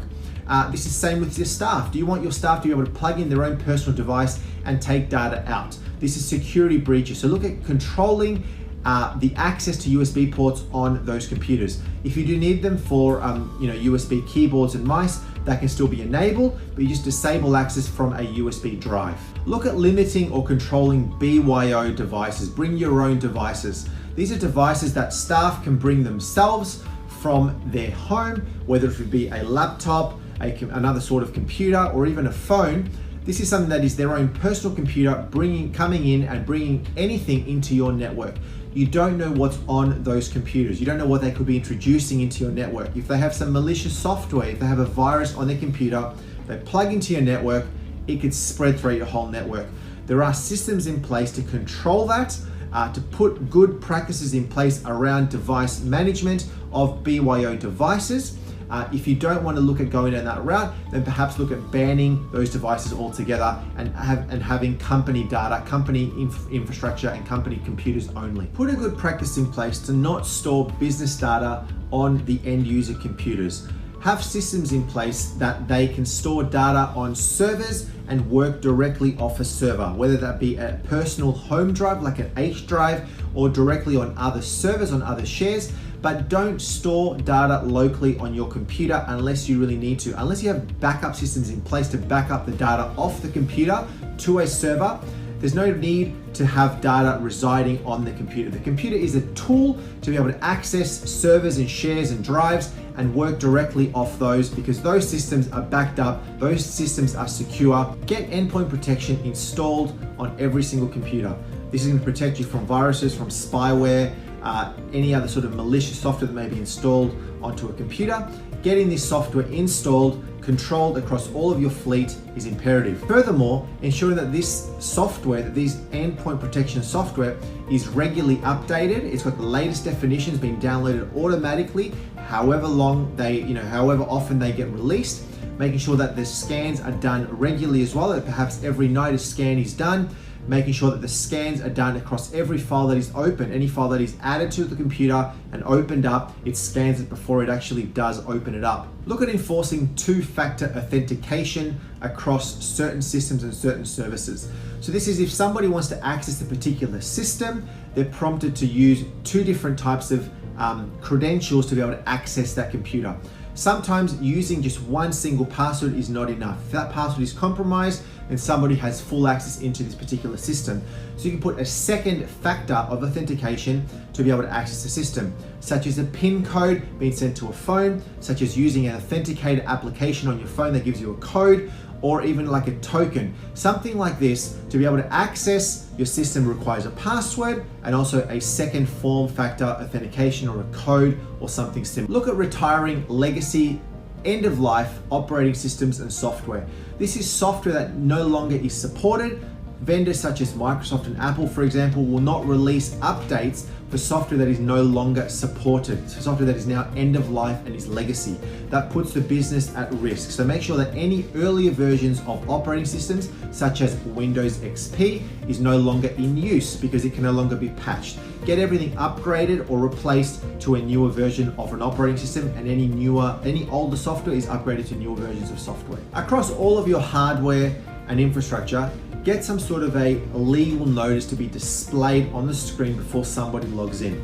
This could be your end user computers, this could be your servers, this could be you accessing a switch.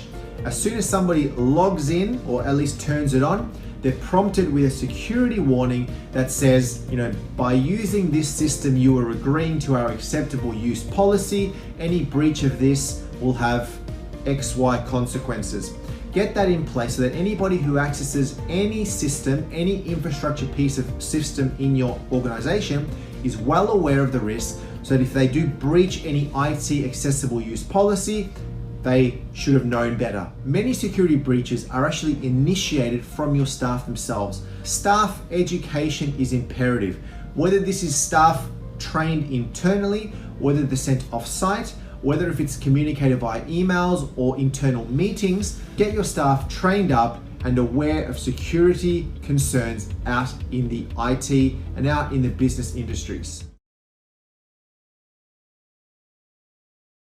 If you are now responsible for patching computers out on a network, there needs to be good practices and policies in place to be able to patch those computers out on the network. Think about a patching calendar, groups and schedules. So Patch Tuesday is the second Tuesday of every month. That is the day that Microsoft has allocated to push out and deploy Windows, Microsoft Office, all these patches for all of the Microsoft fleet on that one day. You don't just go and push out every single patch to every single computer on any day, because what's going to happen is people are working on these computers. Your servers are performing important functions. Imagine if you go and push out updates onto a computer that is being used. Firstly, that computer is going to start to run slower because it's downloading these updates, and then it'll restart the computer in the middle of the day. Imagine a server. Imagine you're doing this. Imagine you're patching your primary file server. This is the server that is used by all of your staff to access the files that all the business data that they use. Imagine if you are patching this in the middle of a day, and then at the end of that patch, it reboots or something happens. A patch gets stuck and it corrupts something. Not good. So you've got to actually take one step back before you even start considering configuring and using and deploying updates. Is come up with a calendar, come up with a schedule, a plan around when updates are going to be deployed. Commonly, most IT teams will patch computers outside standard business hours. Now, there could be some servers, there could be some computers that could be patched during business hours, but it's very common for computers and for servers to be patched outside of business hours. Now, you're going to have to figure out what works best for your organization. Some departments, so for example, a finance team, a HR team, a sales team, a marketing team, they may have different working hours, different procedures in place, different processes. So you may have to work with them on a time that suits them best to be able to actually deploy patches and reboot their computers. You could be asking staff if they're on laptops to leave their laptops at home. What about staff who are now working remotely? You're going to update those remotely. You've got to think about all of this stuff when you are setting up your schedules. Okay, so it's very common that you will push these out, for example, on a night, and then by the morning, the updates have all been pushed out, and then the computers are then booted in the morning and they're good to go. Now, it's also very common that when you do push out updates, the user will start getting warnings. It'll tell them you've got so many patches that need to be installed. We then need to perform a reboot. Do it now, or do you want to postpone? And the user has a little bit more control sometimes now around when they can actually deploy and install the updates. So eventually the user is going to have to reboot their computer, but they can now have a bit more control over when they actually do that. They could do it on their own time. Okay. But then you've got all of the servers. The servers is where you get a little bit more complicated. The servers are the core business function. All right. They're running applications, they're running hosting software, hosting data that is critical to your business operating. It could be web servers, database servers, proxy servers, domain controllers, all these different types of servers that need to be patched, they need to be updated. The same as your Windows desktop, your servers need to be updated. Now, you don't want to be rebooting and patching these in the middle of a day because you're going to have massive outages. So what you're going to need to do is you're going to need to work with the business on a suitable calendar, a suitable time when these servers can be patched, because they're not going to be patched whenever. All right. So again, you're going to have to work this out with your business, perhaps work with your other members of your IT team on suitable times when core applications can come down. Don't think that you can get away with not patching your servers. Your servers are integral to your business, and the last thing that you want to do is for a vulnerability that can be fixed to be open on a server, and then that vulnerability gets exploited, and then the server gets compromised. And then there's bigger issues, and you're going to be asked, why did you not patch that server?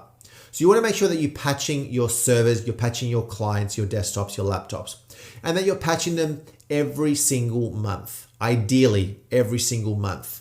Some organizations will do it every quarter or every 6 months, but I recommend doing it every month. What you'll find is that when Microsoft release patches, they're going to release them in a priority level. You know, if they're a high priority, a medium, a low, that sort of thing. So you can sometimes get away with perhaps not updating all of your devices with the lows because they're not as important. You may be able to do those every quarter or every 6 months, but do them. Regardless of when you do them, do them. Okay. So you come up with a schedule that works best for you, for your staff, for your IT team. Those applications need to come down.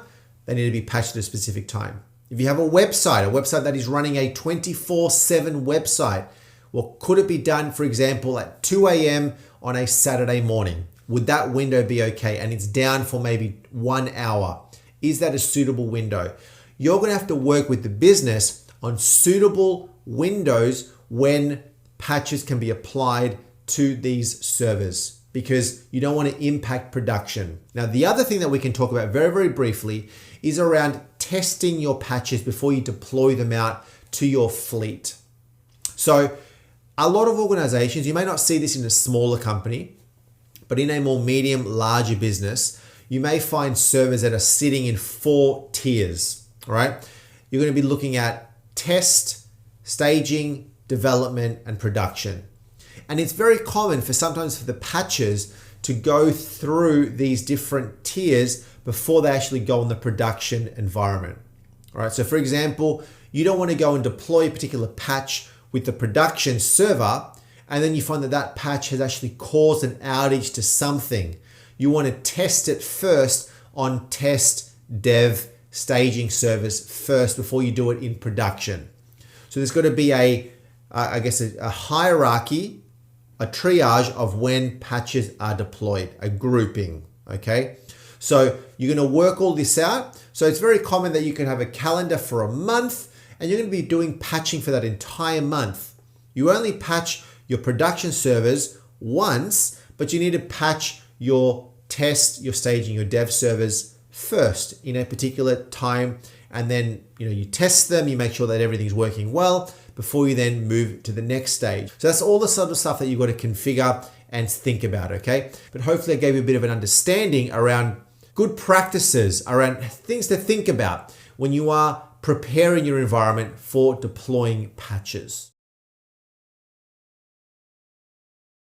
Well, we're going to be giving you my recommendations to strengthen the security on your Mac so that it is less vulnerable to attacks, less vulnerable to people getting in and doing stuff in there that they shouldn't be doing. You can be putting some or all of these into practice. I would recommend that you cater this to your environment, to your security safety level, because at the end of the day, you're not going to be 100% secure unless you go offline, unless you go off grid, right? You just have to unplug your computer or get rid of your computer, throw it out a window, and then you'll be fine. So we're now gonna log into my Mac. For this demo, I'm doing this on Mac OS Monterey. You could be running a different version, that's fine. The steps will be very, very similar. So let's now log in. So coming in at 15 is authentication. How do you actually log into your Mac? Are you using Touch ID? Are you using a strong password? Are you using your Apple Watch, perhaps if you have one to unlock?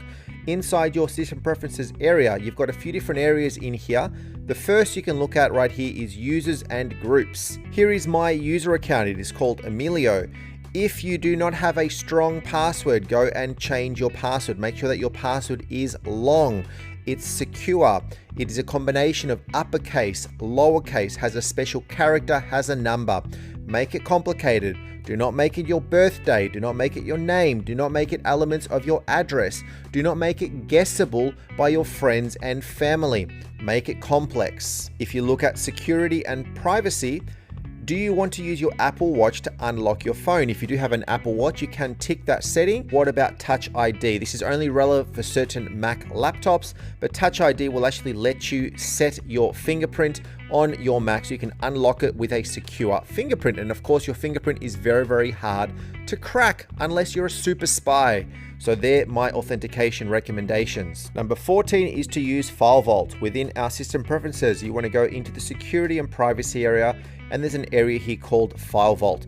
File Vault, as it says, secures the data on your disk by encrypting the contents automatically. What this will do is it essentially scrambles the data on your Mac so that if your Mac is lost or stolen, nobody can grab your hard drive that is inside of your computer and read its data. You do need to set this up with a secure password with a recovery key. Unless you have that key, you will not be able to unlock the data that is on that Mac. Turning on your firewall. System preferences, security and privacy, and firewall. Turn your firewall on. This computer's firewall is currently turned off, so you need to unlock and turn it on. It will now prevent unauthorized applications, programs, and services, and anybody else who's trying to get into your Mac from being able to come in and accepting certain connections. You can also adjust some of those firewall settings. It's generally a good practice to have your firewall turned on any computer, but especially here on your Mac. The next is to control some of your privacy settings. So what we can do is in system preferences again, security and privacy, go over to privacy.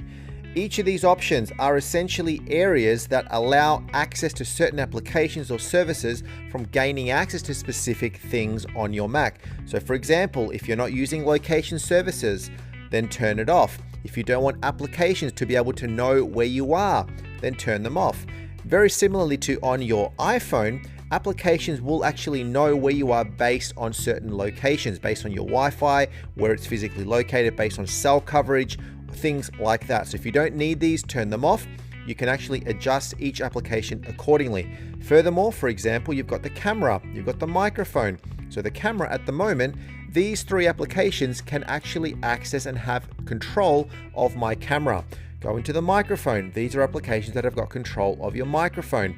If you're in camera and there's an application here that you do not recognize, then perhaps there could be something malicious on your computer that is using the camera and can actually be used remotely to access your camera. So control each of these services, go through one by one, and turn them off if they're not actually needed. When you no longer are using your Mac or you need to step away from your desk, lock your Mac. Log out of your Mac if it's not needed.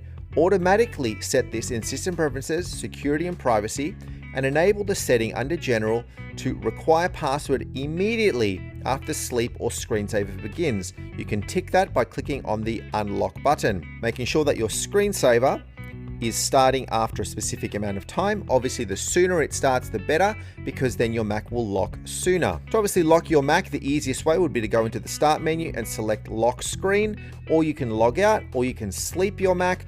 As long as those settings are set where your Mac will require a password, you should be good. Another quick thing that you can do is to go into Mission Control, and in the bottom left-hand corner, select Hot Corners. Hot Corners allows you to move on the very top left and actually go down to your desktop, like so.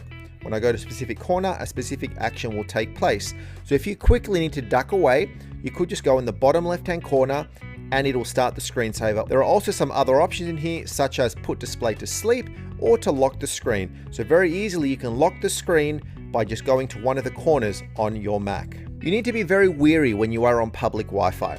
If you are on a public Wi-Fi, then it is untrusted. You don't know about that public Wi-Fi.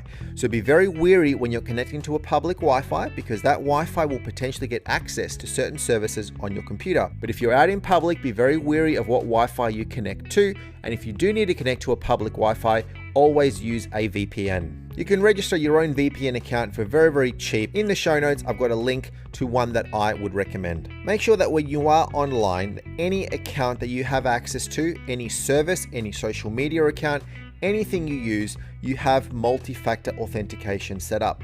Sometimes a single password is not enough. For example, I'm here on PayPal. I can just go and log in, and I put in my email address and my password, and I log in. Well, passwords can be brute force attacked, and somebody could try to guess your password to get in. Having a second form of authentication, or MFA or 2FA for short, ensures that you also need something like an authenticator app on your phone or a SMS sent to your phone to verify that you are who you say you are. When you are online, try to use a different password for each service you use. If you're using Facebook, eBay, Twitter, other services, don't repeat the password. Somebody who has got your password could potentially access multiple things at once. So try to ensure that every service that you're using has a different password. Now, you're going to be asking me, well, how am I going to remember all of those? The answer is to get yourself some sort of a password manager. One that I like to use is called LastPass. LastPass is a great service allowing you to control and manage all of your passwords in one central location. So go ahead and get yourself a LastPass account. That way you can save all your passwords in there and that you'll never forget what your passwords are. Now, we've all seen suspicious looking emails and websites that have pop-ups that come up. Don't click on things that do look suspicious. An email that looks a little bit weird, that is worded incorrectly, that has poor grammar, poor spelling, make sure that the from address looks legitimate as well. Look out for these signs when you're receiving emails on your Mac. Don't click on things or do what those emails say if they do look suspicious.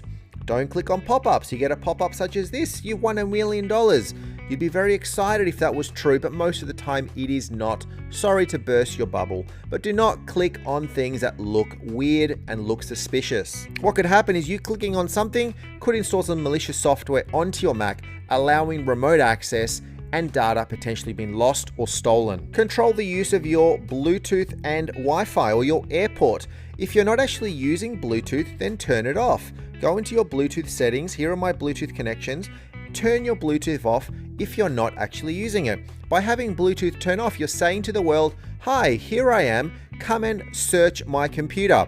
If you're not using your Wi-Fi, on the very top right hand corner, you've got your airport logo. Just click on that and turn your Wi-Fi off. Unless you actually need them, turn them off. Disabling remote access is something great that you can actually do.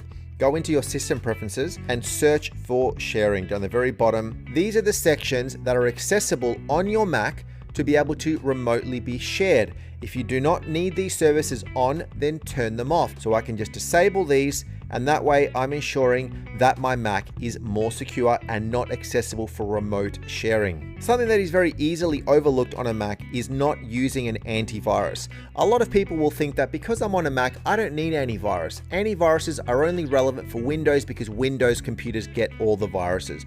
That may have been true years and years ago where Windows would get a lot more viruses than the Mac, but nowadays the Apple is much bigger than it used to be, so there's a lot more viruses available for the Mac than there used to be. If you do not have one and you get a virus on your Mac or some malware, then that could remotely execute some commands on your Mac and allow for remote access or your data to be lost or stolen. With 3 more to go, we are here at User Administration. Inside your system preferences, under the users and groups, here is my administrator. At the moment, it is the only user in here.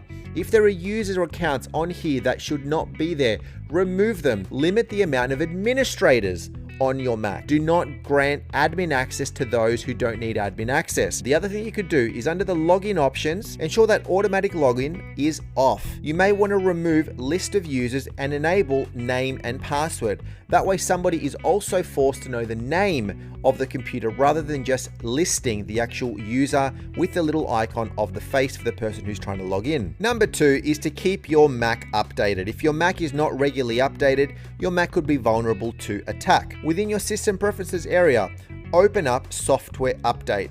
This will go and scan the internet and make sure that your Mac is running the latest version. In any company who release software for their applications, they're releasing it because potentially there have been vulnerabilities found, and you want to patch those, you want to secure those as quickly as possible. So go ensure that you not only update your Mac via software update, but you also go into your App Store and actually update applications that may be listed in here. And the number 1 thing that I'd recommend is keep your Mac tracked. You can also remotely wipe the Mac if it's stolen. Let's look at how to do this. Within our system preferences, we want to go into the area that says Apple ID on the very top right hand corner. Scroll down to the very bottom and identify Find My Mac. Turn this service on. Now in the previous point, we did mention to limit your location services, but if you want to ensure where you know where your Mac is, you do need to turn this on for this particular area. With Find My Mac now turned on, now you can do this from any device, including your iPhone. With your Mac found, you can play a sound to freak the person who may have your Mac out. You can remotely lock it, and you can also erase your Mac. So hopefully some of these helped you. Cater this to your liking. In certain environments, in certain place that you're using your computer, you may want to activate or deactivate some of these things. In others, you may be okay with leaving them on. So just be aware of that. So we know that it's extremely important to encrypt the data on your computer.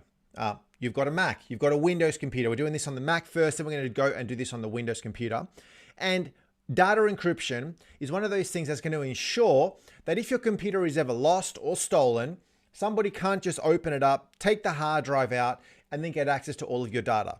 It's not enough to just have a username and a password to log into your computer, because ultimately that is only the protection to log into your computer and to the Mac or Windows operating system. But the reality is if you take the hard drive out, you plug it into a USB case, and then you plug it into somebody's USB port, you can actually get access to all of the data in there, essentially bypassing the actual username and password for the operating system itself. So we need to look at protecting that. Right now here we are running Ventura, and we're going to be doing this on Windows 11 on the Windows side. But what you're going to need to do is you need to go and open up the system preferences, and you can do this by going into the Apple symbol and selecting system settings right over here. You're going to pull up all this section over here. And what we need to now do is switch on the file vault section, which is essentially going to be used to data encrypt your drive. So we're going to scroll down to a section here called privacy and security right over here. This is a section where you're going to adjust a whole heap of settings, or you have the ability to adjust a whole heap of settings on your Mac. We're going to scroll down to the very, very bottom, and you see that file vault is listed right there. File Vault secures the data on your disk by encrypting its content automatically. And just be wary of this warning right here that you will need your login password or a recovery key to access your data. Recovery key is automatically generated as part of this step, which is good. But if you forget both your password and your recovery key, the data will be lost. So just keep that in mind. You need to make sure that you never forget that key. You never forget that password because you won't be able to actually unlock and decrypt your data should the worst happen, right? So just keep that in mind. So what we need to do is now need to turn this on. So we're going to switch on, turn on right over here. It's now going to ask me for my password. Now this is the password for my Mac, my admin password. So you're going to go throw that in. So it's always recommended that you are using iCloud. So if you don't have an iCloud account, you need to go and set it up and get your Mac working with iCloud. But if it's all worked and it's all working well, your iCloud account should now pop up right here. And that can also be used to unlock your disk and reset your password if you forget it. So very, very important that you do have an iCloud account. Do you want to allow my iCloud account to unlock my disk? Or do you want to recreate a recovery key and not use iCloud? So you can select one or the two. The recovery key will actually spit out a recovery key that you need to now store and save somewhere secure. iCloud is going to be a little bit more secure in my opinion, and it's a little bit harder to lose. But of course, making sure that your iCloud account itself is secure with a very, very strong password. So we're going to select allow iCloud and go continue. It's now encrypting. It's going to take a little bit of time. The more data you've got, the bigger your hard drive is, the more time it'll take to encrypt your hard drive. Now, finish, it's all done. Yours may take a little bit longer, but now your hard drive is encrypted. To remove encryption, you do the exact opposite by clicking on turn off. It'll then ask you for your password to then decrypt and remove file vault from your Mac. Windows 11 on our computer, we're going to use this service called BitLocker. BitLocker is the equivalent of the file vault. On the Mac, BitLocker is what is used on Windows. You can access this in a number of ways by going into the search area and searching for BitLocker in there. You can also go into the control panel and do it that way. Well, the easiest way is to go into the search area and we're going to type in BitLocker. There it is, manage BitLocker within the control panel. Once it opens up, here it is. It's currently switched off. You can also add external hard drives, external USB drives into your computer and actually encrypt those if you should need to. So switch on BitLocker right over here. Now it may ask you for an administrator password. If you do have to do that, throw that in. You're going to start to initialize the drive. So to help keep your data more secure, as it says right here, you can also have BitLocker prompt you for a PIN number every time you start your PC. So at the very, very start, you can actually use it to log in with a PIN code before you even log into Windows. So this is quite a nice little thing if you do want to do this. You can insert a flash drive and have that be the point. So it essentially saves it onto there and you need that flash drive to be able to unlock that computer.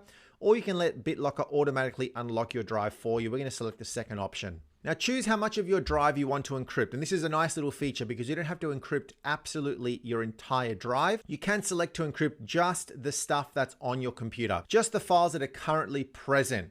It'll be a little bit faster because there's less files, but I would recommend encrypting your entire drive. Encrypt absolutely everything, even the empty space, because ultimately that is going to be a little bit more secure. So we're going to select encrypt the entire drive and click on next. Giving you a little bit of a warning that this is going to potentially slow down your computer because it is encrypting your drive. Completely normal. You can still work. It'll just be a little bit slower.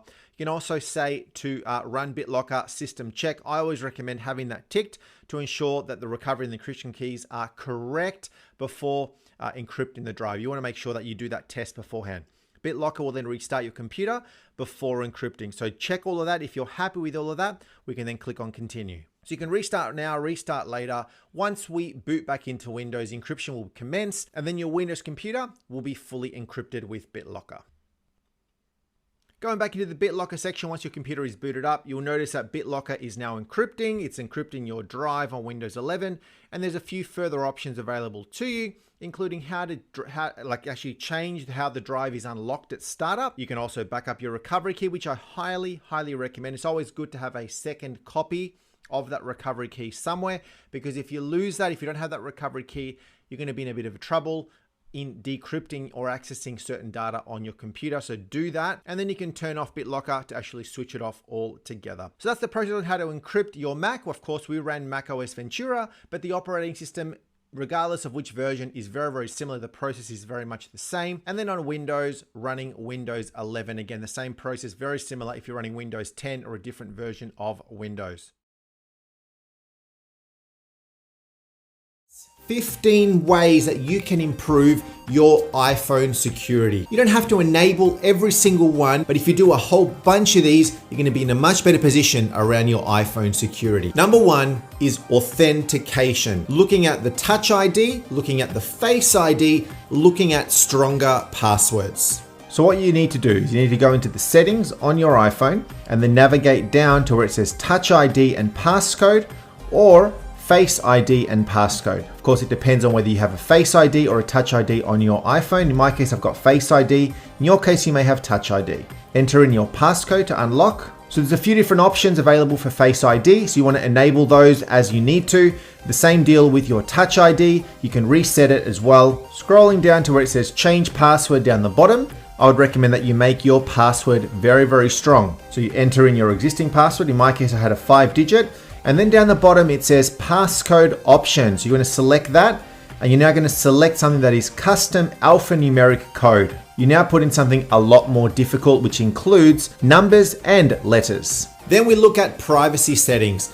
If you've been using your iPhone for enough time, you know that apps, things that are on your iPhone require your phone to be accessible on the internet, require Bluetooth to be turned on, require Wi-Fi, there's notifications, all of that sort of stuff. So it's important to control those privacy settings. Within the settings area, we want to navigate to privacy. You then see a number of the apps and services that are on your iPhone. You can select each one of those and actually allow or disallow access to those certain things. So if I select contacts, you'll see that those applications are currently accessing my contacts. So you turn off or on the specific services that you want to enable access to that particular application on your iPhone. At the very top, you've got location services. Now, location services is of course tracking your location against these applications. So all of these apps that I've got installed, you'll see that next to them, it says while using ask or never.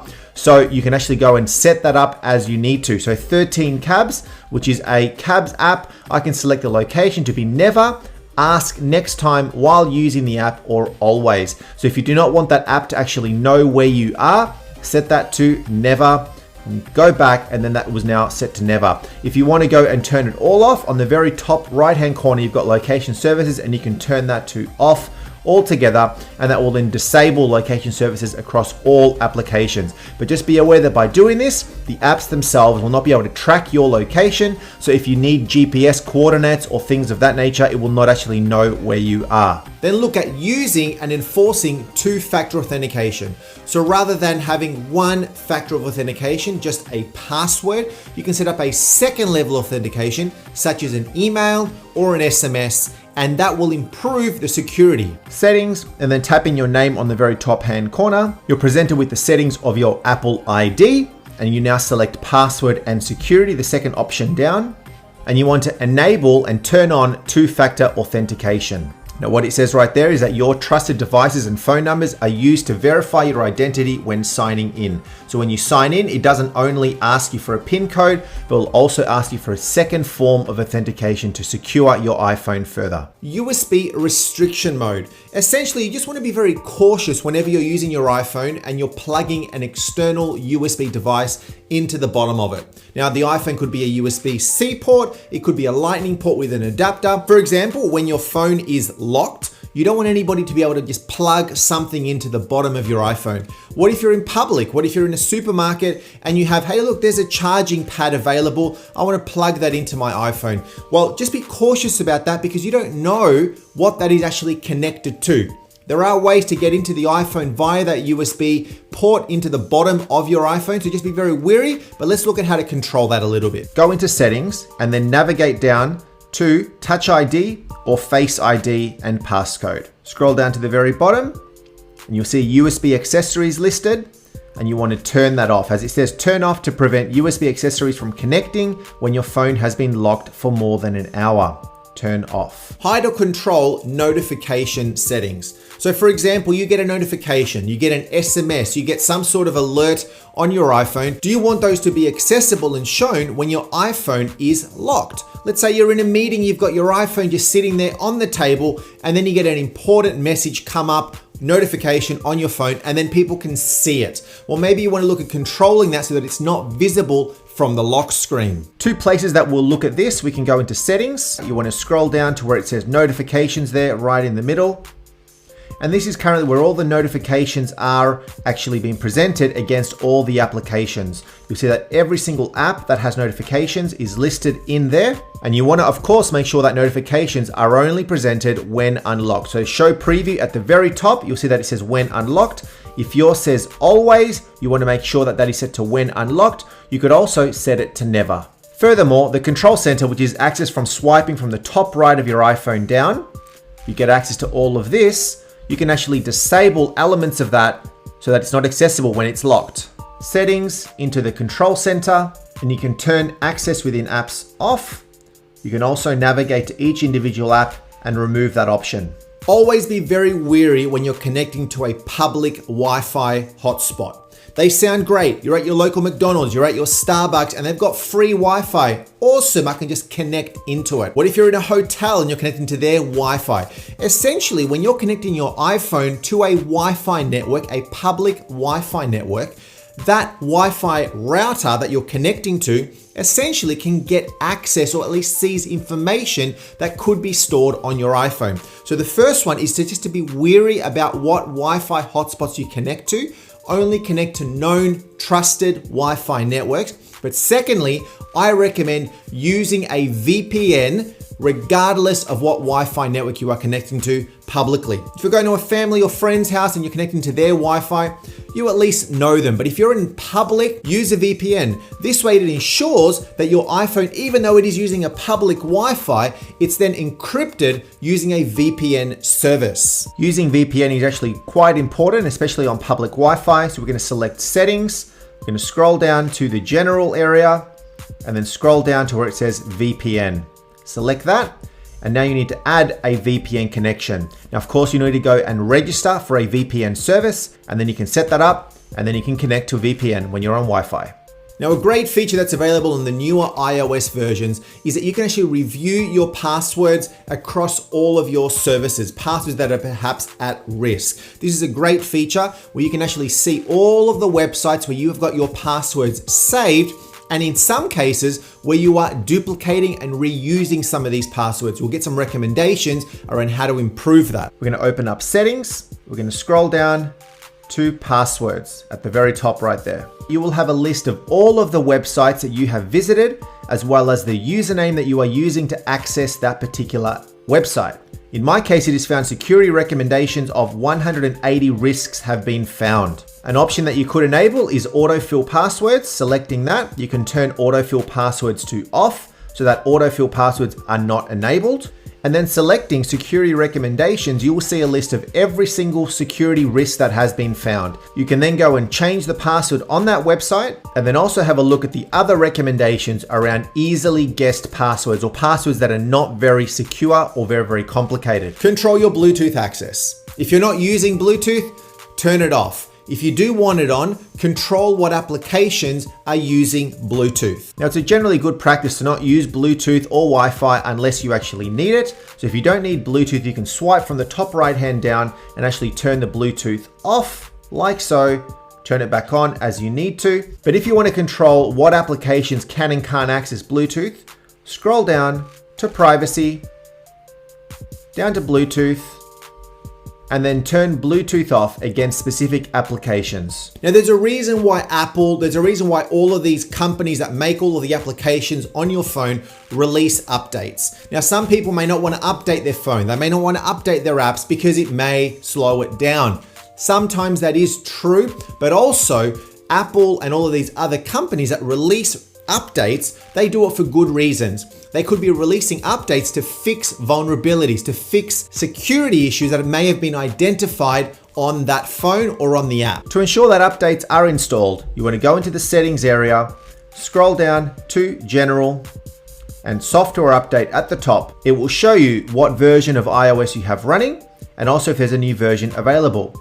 You can also set automatic updates to on. I would enable both download and install iOS to ensure that your iPhone is updated. For applications, you want to scroll down from the settings to the App Store in the middle there, and ensuring automatic downloads are set for app updates. I can't stand spam callers. I can't stand when I get a phone call coming in from a number that I don't know. Well, you can actually control spam callers. Spam is one of those annoying things. You get it via email, you get it on your phone, people pick up and then they get duped into following whatever this person is saying. Well, don't do that in the first place, but you can control that by blocking spam calls. Spam callers can be annoying, so you can disable these by going into the settings area, scrolling down to phone, and then selecting in the center there, silence unknown callers. You can turn that option to on. Now here's one that a lot of people will not like, but don't jailbreak your phone. I know Apple like to do things their way,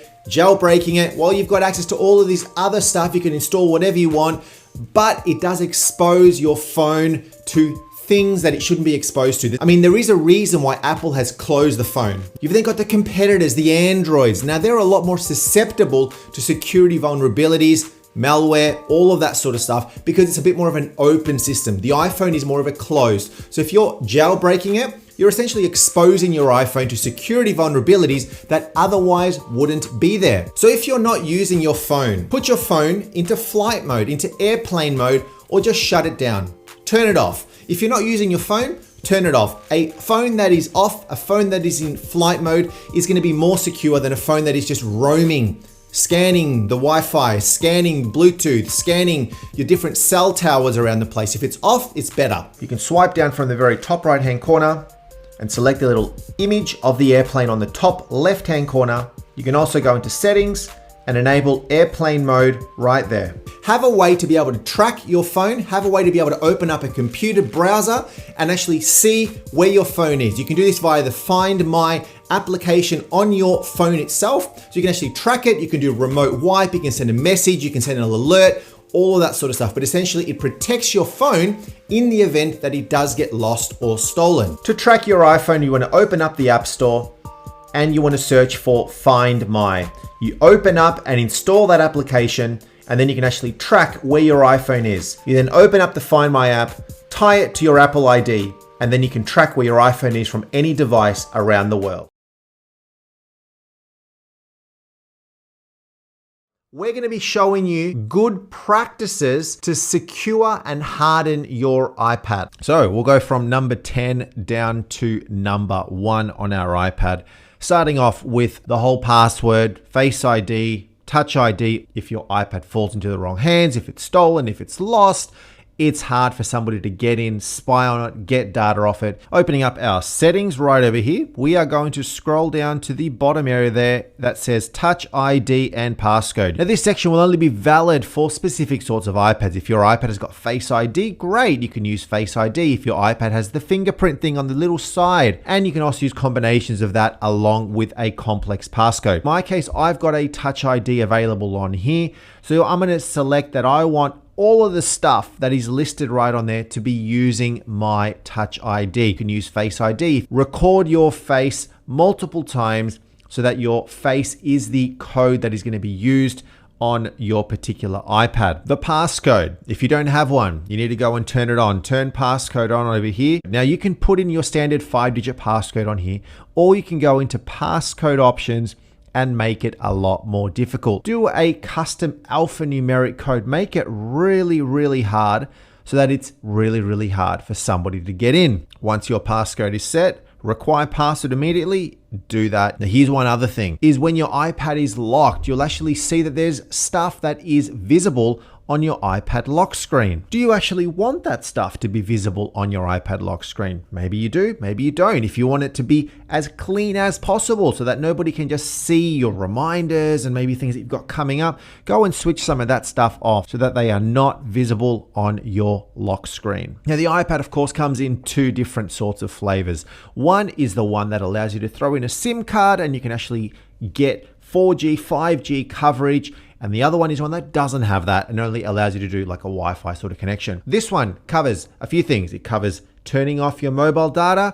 It covers turning off or reviewing your Bluetooth and your Wi-Fi. If your iPad has Bluetooth turned on, it's literally going to the whole world. Hello, I am here. Scan me on my Bluetooth frequency. Same deal with Wi-Fi, same deal with your cell towers that will sort of know where you are if you are using data and it's communicating with a cell phone tower. So Wi-Fi, for example, we go into here, you'll see I'm connected here to a Wi-Fi network. Here's a number of other Wi-Fi networks that I've got available. Only connect to Wi-Fi networks that you trust. If you're not going to use it, go and forget that Wi-Fi network. Don't actually use it. But ultimately, if you want to stay protected, if you want to stay secure, if you want to make sure that nobody is snooping, turn that Wi-Fi off like that. Bluetooth, the same deal. If you're not going to be using Bluetooth, you'll see I've got a few devices right in here. If you don't need Bluetooth, turn your Bluetooth off. And then if you've got mobile data, go and turn that off as well. Essentially, the less things that you've got switched on, the less your iPad is out in the world, letting everybody and other devices that may be looking around these frequencies from you being discovered. We are now going to be looking at controlling some stuff around your location services. We're going to go down to where it says privacy. You see the little hand right there. You're telling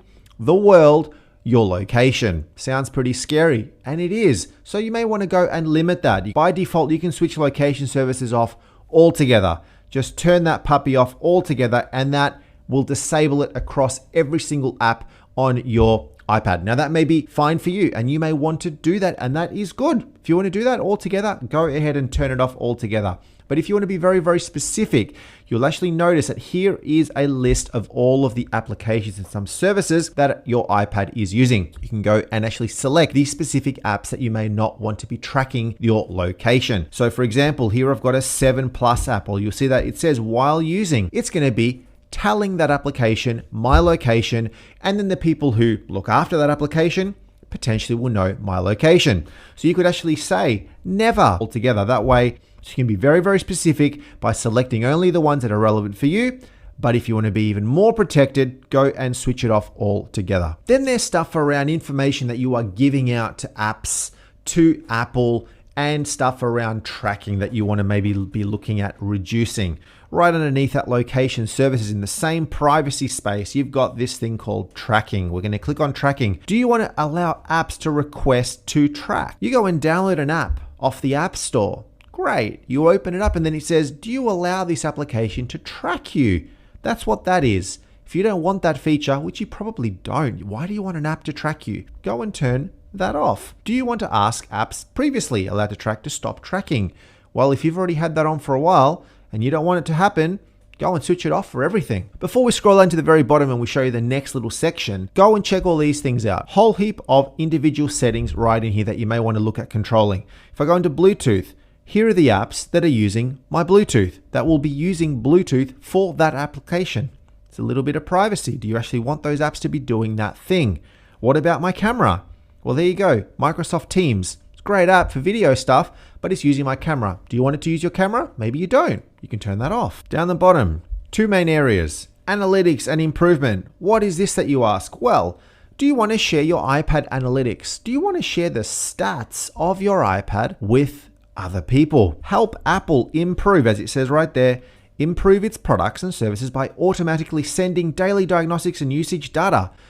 So daily, this is going to be potentially sending Apple information about your iPad, information about how you're using your iPad, how you're using the applications on your iPad. I mean, Apple will say, we want to learn because that way we can get better. And there's possibly some truth to that. But do you really want to be sending all that information? If you don't, go and switch that sucker off. Now that was with Apple, but then look at down below. You've got share with app developers, improve Siri dictation, share iCloud analytics. So if you've got some of those other ones turned on, maybe turn them off. But here's another scary thing. Click on analytics data, and there's a summary of every single thing that has been getting captured on your iPad every single day. Scary stuff. Apple advertising. Do you have this feature on in your area, depending on where you live? Do you actually want Apple to be sending you personalized ads? That may not seem like a big deal, but really what's happening right there is Apple is sending you personalized apps.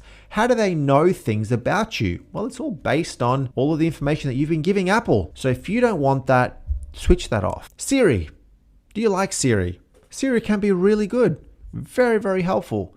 Can also be a little bit annoying from time to time, but also Siri's always listening. You want to protect your iPad? Perhaps look at limiting what Siri can actually do. We're going to scroll down over to here, Siri and search right down the middle. Listen for Hey Siri. Do you really want that on? That means it's always listening. It's always listening. It's waiting for that command. But is it tracking other things that you're saying? Apple says no, but I'd be a bit more cautious and maybe look at switching Hey Siri off. Safari and browser controls. So you've got your web browser, Safari being the big one. You could probably use Google, you can use Firefox, you can use others.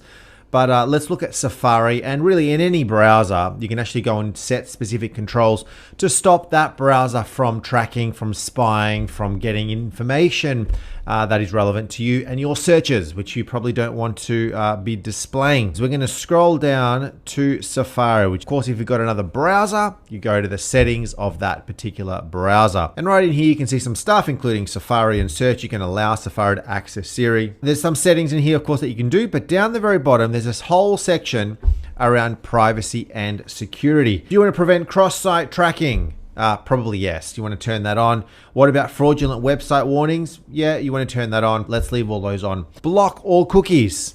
What's a cookie? Well, a cookie tracks some information. It saves some information about your search so that the next time you're going to go and search for that particular thing, it sort of remembers it and makes the whole experience a little bit better. But that does require a cookie being saved on that website about you and about your, the way that you interacted with the website. Straight away, let's go and switch that on. And we want to block all cookies. Are you sure you want to do it? Yes, we're sure, because we want to stay secure on our iPad. And you also want to be hiding your IP address. If you don't have that switched on, if it's set to off, go and switch that on. Number 4 is VPN, Virtual Private Network. Encrypt all your traffic when you are surfing the interwebs out on your iPad. It's probably a good thing to do, not just the internet, but any sort of web traffic, any data that is flowing in and out. We're focusing here, of course, on the iPad, but I'd recommend using a VPN on your phone, on your computer, wherever you can, especially if you're going to be going to a public space. Let's say you take your iPad down to a hotel or to an airport or to a McDonald's. You're connecting to that guest Wi-Fi network. You want to probably be ensuring a encrypted, secure connection, because the reality is that a hotel, you go to a dodgy hotel, you connect to their dodgy Wi-Fi, and then some dodgy hotel manager all of a sudden has access to be able to see some data or interact with your iPad a little bit because their Wi-Fi connection is being snooped upon. You don't want to be in that state. So to ensure that you are protected, get yourself a VPN. You can go and get some free ones. Free ones, of course, they're going to have some limitations, but go and buy a VPN. It's a small little monthly fee.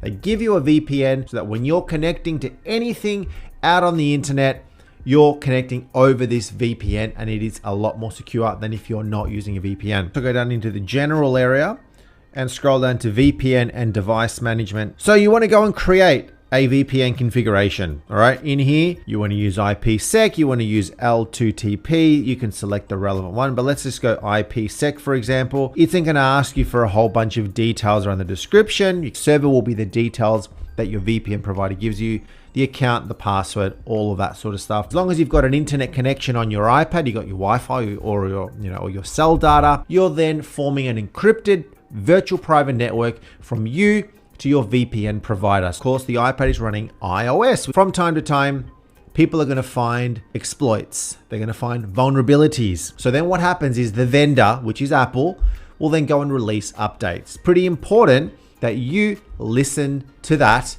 and update your iPad. Some people will say, I don't want to update my iPad because it'll make it slower and I don't want to do that. The reality is Apple and any other vendor, right? Any other application that you've got on your iPad, like I've got a whole bunch of apps on here, right? Every one of these apps is made by somebody, is made by a team of developers. And sometimes those apps have vulnerabilities, they have risks, and you want to make sure that you are keeping these up to date. Here we are, general. We're going to go into software update. I'm going to leave updates on. I think it's pretty good to have. And there you go. Right here, there's a new iPad OS version 16.3.1. Download it, install it, but also do it for your applications. So you go into settings, go down to the App Store section right here, ensuring that under automatic downloads, you've got app updates is ticked on, and it'll automatically do that whole thing for you. You don't have to worry, and you're ensuring that you're securing some stuff there. Now, we come into number 2. We've already covered a lot of stuff. We've already shown you some things that you can be turning off, some things that you could be limiting, good practices that you could be putting in place. If you can limit all of the stuff when you're not needing some of these features, airplane mode, flight mode, switching it on when you can and turn it on right there. That's just automatically gone and switched off a whole bunch of stuff for me. The number one thing that I'd probably recommend is to maybe look at limiting or signing out of iCloud. iCloud is very, very helpful. You can use it to sync up all of your Apple apps. You've got iCloud storage. If you've got an iPhone, if you've got a Mac, you can just get the thing to work really good. Find your device if it's lost, if it's stolen. You can remotely wipe your device. It's actually really, really good. But also, iCloud keeps a lot of information about you, keeps a lot of information about your device and your iPad. In that settings area, you're going to click on that, your smiley face at the very top. Whole heap of information in here that you can go and set up, including your password and security. Making sure that, of course, your password is super long, super secure. Turning two-factor authentication on. I mean, this is one thing that a lot of people have not set up. Media and purchases will allow you to go and customize some stuff around you buying apps and tracking information as well around your app usage and what sort of apps you like. Find My, well, you may want to use that if you want to be able to track your iPad, but then that also means that other people could potentially track your iPad if they get into your iCloud. And if you want to be ultimately secure, as I said at the start, go and sign out altogether. And that way you'll ensure that you're a lot more secure and your iPad isn't spied on as easily. You know, every single day you're hearing more and more and more of people that have been victim of cyber attacks. Companies being victim, you being victim, your friends, your family getting impacted because somebody's gone in and stolen their data, stolen something from them, and that's not good. So you need to make sure that you are following some of these steps to stay safe online. We all need passwords. To log into absolutely every single thing, you should at least have a password. You should at least have a complex password, a strong password, a password that is made up of uppercase, lowercase, has a special character, has a number, is not a simple word. You know, a lot of hackers, they use these things called dictionary attacks. And sometimes what they'll do is if they're going to try to log in and hack into a website, they're going to try a whole bunch of basic passwords first out of this dictionary list that they know are common passwords. And hopefully yours isn't on there. Hopefully you're not using passwords such as admin or password 123. Don't use those sort of passwords. So make sure that your passwords are complex. But additional to that, making sure that every single service, every single website that you need to log into is using a different password. Don't use the same password across multiple websites, because the last thing that you want to happen is for one of those websites to get compromised. And you're hearing about this more and more every single day. A website is compromised, the database is opened, lost, stolen, and then everybody's got access to all the passwords that were in that list, including your password. The last thing that you want is for that password to also have been used on this account and then on this account, because then the hackers now have your username and your password, and they could log into your other services as well. Have different passwords for every single one of your services. On the password front, do not save your passwords on your web browser. When you've just logged into Facebook and it says, would you like me to save your password for next time? And you go, that's really convenient. It's so nice that it's asking me so I don't have to remember next time. Don't do it. Don't save your web browsing history on your computer. Don't do it. Use something like a password manager. Password managers are great to store, manage your passwords. So combinations of having good, strong passwords, not saving the passwords, and using a password manager to copy and paste the passwords when you need them is really, really important. And attached onto that is using multi-factor authentication, using MFA on every single account where you can. MFA, of course, being a second form of authentication, so that when you log into something, it doesn't just require your username and your password, but it'll also send you a code, perhaps to your phone, perhaps an authenticator app, and then you have to throw in this code on top of your password to log in. So have good passwords and then also have good MFA in place. Whatever browser you're using, Make sure that it's kept up to date. Whatever service you're using to log into the internet in any way, if you're using an FTP or an SFTP, you're using a web browser, you're using something else to access something that is internet related, make sure that your software is up to date, making sure that any vulnerabilities have been addressed. Because at the end of the day, companies like Microsoft, like Google, like Apple, they release security updates for good reason. There's been an identified vulnerability. There's a hole in the software that needs to be addressed. So you need to make sure that you're running the latest and greatest software available because it's going to ensure that you are a little bit more safe when you are online. Now, if the worst should happen and you do get something installed onto your computer or something's trying to install itself onto your computer or you click on something that you shouldn't, make sure that you are running some good endpoint protection software, good antivirus, good malware protection software directly on your computer to ensure that if something should happen and should come in, that piece of software detects it and then clears it out, quarantines it, alerts you that something has been found, and then you got one less thing to worry about. When you're online, I almost say that it's essential that you are using a VPN all the time. Companies use VPNs all the time. For their employees, if they're working remotely at home, they're going to log in to access the company data over a VPN. But if you're going to be on the internet at home, more importantly, if you're in a public Wi-Fi space, you're visiting an airport, at a hotel, you're at a McDonald's, get a VPN. Get a VPN set up. Because what's going to be happening is when you're in a public space, that Wi-Fi, it's not managed by you. You don't know anything about that network. If you're staying in a dodgy hotel, you don't know who's managing that. What if there's somebody on there that's actively looking through that network and then a computer or a phone has just connected to this public Wi-Fi? They've now potentially got some access to that phone. You connecting over VPN encrypts and secures that data so that you can now surf the internet with a little bit more safety. Phishing attacks are bad. Somebody actively phishing, trying to get access to some services. You're going to be receiving potentially fake emails, fake calls, fake SMSs for you to do something. They're not real. They want you to trigger something to then install malicious software onto your phone, onto your computer. So don't do that. When you're online and you're on a website, don't click on something that looks a little bit suspicious. I always recommend to err on the side of caution. If it looks suspicious, it probably is. It may not be, but always err on the side of caution and look into it again. Look at the email address of the incoming email. Do you recognize it? Look at the web address of the website that you're visiting. Does it look legitimate or does it look a little bit suspect? Don't click on things that look sus. Don't click on attachments of emails that look sus or they are from somebody who you don't know. Don't you love pop-ups? No, that's a joke question. Nobody likes pop-ups. Pop-ups coming up all over the place. Don't click on pop-ups should they pop up. But further to that, whatever browser you're using, use a pop-up blocker. Use a blocker that is actually protecting you from even getting those pop-ups in the first place. Now, one thing that I know is sometimes difficult to avoid, but it's limiting you using your personal information, your personal documentation online where you can. I mean, sometimes you have to fill out forms. You have to put in your details on there. Sometimes you have to provide your driver's license, your passport. I get it. You can't avoid that sort of stuff.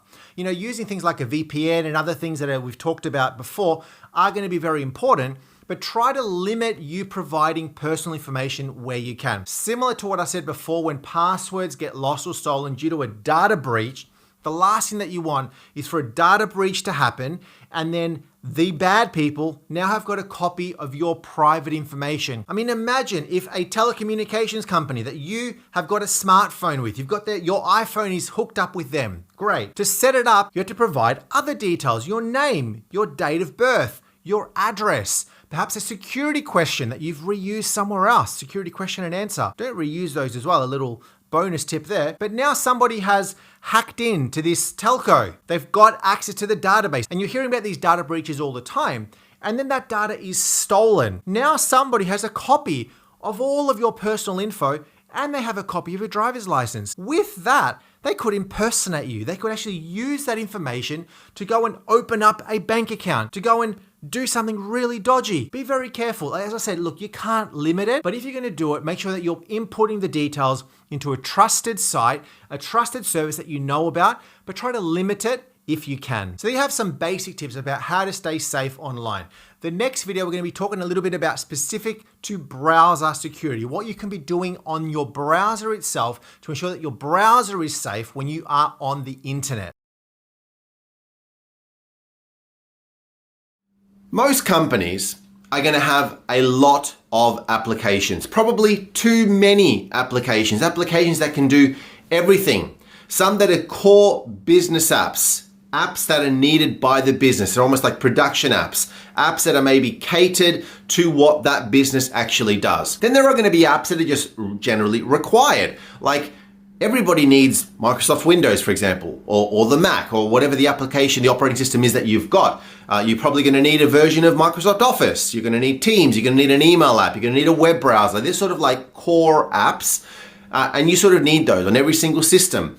And then you've got more apps that are customized and bespoke, custom built perhaps, for what your business actually does. Depending on the industry that your business operates in, you're going to have apps that are required for you and for your team, for your staff to be able to do their job. Now, this is where it gets a little bit challenging as IT professionals when it comes to maintaining and administering all of these apps, but also securing the apps and making sure that everything stays secure. It may not actually be the responsibility of the IT team to administer all of these apps either. I will just make a note.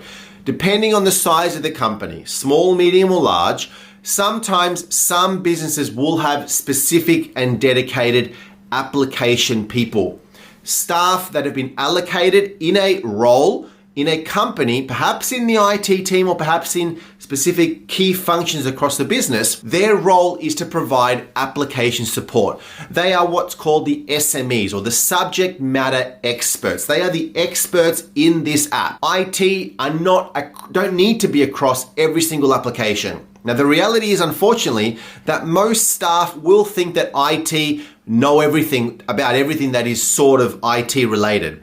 We're expected to know everything about all of the hardware. We're expected to know not only how to install software, but how all the software works, the intricacies of all the software. Operating systems? Yes, we should know how Windows and the Mac and Linux and those sort of things run. We should know how maybe the databases run. We should know how Active Directory runs and things like that. But do we need to know how a specific application that is used by a builder or by a health professional, how that app itself works? We don't really need to know to that level of detail unless it's part of your job description. I mean, look, if it is part of your job description to be an expert in those apps, then you need to be an expert in those apps. But commonly, as I said, you don't need to be across absolutely everything, all right? So there may be specific key people in the business that are responsible for managing, administering those apps, providing support for the staff around those applications. But all of the apps should be ideally centrally managed and supported, at least from an administrative perspective, from a security, from a patching perspective, by the IT team. We should be responsible for that. Now, there's lots of different ways that you can do this, but traditionally what used to happen is before all of the fancy systems of you being able to push out applications, somebody would go and deploy a computer. Somebody would go and build a computer, and then that person would then go and install all of these apps manually. They'd download the application, or they'd have a CD, DVD, install the application, put in the serial key, and then give it to the staff member. Requests would come in to the IT ticketing system. I need this application. We would then go and install it for them. And then if they needed any support, well, they could come to us, or they could go to their application specialist if the business actually had one of those. Nowadays, things are a little bit more smarter, or they should be a lot more smarter, where you can centrally manage app deployment. You can actually package applications in central locations. A good example of this would be Microsoft's Intune. So you've got a behind the scenes on the Microsoft 365 cloud, there's this endpoint solution with Intune, and this technology allows you to package applications and then essentially remotely push them out to people in an organization. You can create groups where if you're part of a specific group, that computer automatically will get an update or get that application installed. It's really, really cool. But an administrator, an IT person, ideally is responsible for that. They're the ones who are going to have to go and package the application and then ensure that that application is then pushed out and updated and patched against that person's computer. But it's extremely important that applications are managed, that they're controlled, and that they're patched. Now that's just a little bit of a snapshot introduction around application and of course the importance of application management, right? But we're going to go into a little bit more detail in future videos where we're now going to be looking at controlling the list of applications, almost having an application approved and deny list, whitelisting and blacklisting when it comes to applications. And then we've got a video on good practices and security around application management. So now that we know all of the applications that are under your management, you now need to make sure that they are obviously managed and administered correctly, that they are secured, right? That maybe you can push them out remotely, that you can actually deploy them out to your people's computers, that you can update them, that you can centrally manage all of this sort of stuff, right? Maybe you've got a company portal, maybe you're managing these within Microsoft Intune or another way. Here are a few practical things that you could be putting in place, some good practices that you can be putting in place around securing your applications. The first is to always keep your applications up to date. I mean, this is a pretty common one, but keep your applications up to date where you can. Use vulnerability scanners, making sure that your apps themselves are free of vulnerabilities, that the applications are always updated with the latest security patches.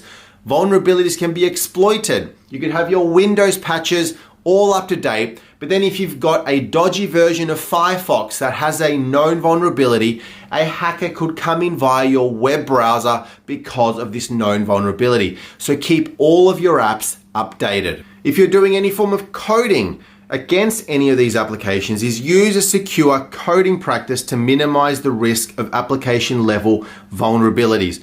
Verify the code. Have key people in some sort of a quality team that are doing quality assurance on the code, making sure that everything works well before the apps are actually approved and deployed. We already use access controls, or you should be using access controls around file level and folder permissions and accessing servers. We don't allow everybody to get access to absolutely everything. So you do need to control what people can and cannot access on a file server, but you also need to do it from an application perspective.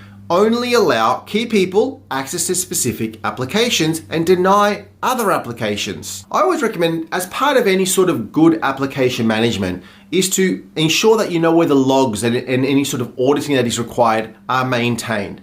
There are a whole bunch of logs, for example, within Windows, within the Windows logs section, the applications themselves that are installed within their program file directories, that are potentially logs in there, so that if you're responsible for troubleshooting and maintaining those applications, you know where the logs are kept so that you can go and troubleshoot them. If there's security issues, you know where to look. Now, ideally, you do have a system in place that knows what applications are and are not allowed.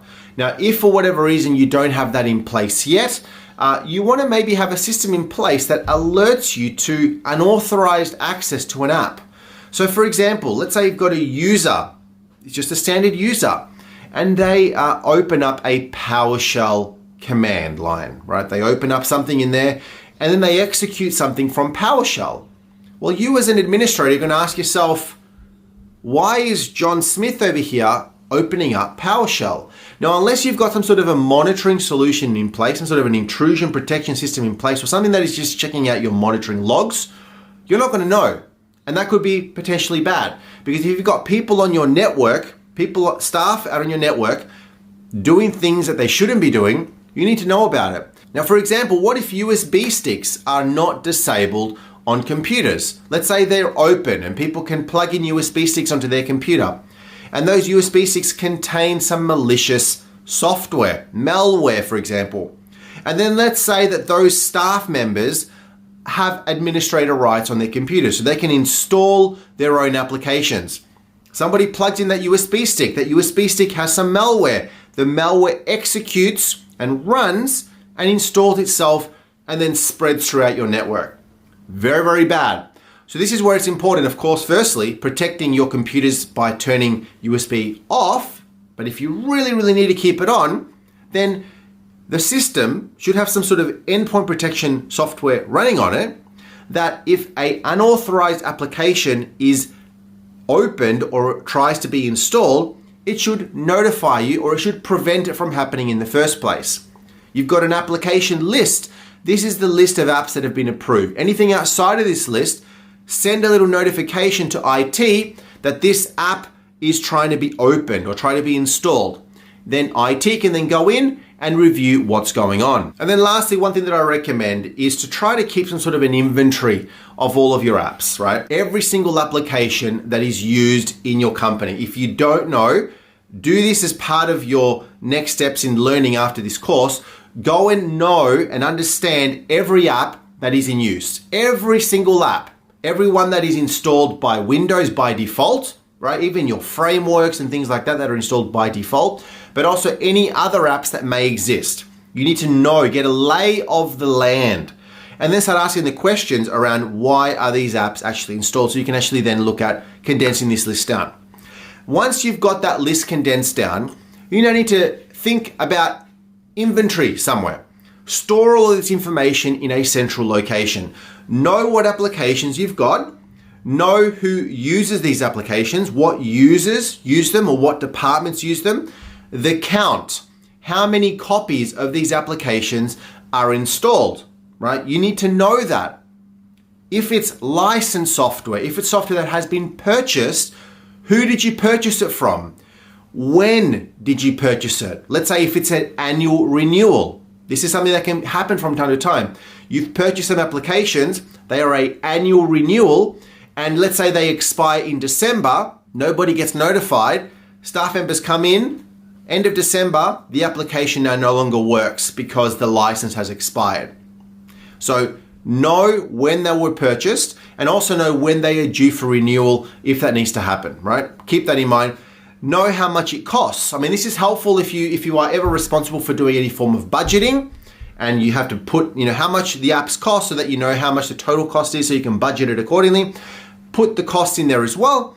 And then also the serial keys. Again, you're probably going to get serial keys from everywhere. Serial keys emailed to you. You've got portals that you log into where the serial keys are located in there.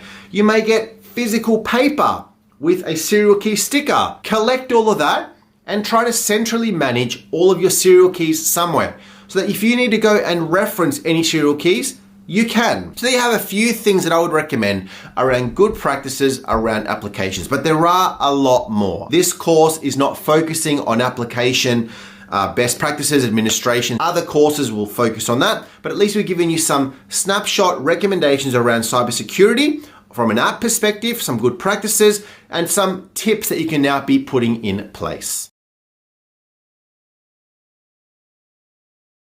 There's going to be a lot of apps under management. A lot of management is required to ensure that the applications are going to be patched, they're going to be secure, that they're just they're expensive. They can get very, very expensive as well. Now, what we want to do, we want to look at controlling the amount of applications that are used in a business. Now, there's strategic reasons for this as well, because the more apps you've got, the more management is required, the more administration is required, the more security is required, the more patching, updates is required, and also the more cost. Because if some of these apps require a license and you've got a lot of people requiring a license, it's going to cost the company a lot of money. So what we need to try to do is work with the business to actually understand what is the need of the business around these applications. And can we look at reducing the list? Can we look at getting just an approved list of applications? An approved list where we know this person is the marketing manager. They are the marketing manager in this business. And as a marketing manager, these are the 10 applications that are crucial for their role. And we say, great, tick the box. And it's going to cost them this amount of money. So that we know that when the marketing manager starts in the company, this is how much money is going to be required for their computer, but also for all of their software and all of their software licensing. Then you've got somebody who comes in and they are the finance manager. Very, very different suite of applications required for the finance manager. They're not going to be using perhaps half of the apps that the marketing person is going to be using. The finance person now needs apps that are specific around finance, right? Same for every other department, every other different function, every other person in an organization. So every single person in the company, every single role in the company should have a list of approved applications, approved apps that are only relevant to them. Now, there's one thing to be noting here. It's not necessarily the IT person's job to tell a person in the company or a manager in the company what applications are best for them. It's good for us, for IT people, to recommend applications to them, to advise on applications that may work best for what their role does. But often we need them to tell us. They are almost the subject matter experts, or an SME. They are the ones who are the experts in their field, and they should know the apps that are best for them. The tricky thing is, if you've got a finance team that is, let's say you've got a team of 20 people in the finance team, and they're spread across a few different offices. You then start doing a little bit of an audit and start having a look at what apps the finance team are actually using. And then you identify there's actually 3 apps in here which are all sort of similar. They're all sort of similar, so why do they need all 3 of them? Why can't they do the job with one? And then you start asking the questions, and then they may say, actually, you know what? You're right, we don't need these 3, we can actually make just one. And then what's just happened? You've just saved the company money because these 2 apps are no longer required. So again, it's not your job to tell the people what they need to do, but you can provide advice and guidance around what apps may or may not be useful for them. But then what we want to try to do is we want to look at condensing the list of applications down where possible. Because ultimately, as an IT team, if we're going to be looking at managing and administering applications across a business, we want to look at minimizing the costs where we can.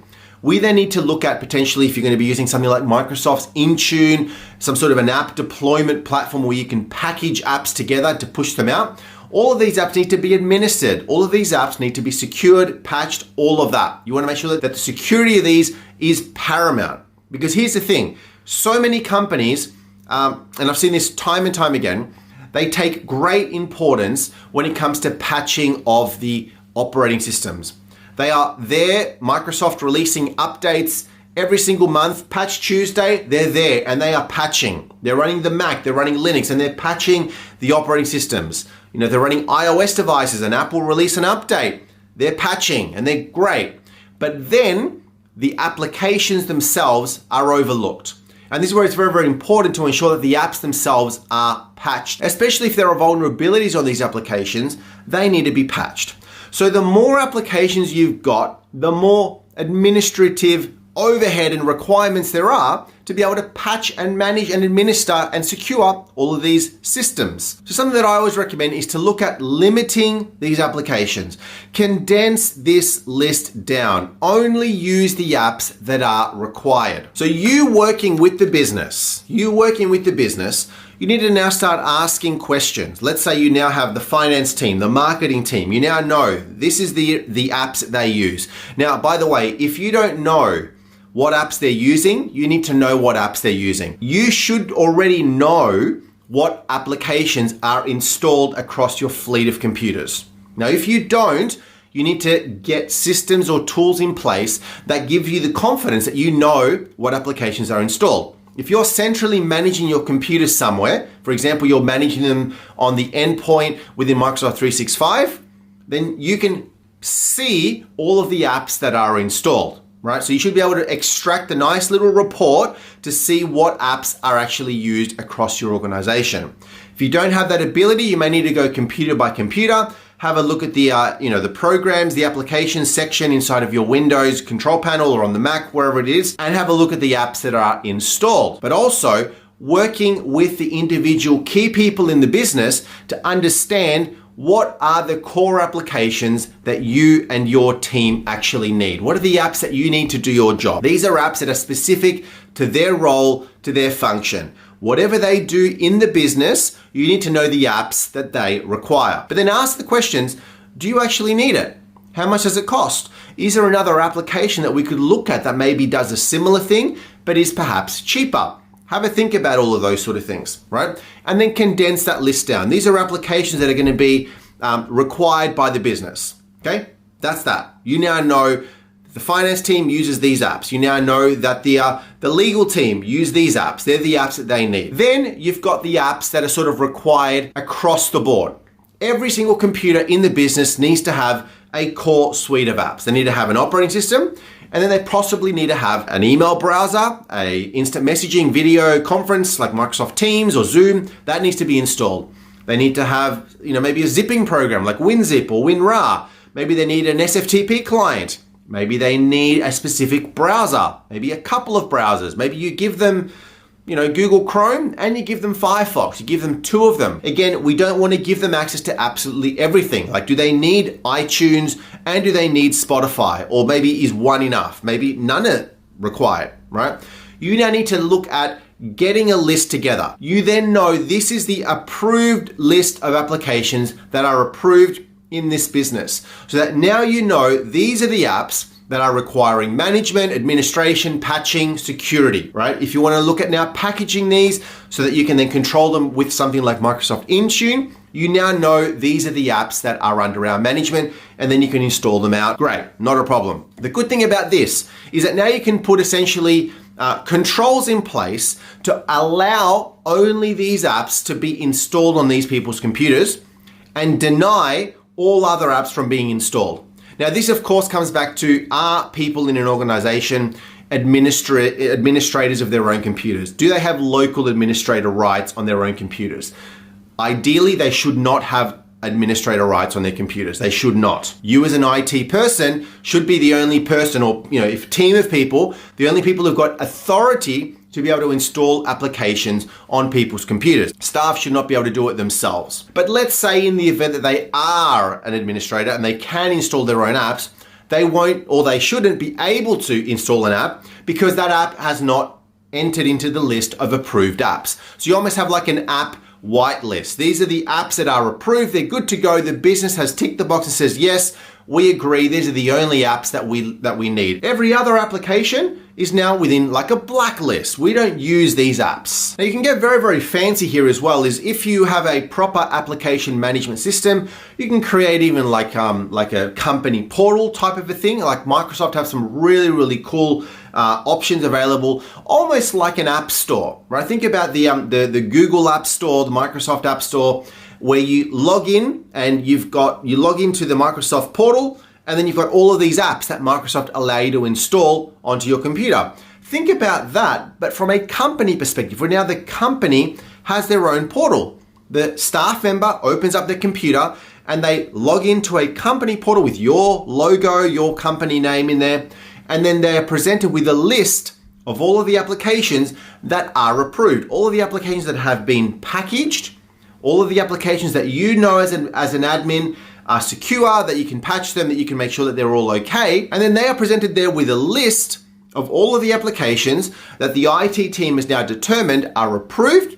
And then a staff member can potentially now install and manage the installation and the patching and the updates of their own applications through this company portal. And of course, behind the scenes, when they click on approve, it goes maybe to a centralized place, a server, an app server, and then it goes and installs it all for them, applies the key, and you're all good to go. And that would work really, really well. But it doesn't have a list of apps that are not approved, that only can install applications using this. A little bit like if you think about the iPhone. I mean, a lot of people criticize Apple because they've got the iPhone very, very closed down, and you're not allowed to install applications outside of this Apple store. I know you can do it with jailbreaking, but we're not talking about that. But Apple have locked it down. And the reason that they've done that is they want to be able to have some sort of a control over the quality and the security of the applications that are approved as part of their app store. And they are the only apps that are allowed to be installed on an iPhone. They've done good reason for that.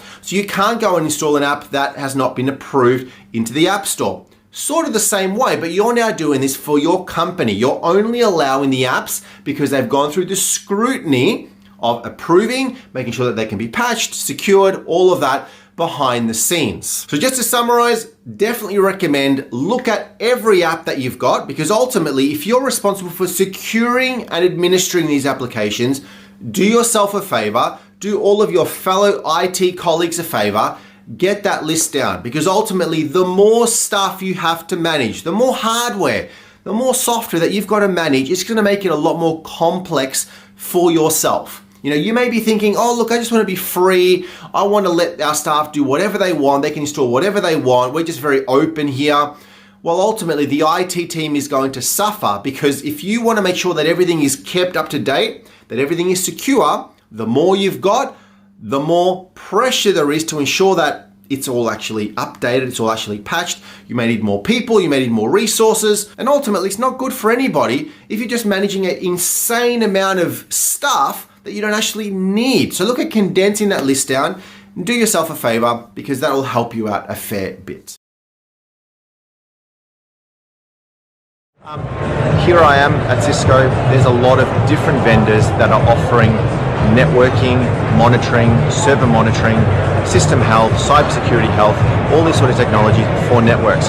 You may be new to the IT industry and haven't heard of these things, like why do I need monitoring on my devices? What does it actually do? How detailed is this monitoring? So we're going to cover a few of these things. So the two big components are really going to be your server and then your networking, and then there's a whole lot of other little components that you can add into monitoring solutions, but they're really the two big ones.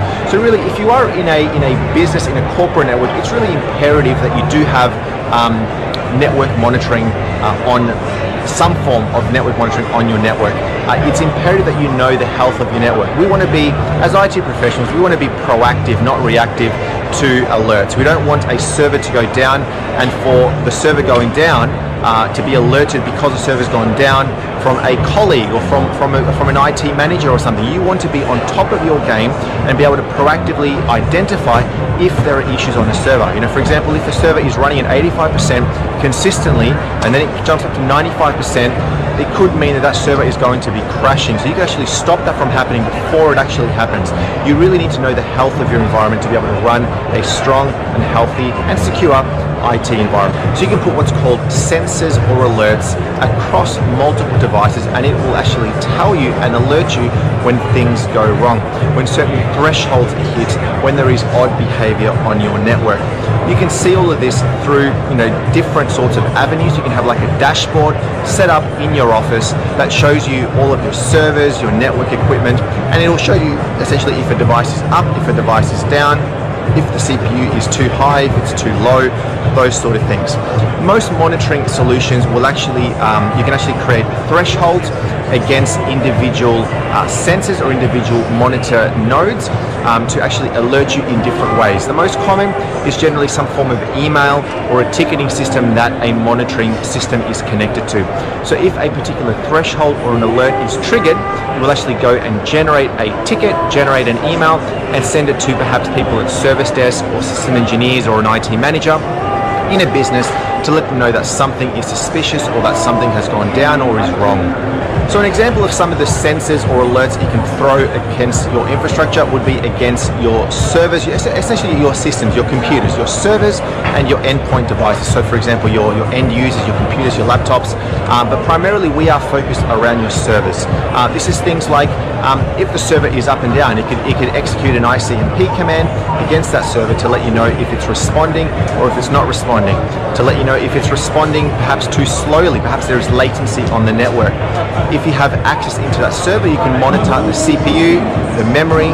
You can actually see the hard drive space. So for example, if the CPU is running at 85% CPU utilization for over 5 minutes, go and trigger an alert, because if it's running over 85%, that could be causing an issue and it may actually lead to that server having a problem. Same deal with RAM and hard drive space. If you have a particular storage allocated against that server and it's hit 90% utilization, you want to be concerned because you don't want that hard drive to fill up and essentially stop operations on that server.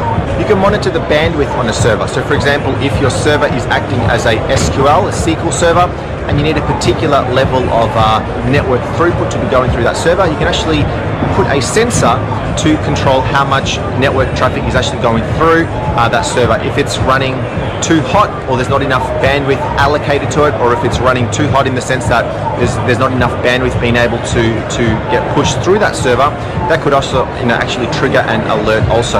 The other nice thing is you can actually go and set up sensors on servers or on endpoints around services. So if a service is up or down, if it started or not started, if an application is running or not, in some cases you need a number of important services running on a server. For example, if you're running third-party applications that are critical to your business operations, you can't afford for that particular application to go down or for that service to go down.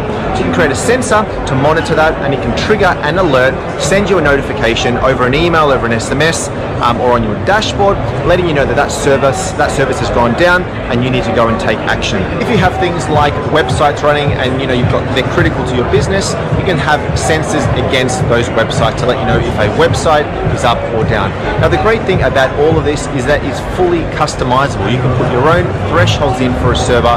You can really customize it to a very, very granular level, which is one of the beautiful things essentially about server monitoring technology. So obviously you've got your servers is your big ticket that you want to be able to be monitoring and making sure that it's okay. And then you've got your network. You've got your switches, your routers, your firewalls, things like load balancers, proxies. You can actually put sensors across most of these devices to let you know the health and the welfare of your network. So similar to servers, you can do simple ping commands up and down, and as long as you've given a particular admin credentials into a network device, you can see exactly what is going on. So the ideal is that you have, for example, managed switches on a network, not unmanaged switches, because unmanaged switches are going to be causing issues, or you won't get a full map of what the network looks like. So utilizing managed switches, enterprise-grade firewalls, enterprise-grade routers give you a good overview of what is going on in your network. So you can see up and down, you can see how things are going around there. Things like response time. So obviously because all of your servers, your phones perhaps, your end user computers are all running through switches, connected through routers into firewalls, you want to make sure that the latency is correct. You want to make sure that the bandwidth is traveling as it should be. You want to be checking things like network spikes. Is there spikes on your network? Unusual activity. Your network is running a lot higher in terms of bandwidth throughput than it would normally. That could be causing some impact to your network. That could also be the result of some malicious activity on your network. So keeping an eye on what is going on in your network is imperative. You can see things like point A and point B. If I've got a router here and a router here, whether they're configured correctly, whether routing has been configured correctly, whether the performance from one site to another site, if I have multiple sites, domestically in one particular country, one particular location, or internationally, you can actually see how that latency is traveling between the two. You may have a particular requirement to be have a constant 50 megabit connection between one device and another, and if that was to drop, or you see a significant, hitting 50/50 the whole time, that's potentially going to have issues on other devices getting through that network. You can actually set a flag to alert. You can identify and analyze packets. If you have, certain monitoring solutions that are really aimed at the cybersecurity space, you can actually interrogate the sort of data going through. You can verify things that are malicious, making sure that malicious content is blocked at a particular point if it's detected on your monitoring solution. On a switch level, you can control the individual ports. You can see exactly what the ports are doing, how the traffic is flowing between ports, what VLANs or IP ranges or subnets devices are running through on a network. So the way that you really set up your monitoring system is you essentially install some sort of software, some sort of monitoring collector on a network to be able to scan your entire network. This could be setting up sensors across certain servers, across certain network devices, giving that particular monitoring tool, monitoring software enough credentials, enough permission to be able to log into that device. So for example, if you have a server on your network that you want your monitoring tool to be able to monitor, it could simply monitor a simple up and down, like a ping command on that server to let you know if that server is up or if it's down. If you want to be able to monitor that server's CPU, for example, you will likely have to put in, for example, the admin or the root credentials of that server, the permissions, into that monitoring tool so that you can go in, log into that server and get a whole bunch of information directly from on that server. It can then go and monitor the server itself and let you know if the CPU is high or if it's low. So the great thing is that once you actually have gone into your monitoring software and you've gone and you've configured essentially all of your devices, so I've got all of my servers, all of my network equipment, I've thrown in my credentials to be able to log in as some form of administrator into each of these devices, I can get a full map, a full overview of what my network looks like. Some monitoring solutions, some monitoring tools can actually go and create a network map. So you can actually see a nice graphical user interface of what your actual network looks like. It may show you a cloud, signifying the internet, and then all of your devices that are connected to it. Some days you have to go and create your own network diagram. You have to go and create all your routers and your network switches and your servers and everything, populate those on a networking tool such as Visio. But a lot of monitoring solutions, if you have configured it properly and you've thrown in all the admin credentials, it can actually go and build this and map your network in a nice and easy way as well. As part of good security management, it's important to understand a little bit around logs, the importance of logs, and the importance of understanding where logs are kept.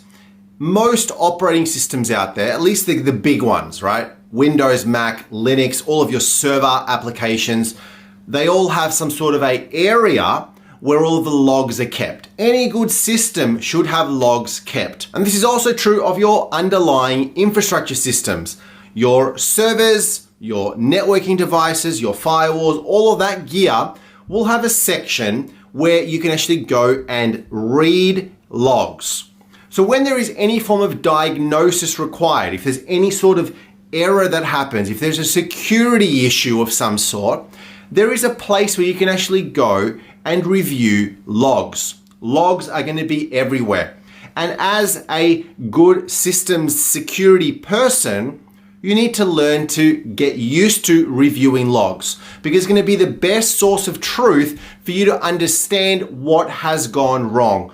If there is a cyber breach, if somebody is going through your network, if somebody has managed to log into a system that they shouldn't have been able to access to, well, the clues around how they got in and what they did on a network will probably be evident from reviewing logs. So getting very good at reviewing logs is going to make you a better security expert. Log analysis plays a crucial role in all of your system security. It provides you valuable insights into the activities and events that occur on a system. Something that I love is that logs serve as a rich source of info, lots of data around detecting security threats and identifying any potential incidents. By analyzing these logs, you can see suspicious activity, security abnormalities, signs of unauthorized access, compromises, malware infections, any other form of security incidents. And then on that same front is if there happens to be a significant cyber incident, or there's a fraud thing or something that happens in an organization,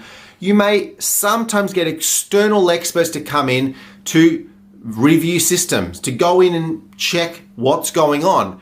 And they're going to be in the logs. They're going to be in the logs because the logs are going to be collecting line by line what has happened. So there's a few things that I can sort of recommend here when it comes to logs. Now, we can spend hours and hours and probably create a whole separate course just on the importance of logs and how to review logs and how to understand logs and how to manage logs.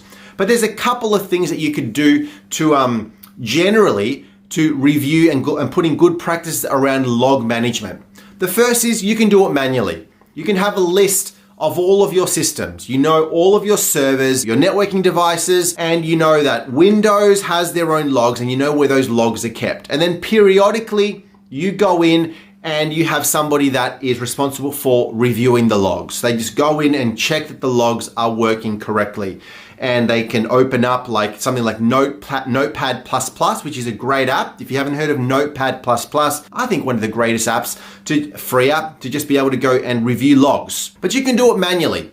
And if you have a breach, if you have some sort of abnormality, if you have some, a spike on your network, something blows up, then you can go and review the logs. If you've got VMware, you can log into your ESXi host and have a look at the logs there, your performance logs, your security logs, and see what's going on. And you can do all of this stuff manually. And that's that may be fine, and you only are reacting more than being proactive. On the flip side, proactively monitoring your logs, at least centrally, will help you out a little bit. A log and event management system, a type of system that combines logs, but also events that are occurring. Essentially a system that is combining the log management piece, but also performing some real-time event correlation, essentially combining these to then provide relevant and meaningful information. All of the information is captured in this LEM. I love this concept. Absolutely love the concept of having a system that is connected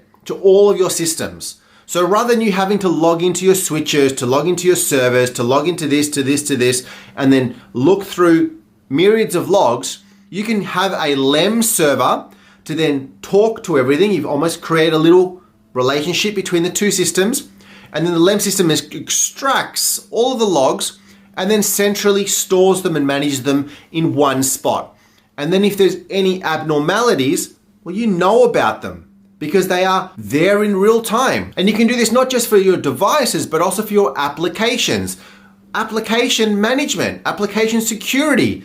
Get all the logs straight out of your app so you can see exactly the health of them. So they do log collection, they can do event correlation, real-time monitoring, review threat detection, and provide responses or recommendations around these threats. LEMs are super helpful because they also help with compliance and auditing. So if you ever get an auditor coming in and they want to have a look at your systems, point them directly to the LEM server. It makes the management of logs extremely easy. So if you're not using some sort of a log server, log management event server, look at considering one of these because it's going to make your job as a security person much easier because you don't have to log into individual systems. You can sort of centrally manage it. You can tee it up to your ticketing system. You can tee it up to push notifications on a phone. You can be alerted to things before they actually are a problem. Abnormalities on the network, a person logging into a system that they shouldn't have, a person granting themselves elevated privileges. All of this will all be seen in logs. So it's extremely helpful to learn about log management.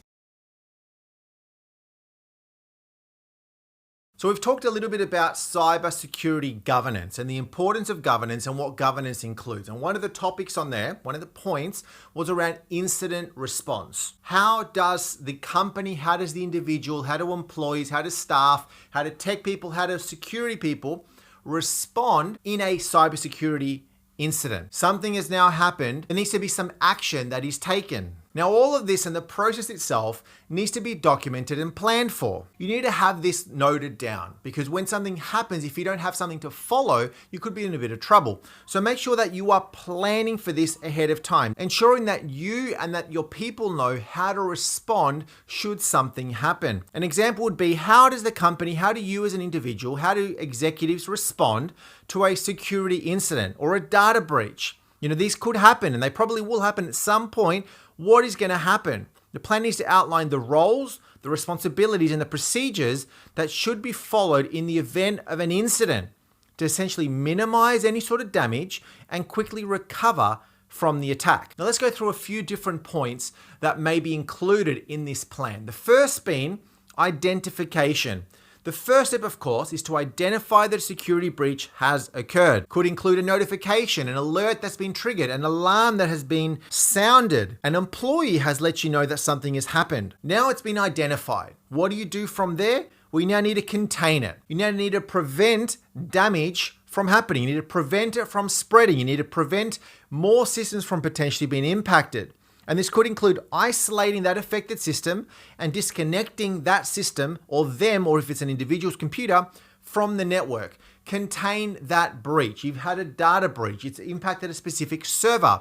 That server is something important. Well, you don't want that server malware to now spread to other systems. So you break it. You break that link. You take it off the network so that it cannot potentially spread to another area. You then need to analyze it. You now need to do some investigative work. What has happened? Looking at the log files, reviewing the security camera footage, conducting some further analysis like a forensic search on an affected system. What is going on? Actually figure out what is going on that system. We then move to notification. So essentially depends on the nature of the severity of the breach, what has actually happened. You now need to notify people. If you're a security person, you notify your boss, you notify the executives, you notify the IT manager, the CISO. You need to notify somebody. If it's something that requires you to notify law enforcement, you do that. Lots of companies have got regulations in place where if you have a data breach, if you have a significant malware attack, a hacking incident, you need to notify key people in the government, for example. So make sure that you know who those people are, what departments, what companies, who you need to actually inform. There now needs to be notifications potentially to any other stakeholders that are outside of the business. Now, this may not be your job. It could be somebody more senior. Now, this may not be your job, but there probably will need to be notifications to your customers, to any other sorts of stakeholders or employees of this breach. What has actually happened? We then need to remove the breach. We need to eradicate it altogether. We need to get rid of this malware, clean the system up as best as you can. If you know the source, close that off as best as you can. It could be removing malware, it could be patching a vulnerability, it could be replacing some compromised hardware. Whatever it may be, you now need to remove and eradicate it. Then we move to recovery. Recovery really depends on how effective the system is. Hopefully, there hasn't been enough damage that you can just close off the system, eradicate the issue, and you can continue working. Or you just recover some basic services without really going into too much detail. But if there has been a significant breach, you now need to get into recovery mode. And this may be you working together with your other IT professionals, with your backup people, with your systems people, with your networking people to recover services. Get services back up and running. Restoring the data from a backup, repairing or replacing some damaged hardware, reconfiguring some systems that potentially were affected because of the breach. And then finally, you move into a lessons learned area. What actually happened? What did we learn through this exercise? And how do we prevent these sort of things from happening again in future? So every single scenario is going to be slightly different, of course, and you want to tweak this based on what actually has happened, okay? At least having something planned, documenting it, making sure that during the incident, during the event itself, things are being noted. You've got key people in key roles, key responsibilities, taking notes of what's going on, because you need to go and review this at the end when you're making sure that this sort of thing doesn't happen again. You want to close any loops, close any vulnerabilities out, and protect your systems for any future data breaches or incidents that may occur. So every single business needs to have an adequate system in place to manage backups of your data. As a business, you cannot afford to lose data in some instances. In some instances, if you lose significant amounts of data, there could be a significant financial implication to your business. In worst case scenarios, if you don't have proper backups in place and you lose all of your systems and you cannot recover your systems, you could potentially go out of business. It's very important to have backups that are accurate, backups that are done regularly, and backups that are not only done on site, but also sent off site in case your on site infrastructure is destroyed or is unavailable due to a disaster. These are backups that are going to be taking place preferably every single day. This is backups of your servers and perhaps backups of your workstations and your end user computers as well. This is backing up all of the data to a particular location every single day. Backups can be of the entire system, but can also be granular as well, which essentially means that you are backing up the file level, the folder level files in a system also. So depending on the technology that you use, you could have backup agents running on individual systems, which essentially communicate to a backup server, and then that is controlling your entire backup fleet. It manages your scheduling, what groups, what servers, what systems you want to back up when, how often, if they want to be incremental, if they want to be full. Really the type of data as well. If you've got, for example, a SQL, a SQL server, an Exchange server, a SharePoint server, they may have independent different types of agents required to be able to back up this data, and then likewise to be able to restore this data also. Other systems can integrate directly into your hypervisor. So we mentioned VMware Citrix and Microsoft Hyper-V. Integrate directly into your virtualization environment, interrogate all of your VMs, and do a full, file-based, snapshot-based backup directly on your hypervisor, communicating directly into your backup system. Daily backups generally will be called incremental backups. Essentially what incremental backups are is a full backup will take place. The very first backup will be a full backup, backs up the entire system. And then a daily incremental will be put in place that essentially backs up the changes that have been made since the last full or the last incremental backup. So if you have daily incremental backups, if I have an incremental backup on the Wednesday and I also had one on the Tuesday, the Wednesday will only back up the changes from the Tuesday the day before, which backed up the changes from the incremental on the Monday, which may have backed up all the changes since the first full, which happened perhaps on a Saturday or on a shares. They'll have access to, a file server. They'll have access to a H drive, which is like a home drive, which is their own personal space. And the recommendation would be that staff do not save business data locally on their computer. Rather, they're saving it in these shared drives, in these server drives, which in turn then have the software for backing up in the background, and that way it's all managed that way. So you're not actually putting an extra piece of software on every computer to manage backups of those workstations. Regardless of how often you do the backups, you need to determine where those backups are going to get sent to. So you're either going to have on-site and off-site, or a combination of the two in terms of where the repository of those backups are going to be living. If they're on-site, you've got a number of servers, a number of systems, and they're going to be backed up to some form of media. And that could be a combination of another server with a lot of disk space. It could be a storage device such as a SAN or a NAS. It could be even external hard drives if you want to go down that method. It could be tape libraries. You could have tapes such as LTO tapes, which are then routinely shuffled around, and they are then saved on-site, in-premise, within your organization or within your data center. If you lose that entire comms room, that entire server room, or the data center is unavailable, then you've lost not only your production servers, but you've also lost the backup systems, which are also residing in the same location. So what you do is, additional to on-site backups, you also have off-site backups. These are backups that not only reside on-site, but are also copied or moved to off-site locations. So if we use these terms again, these technologies, if you're backing up to another server, this server could perhaps be at an alternate location. If you're backing up to a SAN or a NAS, you could be backing up to that, and then in turn that could be replicated to an alternate location. This server or NAS could then be backed up to another server NAS somewhere else. You could also then back up to tapes. So we mentioned LTO tapes. So you've got LTO 5, LTO 6, LTO 7 type of tapes, which have a certain amount of terabytes loaded on each tape. You then have the backups copied onto these tapes, and then these tapes go through like a weekly, daily or a weekly cycle where they are sent off-site to a third-party company, and then you have the confidence that this data is off-site. The same deal, a lot of smaller businesses will have an external hard drive. They plug into their server, data gets backed up to that, and then it's somebody's responsibility to take that hard drive off-site to make sure that the data is safe off-site if something on-premise happens.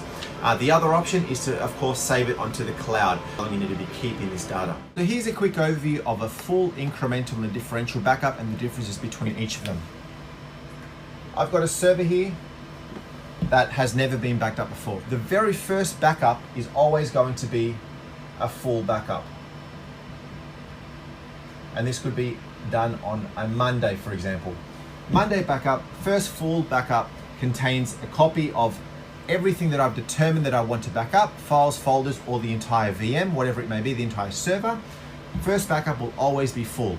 The next backup, which perhaps I've got scheduled for the Tuesday, is going to be an incremental. The incremental backup is all of the changes made since the last full backup on this server. This server has had new files added on the Tuesday, so the full backup will be checked against the incremental backup, and any files that have been added, any files that have been edited, will then be backed up. It will not touch everything else because this first full backup is already got copies and is covering that component. The Wednesday backup will also be an incremental backup, which is only going to reference the changes from the last incremental backup, which references the changes or the first backup done in that first full backup. Similar, that pattern continues into Thursday. It'll reference the last incremental, which in our case is the Wednesday, which references the last incremental, which is the Tuesday, which references the first full, which is the Monday. Another full backup on that Monday. My next backup is now going to be an incremental backup again. It's only going to do the changes from this full. This full is now irrelevant to this backup. So this backup will not reference this full or any of the incrementals in that last week because this new full has essentially started the counter again, right? So this next backup and every subsequent until the next full will be incrementals referencing the previous incremental, referencing the last full backup.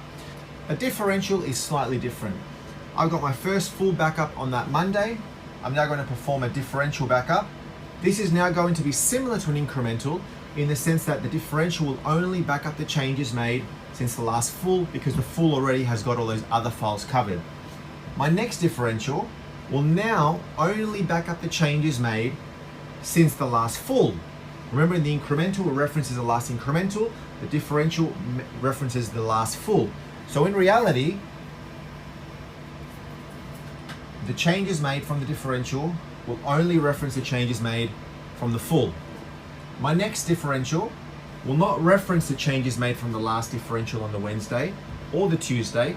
Rather, will reference the changes made from my full. Full backup is the first initial backup, and any subsequent full backups that are scheduled. The incremental will always reference the last full, and every further incremental will reference the last incremental until the first full, and that gets reset when the next full takes place. The differential references the last full backup and only backs up the changes made since the last full backup. Ensuring that we've got backups running regularly, frequently, that we've got adequate data retention, that you've got backups running to various spots is extremely important. You know, there's a lot of data, right? There's data from all of our users. We've got users out in a company that have got computers with data on them. So there needs to be a process around, well, how is all of that data backed up in the first place? Do they have a system where the data is backed up to a place? Do you have a process where perhaps your users work directly off a server? They're required to save stuff onto a file server directly. Are they using services such as OneDrive, Dropbox, Google Drive? Maybe they work directly off SharePoint.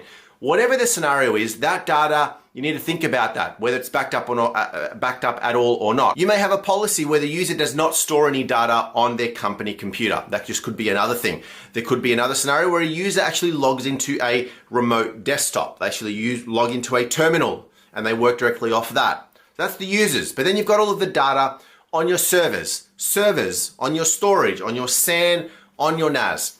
All of this stuff needs to be backed up, right? There's a lot of data potentially in a lot of places. And if you've, of course, identified the right backup software to use, plethora of different backup processes, different software that you can use, that you can install it on a server, you then connect it to a whole bunch of these different servers and to the storage directly. Perhaps you're running virtualization that is connected to that. As long as you can see all of that, you then need to go and put in a process in place around how often you're going to be doing the backups, where those backups are going to be going, and for how long you need to be retaining this for.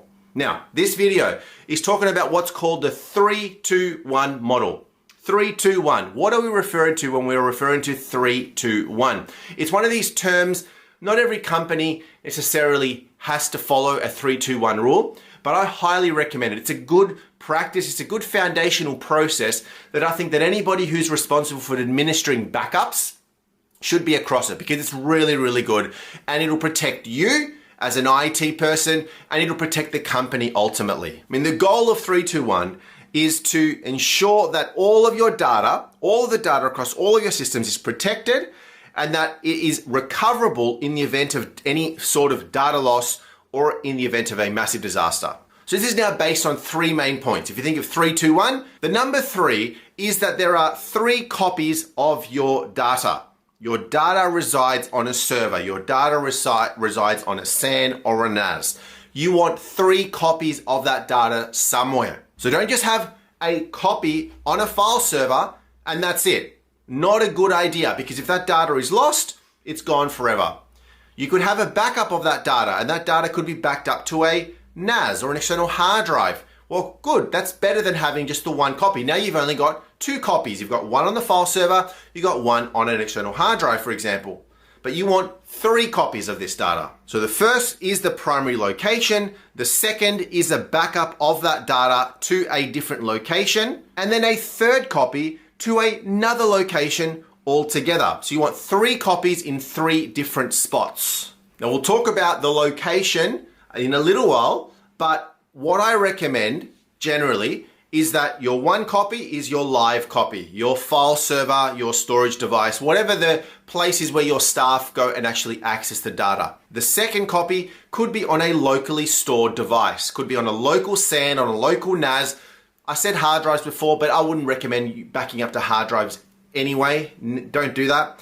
And then the third could be, well, that data is now replicated to somewhere else. It's replicated to another storage device. It's replicated to the cloud. It could be replicated somewhere off-site. The number 2 is that there are 2 different types of storage media. So of course, we're talking about media here. We're talking about different types of devices. You got tape, you got disks, you got the cloud, you got a server, you got a NAS, you got a SAN, all these different types of devices where data actually sits. So 2 different types of media could be, for example, a hard drive. Could be a hard drive that is on a file server. Great. The second one could be in the cloud. It could be in tapes. You know, some people still use LTO tapes, like tapes where you back up to, and that could be the second form of media. If you go back to the first one, which was 3 copies of the data, don't have the 3 copies all on your hard drive. So if you've got a file server, right, and your file server is the primary place where all of the data sits, you could have a copy of that file on a different folder, and then a copy of that file on a different folder. So theoretically, you've got 3 copies, but it's on a different device. Or you've got another server, and you've got a copy onto that server, and then a copy onto a different server. Well, yes, you've got 3 copies, but it's still, the media is still sort of the same. Yes, it is on different servers, but the underlying media is still the same. So it doesn't really ring true there. So definitely try to look at implementing a second form of storage media. So as I mentioned, tape, it could be on a SAN, on a NAS, it could be in the cloud. And then the last point, number 3 is the number 1, 3, 2, 1, is that you've got at least 1 copy offsite. And having the data offsite provides protection against any form of disaster or any event that may affect your primary location. That could include fire, flood, theft, all of that sort of stuff. Now, let's talk about the third one in a little bit more detail, right? So we wanted it in an offsite location. Offsite could mean various things, and it really depends on the company, how much time and effort you want to actually spend in number 3. Because if you work in a company and you've got data in one location, great, and you've got a backup of that data somewhere else, we don't want that data to be in the same location, right? So you could have, for example, a server being your primary location. You then got a SAN being your secondary location, and then that is backed up to tape, and that is your third. You may have some media backed up into 3 different spots. Great.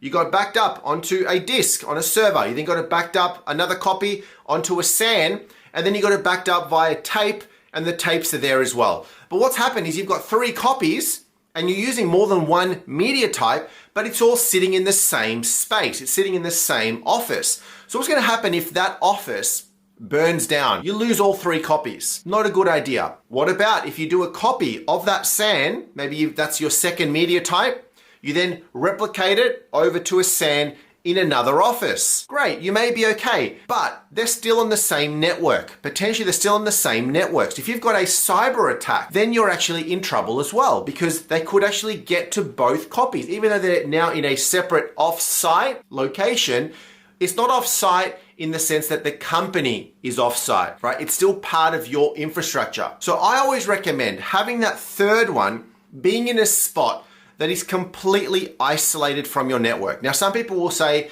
you could go and stick it up in the cloud, and that may be a good idea. And you could stick it up onto a service such as AWS or Microsoft Azure, for example. They've got their own storage media up there, and you can stick it up on there. But if your cloud infrastructure is directly connected and there's like a trust between your cloud tech and your on-premise tech, then somebody who gets into your network potentially could also get access into your cloud and then get access to your backups. So it is off-site, but it's still in the same network. So I always recommend that that third copy be completely off-site in as far away location as possible. Ideally in a completely geographical location that is different. If you can go to a different state, to a different country, that's even better. Because again, look, worst case scenario, you've got two offices, they're 30 kilometers apart, and you've got replication from one to another, and you've got an off-site, great, it's over there. Maybe it's on a tape, and it's set over there to another off-site location, but then a nuke gets dropped in that town. It's pretty dramatic. Well, then you lose both. And then the company, unfortunately, can no longer operate even after they recover. I know they've got bigger problems to think about if there's a nuke that's been dropped, but you get the point, right? You want to be able to get that second off-site data as far away as possible, and ideally completely disconnected from your network. So this is why a lot of people still go for the idea of tapes, getting data backed up onto LTO tapes, because you could partner with a third-party company, you give them a whole bunch of tapes, and then every day those tapes get refreshed, for example, but you've always got tapes stored securely somewhere off-site, and they are never touched. Those archive tapes are never touched. They're only required in the event of a massive disaster. But then you've got the confidence that if your primary tech goes down and all of those backups that are locally on your network go down, you do have a secure spot completely off-site. If you're going to go with a cloud option, for example, look at setting up a connection with a cloud service that is completely disconnected from your network. You could use things like AWS or Azure, right? There's a whole bunch of other solutions out there. But if you're going to use something like AWS to stick it onto S3 storage, right? They use S3 storage out there, really, really good. Get that instance of AWS isolated as much as possible. Restrict access into that and just get it out there so that it's completely isolated. So that in the event that something happens on your network, a hacker that is in your network will not be able to find credentials, will not be able to hop into the AWS side because it still has a connection there. Disconnect it altogether and get it purely off-site.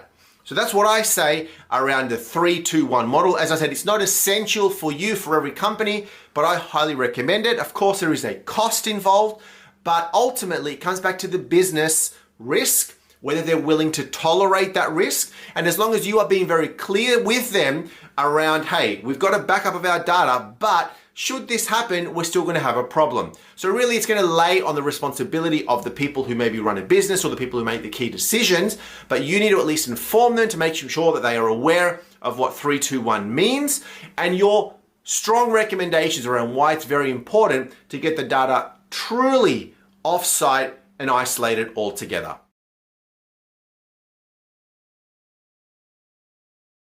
Let's just spend a few minutes talking about what's called immutable backups. Now, not every place is using or will use immutable backups, but they are pretty important, especially nowadays when you're talking about data that can be lost quite easily, cyber attacks, or a user accidentally does something that they shouldn't. You want to make sure that your data is immutable, that your backups are immutable. Essentially, an immutable backup cannot be modified, deleted, encrypted at all by an unauthorized person. Even if they gain access to the backup storage, to the backup software, to wherever that backups are taking place, an immutable backup cannot be touched. And I mean, these are becoming a lot more common, especially because of ransomware attacks, hackers trying to get in, especially to backup systems, because they know that if they get into the backup systems, then they can cause a lot of havoc.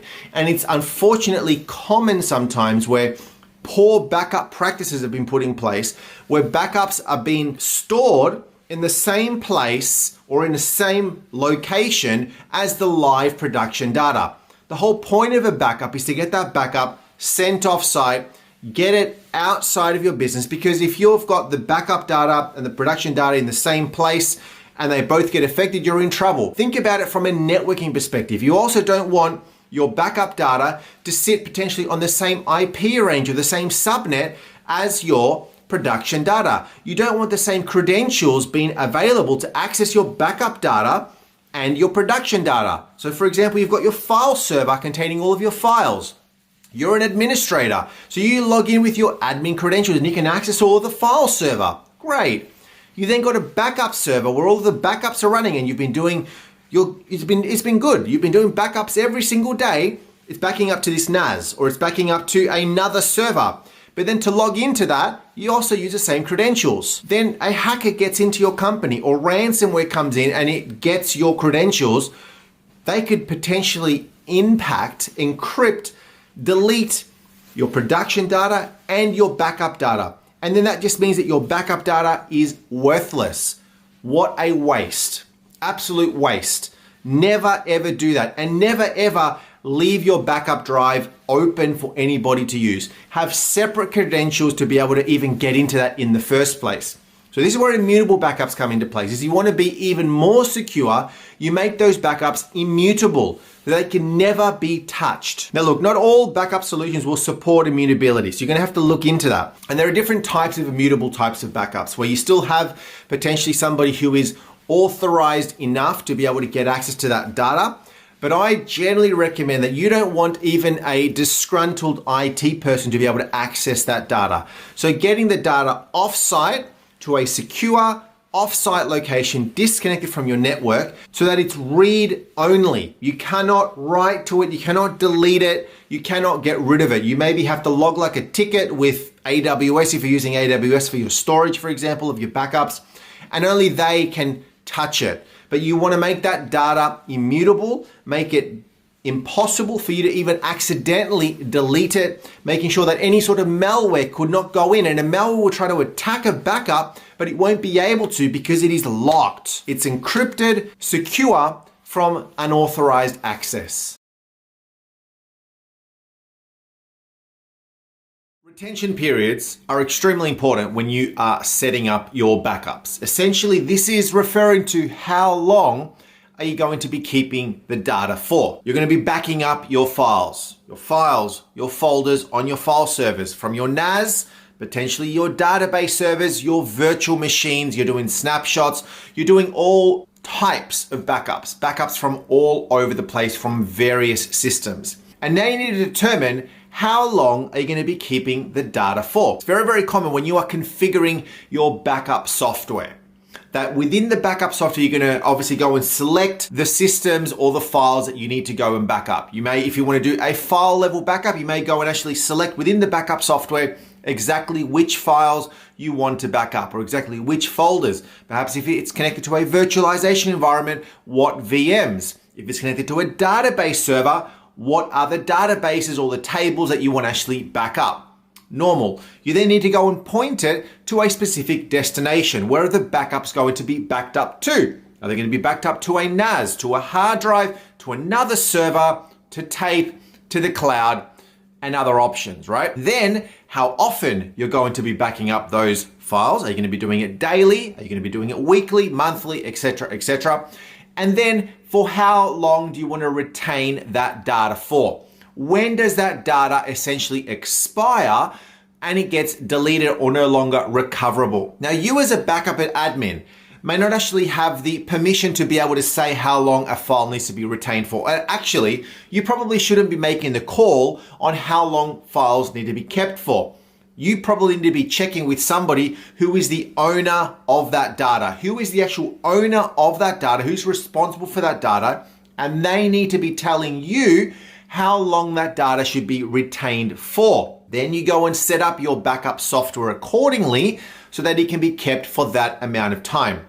Now, there is a whole separate video that we're going to be covering on data retention policy, an actual document that outlines data retention and how long you need to be keeping things for, because there are not only considerations within a business, the business may say we need to keep data for this amount of time because that's what we say.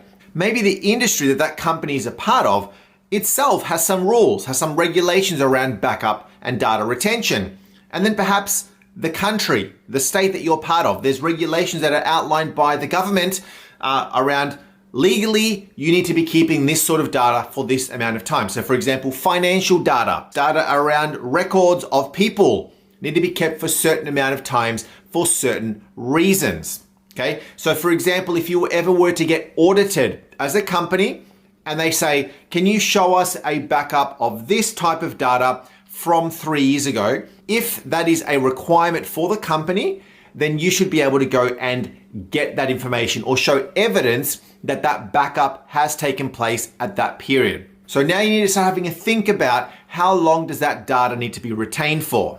Some data may be only required short term. You only need to back it up short term. Perhaps you only back it up and you keep it for a month. You don't need to keep it any more than that. Some databases may not be even relevant after a month because the data is changing all the time and there's really no point in going back a month. Some data may be a bit more longer term. We need to keep it for 1 year or longer, 5 years, 7 years. And then you've got archive data. Now this is data that maybe you don't have to access very, very often, but you need to keep it for archival reasons. Maybe very, very rarely somebody will have to go and get that data. And perhaps that archival data needs to be kept indefinitely. So you need to go and set up your retention periods to be able to accommodate for short, long-term, and archival types of data. Now, the other thing that you need to consider is the frequency of the backups, and the type of backups will, of course, require space. If you're doing a daily full backup of whatever sort of data, and that is being stored on a NAS or onto some tapes, and then that data, every single day's worth of data needs to be kept for 7 years, have a think about the impact that that may have around your data storage. If you've got a full backup, maybe you've got 100 terabytes of storage every single day, 100 today, another 100 tomorrow. So you've now got 200, then 300, then 400 every single day. It's going to accumulate over time. And then you're going to need a lot of storage to be able to keep that. So that's why it's very, very important to think about how often you're going to be doing the backups, but then how long you need to be retaining them for and what the type of backups will be. This is why something like an incremental backup may make more sense for a daily perspective because you're only backing up the changes. Maybe an incremental every single day of the month. And then you may allocate a full backup every month. So for example, you may have a backup that takes place every day during the month of January. And then perhaps the last day of that month, January 31st, you've now determined we need to do a full backup.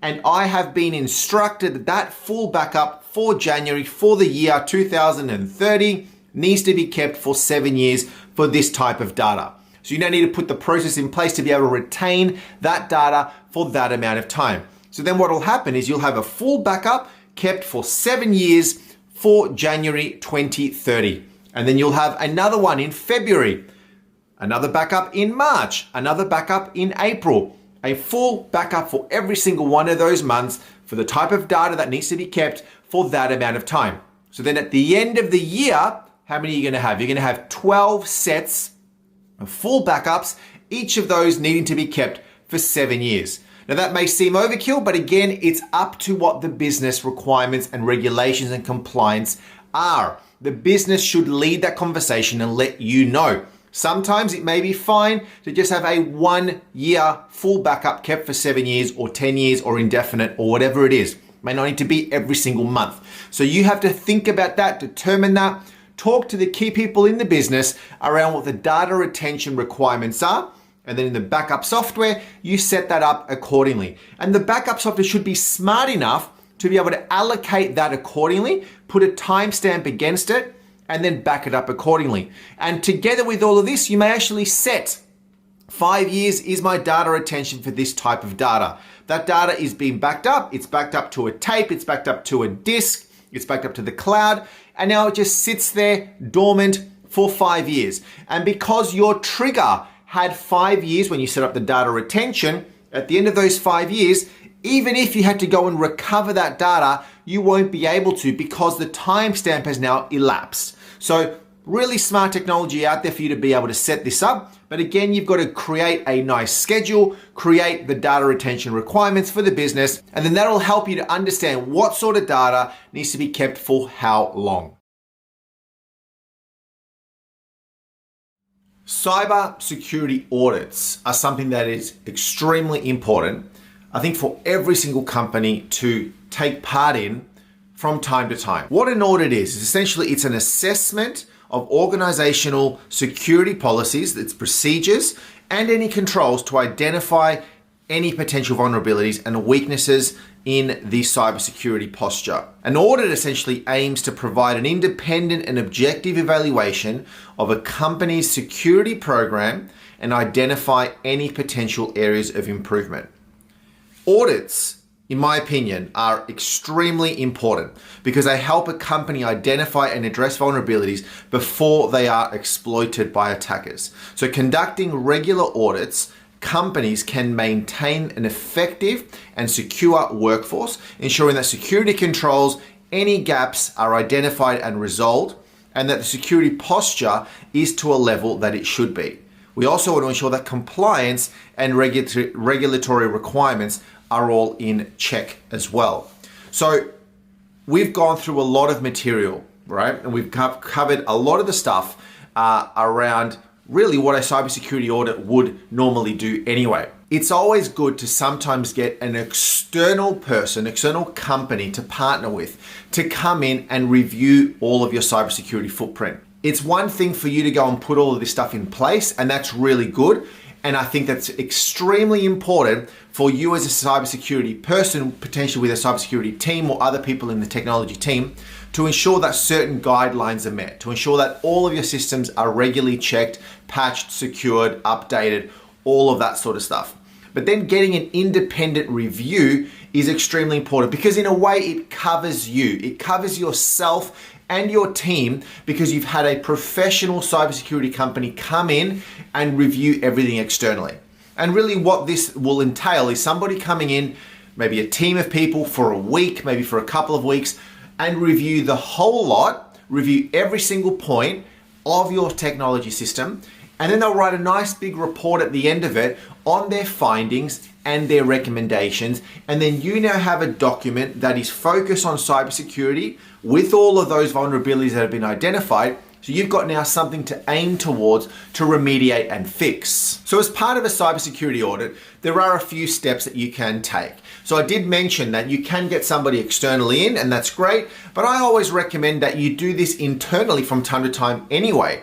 If you've got a team or if you yourself are the main person in cybersecurity that is working with this space, set aside a couple of days, maybe once every 6 months, once every quarter, every 3 months, or even once a year at the minimum, to just focus on cybersecurity stuff, on actually performing an audit, on actually going through, hey, this is the plan, and I'm going to go and check every single thing to make sure that we are meeting compliance, that we are meeting what we should be meeting from a cybersecurity perspective. So it's always good practice to do this yourself internally as well as getting somebody outside to come in and have a look. So here are some of the steps that you can actually follow. The first step, of course, is to establish the scope. You need to define the systems, the networks, the applications, the apps, the whole lot, what needs to be audited, and then to determine the objectives of the audit, what's actually going to be done. Identify the audit team, who's actually going to be part of this whole thing.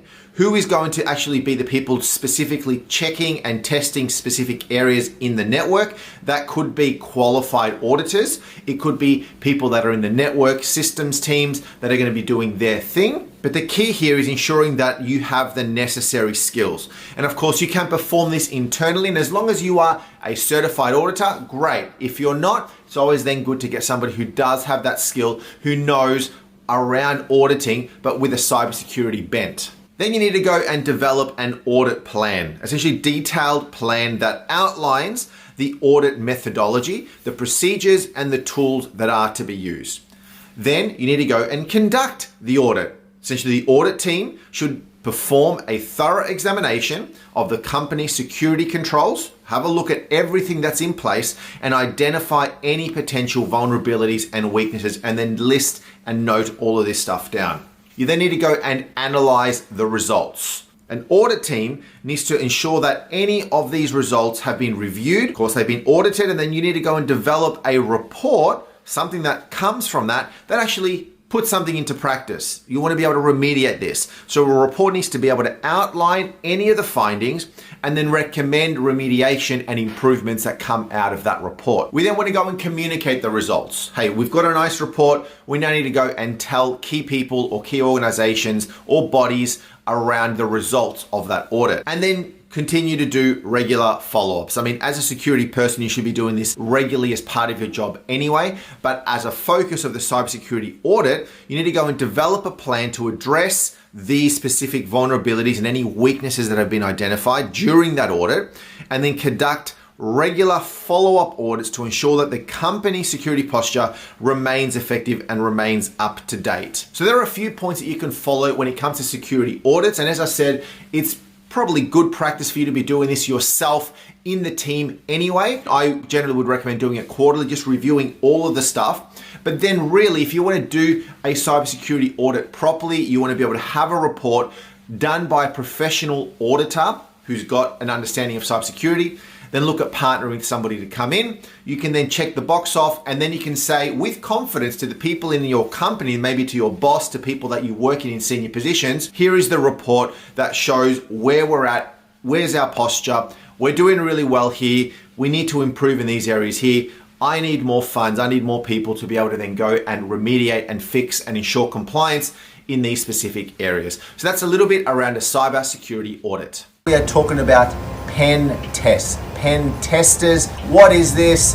What do they do? And what are the techniques that a pen tester follows to be able to get into an organization, to get into a system, to get into a network? In short, a penetration tester is somebody who has been called in to a company to try to test the security of a network or a system or an application. They're actually essentially an ethical hacker, somebody who knows how to hack into a network and is essentially called in by that company to test the security. And then at the end, if they've been successful or partly successful, they will write a big report that is given to somebody in that organization who then is responsible for putting in security measures to stop real life hacking attempts from happening. So pen testers can really fall into two different types of categories. This is somebody who has limited or no knowledge of the organization at all or the systems, and they're essentially going in blind. So they maybe have been given a test, a task to go in and test the integrity of a website. They don't know anything about the organization, they don't know the systems that are running, so they're sort of going in blind and have to figure out about that organization and about the systems as they go. Another sort of pen test is somebody that already may have some knowledge of the company or the systems. They may have been granted a little bit of access into the network, and then they are, go to town to try to get into the network even further. More often than none, an organization is going to approach a company or a pen tester to come in to do some penetration testing on their network. Not everybody in the organization will know that a pen tester is there. Only a small few. In some cases, maybe only one person will know that a pen tester is doing their thing. It obviously defeats the point of having a pen tester in the network if everybody in the IT space knows that they're going to be there, because then they're going to go and try to stop those pen test, successful attempts from even happening. As well as that, you won't want to let everybody in the organization know, because then they're going to be on the lookout and may not be as vulnerable to attack if they know there's somebody poking around in their network.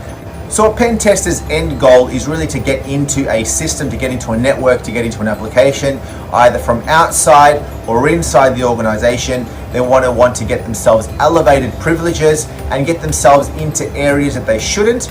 And really the end goal is to infiltrate a system, to break a system, to steal data, or at least simulate all of that as if it was a real life hacking attempt. So in general, a pen tester that has been contracted to go in and infiltrate a system will follow a set of different phases, essentially 5 different tasks that they need to try to go through to be able to be successful in attempting a breach of an organization. Find out what the basic vulnerabilities are, find out what sort of network map the organization has, what sort of servers they've got, what sort of networks they've got. Once they've scanned the network, they're going to try to then get access. They're going to gain access into the network. And then of course they want to exploit the system. They want to either damage the system or at least imitate the damage of a system, or steal valuable data, steal intellectual property from that organization. So let's cover those 5 phases in a bit more depth. The first one is discovery. So as we mentioned, this is the hacker or the pen tester trying to get a bit of a better understanding of the organization, get a better understanding of the staff, how the business is structured. What does the business do? How big is the business? How many offices? Do they have a national presence? Do they have an international presence?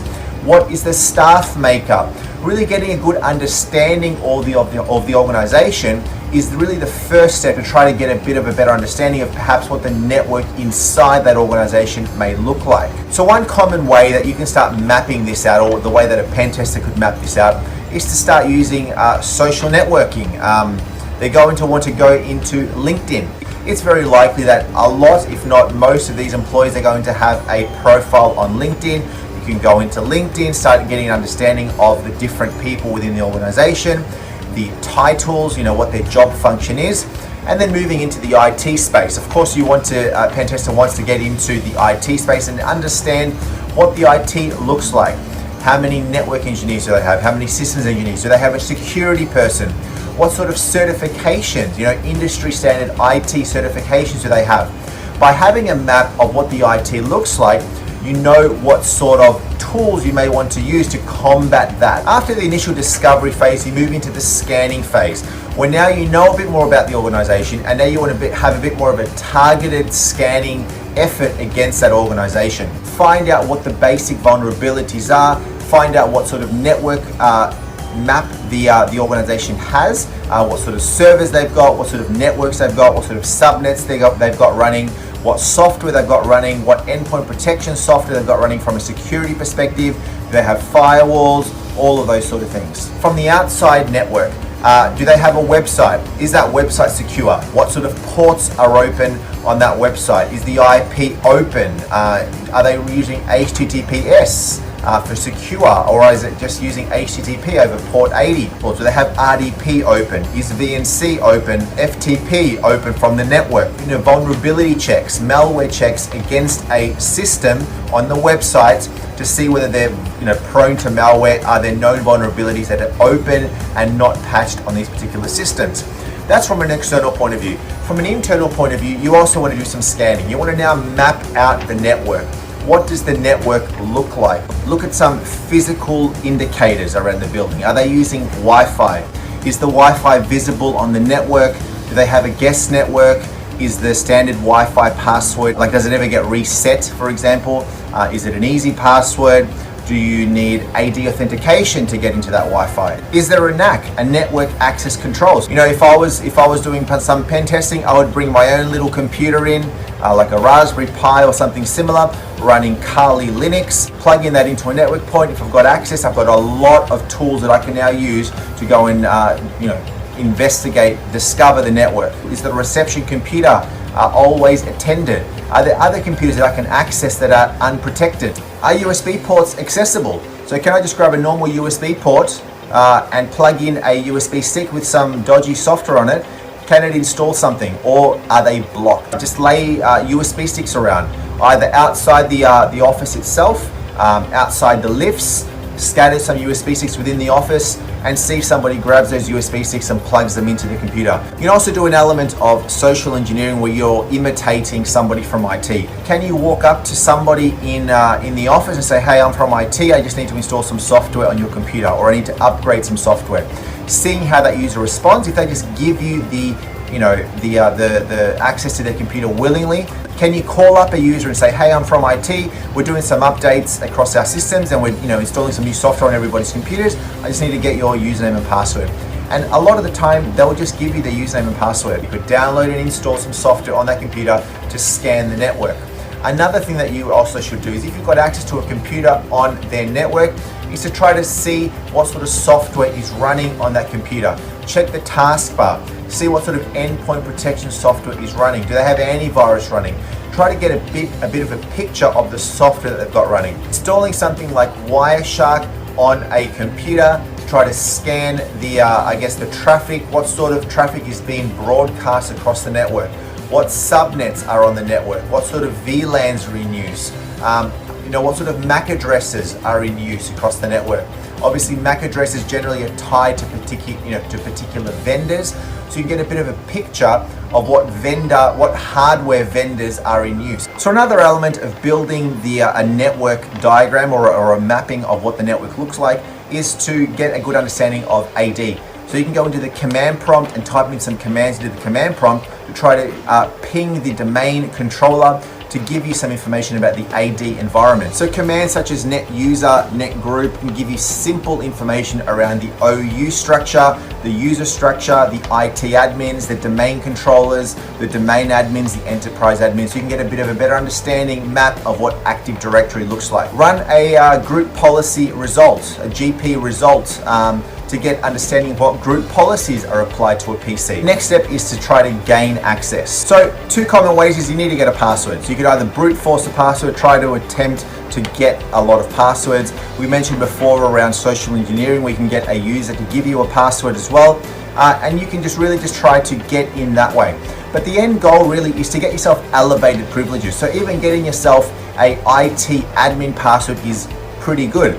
A way that a lot of pen testers will do this is they will go into a end user's computer, or once they've managed to get into a server, however they've done that, and then they will simulate a spike in CPU or make that computer run very, very slow. That user may then complain and say, look, I'm going to call IT to come out to check my computer that is running poorly. In the meantime, because you got access to that computer first, you installed some software and a keylogger or something that can track the passwords.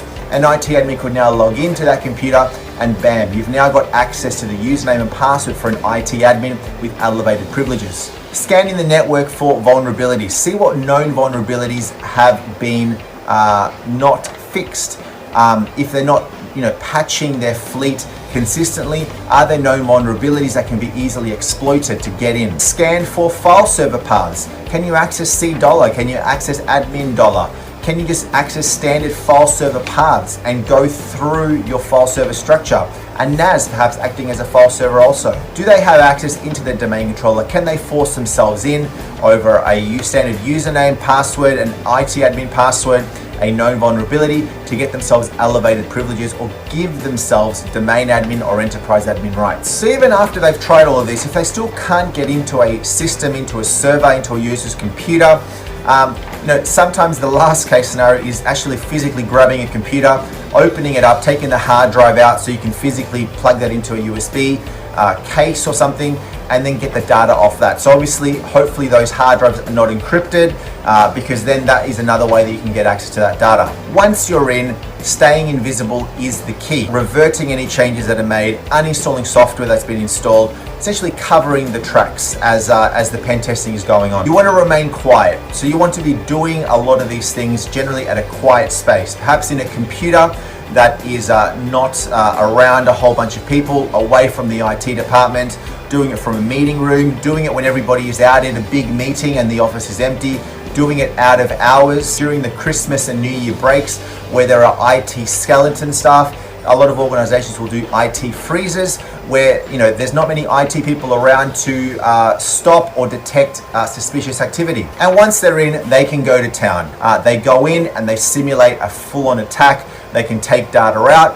And then really the end goal is to then provide a big report, have a meeting with the board, have a meeting with directors, and let them know your findings so that they can then put a plan in place to rectify these issues and hopefully give you a big hefty check at the end of the day for your good works, and they'll hire you again in future for future pen tests. There you go. That is the steps that a pen tester will generally follow. So you now understand a little bit more around what a penetration tester actually does. And obviously they're very, very important to do. We've talked a little bit around the importance of you as a cybersecurity person, or at least having the admin cybersecurity skills now in place. The importance of you, of course, making sure that your infrastructure is always kept healthy, that your IT systems are always up to date, that they're patched, the vulnerabilities are sorted. Doing an occasional audit of your entire environment to ensure consistency, making sure that you're ticking all the boxes that need to be ticked from a cybersecurity perspective. So then it's sometimes really important to actually test those systems. Getting somebody in from the outside world to actually go in and test your systems. Now, there could be a lot of different tests. And as part of this, we're going to give you a few dot points that I recommend that you could probably follow around engaging somebody who is a penetration tester. There's a lot of companies out there. There's a lot of companies that you can go and engage with to assist with these services. So I'd recommend start having a look, Googling penetration testers, security companies. You could even reach out to some of these big consulting firms like your KPMGs, Deloittes, those sort of companies. A lot of those people already have big teams, or at least they partner with people in the cybersecurity space. But also, you've got to have a think about the scope. So define the scope, know exactly what systems you want to test. It could be internal things, it could be external things like your website, it could be some of your databases internally. It could be even social engineering stuff where you're actually testing the security of what your people do and how they act. So here are some things that I recommend. You cater this to yourself. You cater this to your organization, to your skills, to your services. So I've got 11 points. Now, the first and foremost, of course, is to define your objectives. So we've talked about scope and all of these sort of things, but now you need to define the objective. So before you even engage with a penetration tester, know what you want to do. Know what your scope of assessment is. Determine exactly what systems and what data you want the tester to evaluate. What types of tests do you want the tester to perform? And what are the goals that you're hoping to achieve? Do you just want to get a pen tester for the sake of getting a pen tester? Or do you want them to actually do a specific task? Think about every one of your systems. Think about potentially those that are web facing, which are potentially going to be more vulnerable to external attack. Maybe think about some of your internal systems that may be vulnerable to attack from insider threats. So think about every single objective that you want to sort of get out of this, and then determine the systems, the data, and exactly what you want the pen tester to do. We then move into getting a qualified tester. Go and choose a tester that has the skills. Yes, you yourself could be the penetration tester that you just want to do your own testing within your network, and that's fine. And I think from time to time, it's probably good for you as a cybersecurity person to go and do your own testing to ensure that your system is stable, it's up to date, there's no holes, all of that. But it's also very good to go and select a qualified external experienced penetration tester to do this themselves as well. Look for a tester that has the relevant certifications, the relevant skills to actually be able to do this. One of those skills could be the CEH, which is that Certified Ethical Hacker training/certification. Get somebody who has a good reputation in the industry. Once you yourself know the objectives, you know what you need to do, you have the qualified tester, we now go and actually define and agree on the scope and the terms. You need to agree on the scope and the terms for the assessment with the pen tester itself. So directly with a pen tester or via their cybersecurity company or the consultant, whoever it is that you're dealing with, define the scope. Include the types of tests that you want to have performed, the sort of the timelines, like when do you want them to start, how long do you want them to run for, how detailed should it be, all of that sort of stuff, and also the reporting process. But of course, you also need to talk about the cost. Understand how much they're going to cost, because people will charge you differently depending on who they are, their reputation, all of that. I would always recommend getting a second, third opinion. Don't go to just one, go to several, and then define exactly who that qualified tester will be based on all of these different factors. Once all of those specifics have been sorted out, the next step will be that the penetration tester will begin to gather information about your systems and network. It's essentially a bit of a discovery, reconnaissance phase. They're going to be looking through everything. They're going to be looking at your IP addresses, your network topologies, your system configurations. They may go out to the internet, have a look at your DNS records. They may go to your LinkedIn if they're going to do any form of social engineering to understand a little bit more about the company, who the individuals are that work for the company, their roles, their level of responsibility. And this is going to essentially help that penetration tester to better understand the potential attack and then planning for their testing and how they will try to get in and infiltrate your network. Once their information has been gathered, then the fun begins. They're going to start looking for vulnerabilities across all of your key systems, all the systems that are part of the scope. Using a whole bunch of different sorts of tools, they're going to be scanning your systems, any form of vulnerabilities that will be identified through IP ranges, through subnets. Are there potential ports that are open? Is there software that is outdated? Like what software has not been patched? Operating systems, applications. Are there any holes, vulnerabilities that are identified in there? Are there any poor configuration errors, like systems that have not been set up correctly or not set up at all? They're going to be looking at all of this and reviewing anything that they could potentially use to try to get in. We then move into exploitation, where the penetration tester will now attempt to extract data. They're now in. They've identified vulnerabilities, they've identified holes, they've identified ports that are open.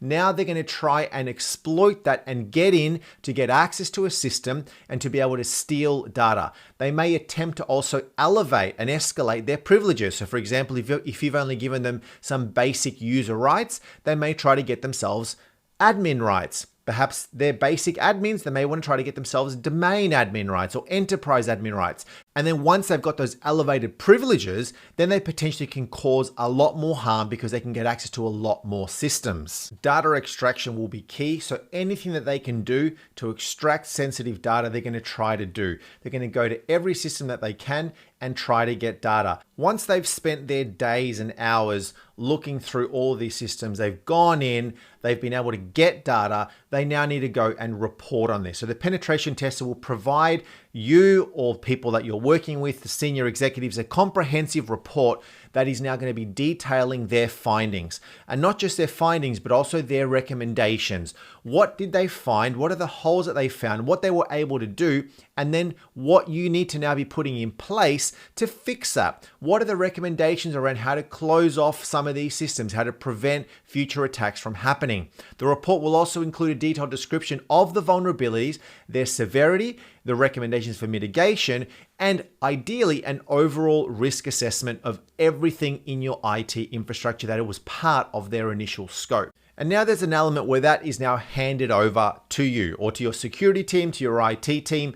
You now need to work with your internal team, your tech team, your third-party security providers to address the vulnerabilities that have been identified as part of the penetration test. What can you do to fix these things up right now? Maybe some things are going to require a little bit more investment, a little bit more strategy, some investment in new tech, new hardware, new software, but you now need to try to address everything that has been picked up as part of the pen test. What happens next? After you've remediated everything and once you've fixed everything, consider engaging a pen tester for ongoing assessments of your environment. Maybe once every year or 2 times every year, get somebody in to go and review your systems again.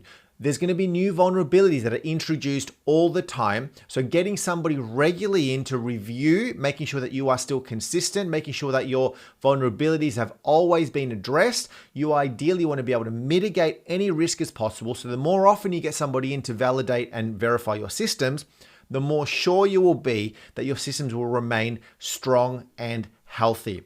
And that's a little bit there around engaging a penetration tester. Now, if you want to take your security career one step further, it's pretty important that you become certified in security, some form or fashion. I mean, this course, of course, covers a lot of information around security, around the best practices, the best policies, what you can be putting in place, the stuff that you need to know to be able to secure a network, to secure a business. But it's just a training course. At the end of this course, we'll give you a certificate, of course, but that is more of a certificate for this training course. But in the industry, there's a whole range of certificates that security experts should aim to get to then be able to be certified in specific areas of expertise. And some of these certificates are really sought after in lots of companies. So if you've got them, great. If you've got the knowledge and you go in for an interview and you understand a lot about security, great. That's going to be a good thing for you. But if you've got the knowledge and the understanding and you've got a certificate to prove that you have gone the extra yard to learn even more specialist on that specific cert, and then you've passed the exam and you've got the cert, that's even better. And some companies look for that. Some companies want a specific person to come and join their company, work for them, that have that specific certificate, that specific certification. So we're going to give you a bit of a snapshot summary on some of the more common certificates that you could be aiming for, some of the more common certifications that cybersecurity experts of all stripes can aim for. Some of these are almost a little bit introductory, a little elementary, and then some of them build on top of them. There's like some that are more manager focused, but they're good to have if you want to become more of a cybersecurity manager. If you want to focus a little bit more on hacking and penetration testing, then there's a cert for that as well. So let's give you a snapshot on some of the certs that I recommend. And again, this is some of them. These are the more common ones. There are others out there. There's a lot of certs that you can get. And of course, this is just certs that are cybersecurity focused, right? Because if you're in the tech industry, then there are certs on systems and on networks. There's Microsoft certs. There's certs on virtualization technologies. There's certs on the cloud. There's certs in networking, in security from a firewall perspective. All of that. They're all good to have as well. And having all of those as, complementary to a cybersecurity cert is going to put you above other people who may be looking for a specific job for that specific role. So here are some of the more common certs that I recommend that you should be going for. The first is the CISSP, or the Certified Information System Security Professional. This cert is one of the most widely recognized and respected certs in the world. In the cybersecurity industry, it's the one that you need to have. It's almost like one of those foundational ones. And it's designed to validate your skills and your knowledge, the skills and knowledge required to effectively design, to implement, and to manage information security programs. To be able to roll out a full program in a company, this is the cert to get. And to become a certified CISSP, these are sort of a good foundational summary on what you should be skilling yourself up for. The first is security and risk management. The second is asset security. Then we've got security architecture and engineering, communication network security, identity and assessment management, security assessment and testing, security operations, and software development security. And essentially, to be eligible for this cert exam, you need to be able to have had at least 5 years of relevant work experience in 2 or more domains. Alternatively, those with a 4-year college degree or an approved cert or experience that is very, very close to that may also qualify for a 1-year experience waiver. So it's always good to be able to have that on-world experience before you actually do go and take that cert, because they are going to require you to have that in a working environment before you can get it. Now, to prepare for this exam, you as a candidate, you need to be able to attend a training course provided by a certified instructor, or you can do your study on your own. And this training course, of course, is going to give you some of that already. But there's an expectation that with this training course, you're going to go and do your own research. You're going to go and develop your skills further. I always recommend don't rely on this course alone. If you now want to go for certification, learn everything that we've covered in this course, but then go and do your additional reading. Go and perhaps take a dedicated training course on that specific topic in that specific training course. And then once you've got this, you need to make sure that you need to be able to maintain it. You need to be getting yourself some credits, and you also need to be adhering to the CISSP Code of Ethics. So that's the first one. The second one, a CEH, or a Certified Ethical Hacker, a cert that is designed to validate the skills and the knowledge required to identify vulnerabilities, weaknesses in computer systems and networks, and then using some of those tools and techniques as if you're a malicious hacker to be able to secure them. So you need to know how a hacker thinks. You need to understand the tools of the trade, how a hacker does their thing, but you are now ethical. You're not unethical like an unethical hacker. You're a ethical hacker. And you will need to be on top of a number of different sorts of topics in this exam. And that includes things such as how to scan networks, enumeration, vulnerability analysis and what to look out for there, how to do system hacking, how to look into malware threats, sniffing, social engineering, information around denial of service, hijacking, evading the IDSs, the firewalls, and any honeypots, how to hack web servers, how to hack web applications, understanding around SQL injections, how to hack wireless networks, how to hack mobile platforms, IoT or the Internet of Things hackers, cloud computing, cryptography, and a whole range more. I always recommend getting yourself a lab. Get yourself a lab built, build yourself some Windows, some Linux servers on there, and then go and play around with some of the things that we've learned on here. Going and trying it yourself is the best way to learn. I mean, something that I love is Kali Linux, Kali. Build yourself a virtual machine with Kali Linux. There's a whole bunch of tools on there, and it's one of the greatest tools that you can use to learn some of the stuff in this ethical hacking course. For this cert, you need to be able to prove that you have been working for at least 2 years, relevant work experience, or that you go and actually do some authorized training course by a certified instructor. The next is the SISM. I like the SISM, the Security Information Security Manager. This is a cert designed to validate the skills and knowledge required to develop and manage an enterprise information security program. This is now more management focused. It's ideal for people who are responsible for managing and implementing these programs. This is going to be now aimed at leaders, at managers, heads of security, managers in security, your CISOs, your chief information security officers, and other forms of IT consultants. And to become a CISM certified professional, you must be able to pass, of course, the exam, covering a lot of different topics, including the security governance, information risk management, information security program development and management.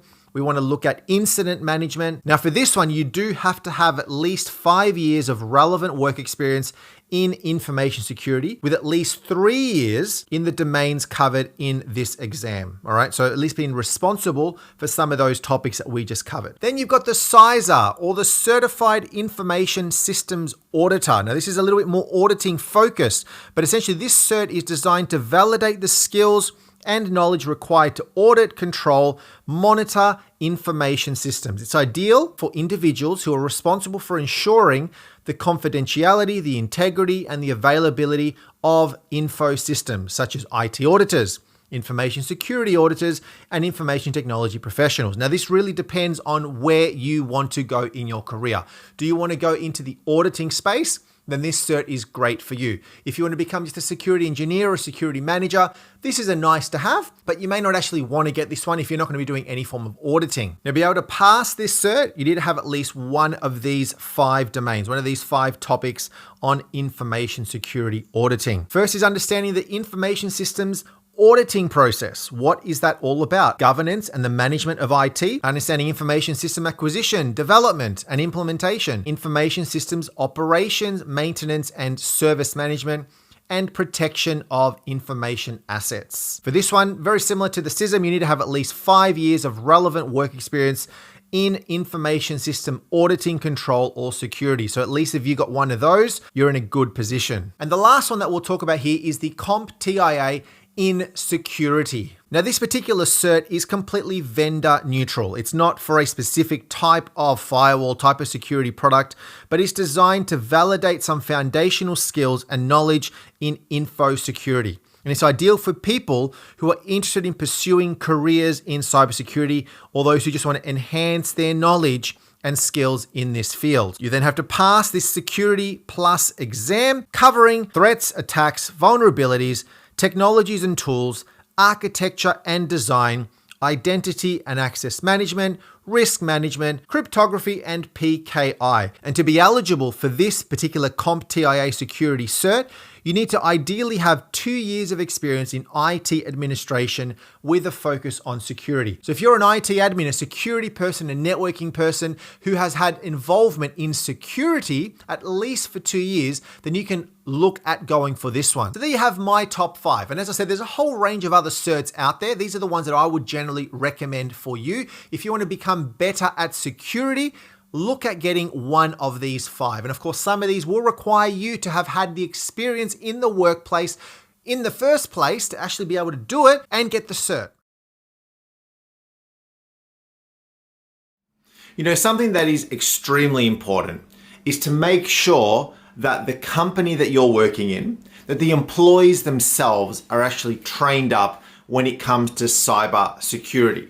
I mean, you as a security person, you as somebody who's now going to be looking after the administration of all these devices and putting a security spin on them, you can put great systems in place. You can put all of the processes that we've talked about, all of the monitoring, the alerting, the antivirus, the malware protection, the firewalls. You can put all of that stuff in place, and that's great. But ultimately, a lot of that is just to mitigate any risk impact from actually happening. And unfortunately, scary stats state that the majority of attacks that happen in a company are actually triggered by an employee. They're triggered by a staff member. So you can have all this great tech in place and great processes in place. But if the people that are working in your organization are not savvy enough to detect and alert and prevent attacks from happening, then it's just going to cause a lot more frustration for you as an admin and potentially introduce things that shouldn't be getting introduced into a network. So one of the things that you need to ensure that is rolled out in any organization, that staff are regularly trained and that they're security aware, that there's a general awareness around cybersecurity. People should know what's going out in the world. People should be at least somewhat aware of what's happening in the industry, in their place of work, in the industry that they are a part of, what's happening in other companies. Almost every day you're hearing scary statistics of companies being impacted by malware, by hacking. These things are just increasing more and more every single day. So people should be aware of that. Even what's happening in their own personal lives. They've all probably got phones and smart devices and laptops. They've got their friends, their family. All of these people are going to be somewhat impacted by cybersecurity. They're going to be receiving phishing campaigns to try to target them to go and exploit, download something. It's going to be targeted maybe at their shopping. If they're shopping, for example, on Amazon, well, it's going to be targeting maybe them because they know that somebody's ordered something on Amazon and they're going to say, hey, your Amazon delivery is now late. So it's very important for your people to get trained because it won't only benefit you as an individual in a company, it won't benefit the company alone, but it'll benefit these individuals when they go home and they're interacting with their day-to-day systems. So there's a number of things that you need to be looking at putting in place around cybersecurity, around training, and around increasing the awareness of this in a company. There's a few things that you can do. The first is you can actually look at rolling out cybersecurity yourself. You, maybe with a few other people, you could actually get together, get the right people, and roll it out yourself. Or you can partner with a third-party company, an external business, to actually perform the training for you. Bring people in, you send people out to a training course, or there's lots of cybersecurity programs that are full online-based cyber programs around phishing. They do simulations and they do a lot of training out there as well. So either of those two approaches will be fine. Now, in you preparing for a business case, because ultimately you're going to have to encourage senior people, senior leaders, executives in a company of the importance of cybersecurity training for the staff that are interacting with these IT systems. So what are some of the key reasons, some of the key things that you could be looking at using to implement and influence why cybersecurity training is very, very important? The first one is that cybersecurity threats are constantly evolving. You know, this is continually increasing. There's a rapid pace of tech advancements. Cyber threats are only becoming more and more sophisticated. The second, which we talked about, is around humans, human error being one of the most common causes of cyber incidents. That the most cyber incidents occur due to human error, due to somebody doing something that they shouldn't have.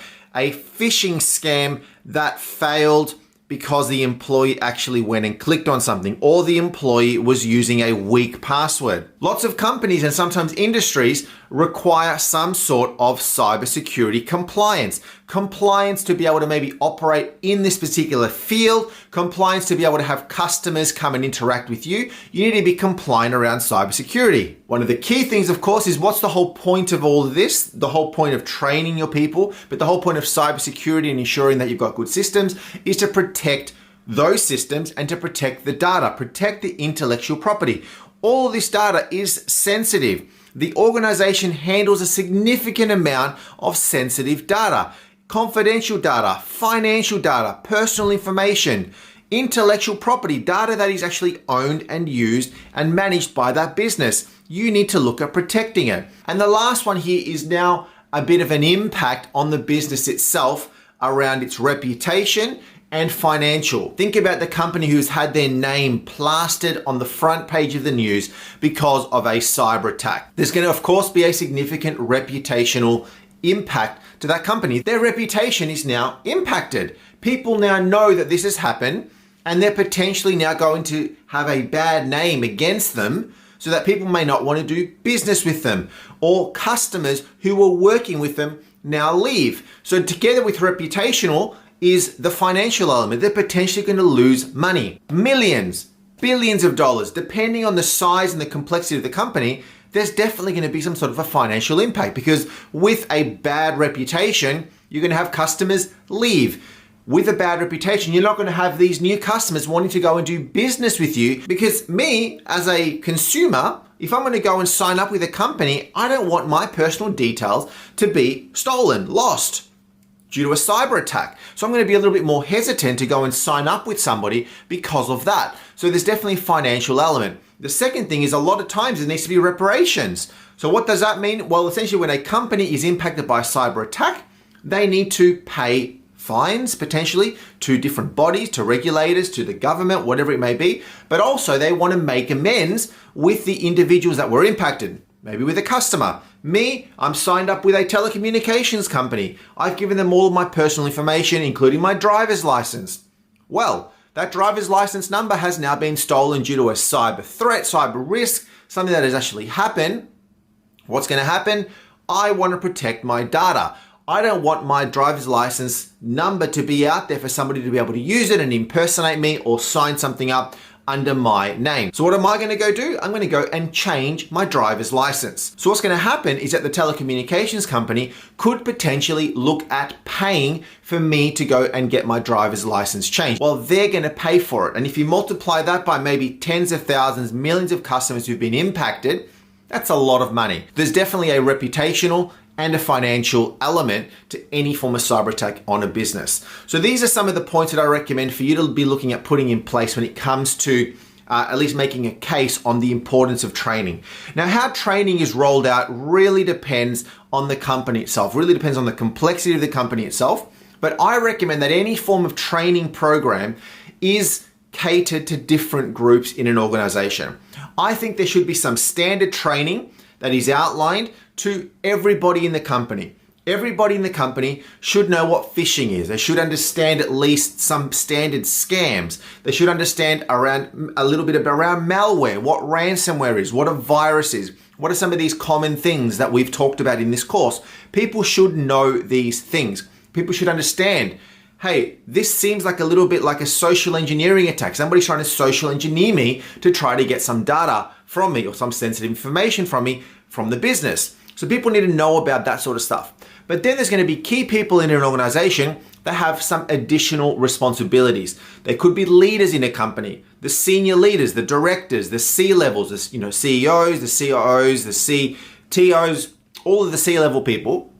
Then you've got people who are dealing with people's money, financial information. They're dealing with their customers. These are the people in the finance team, in the accounts team. They're probably going to need some specialist training specifically for them.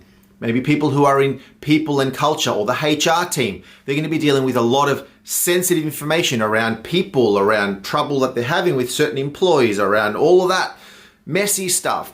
So you may want to actually look at, when you're creating a training schedule, some training modules to actually target those people. Now, the big thing is that the training rollout for a company is not just like a cookie cutter. It's not like the same for every single company.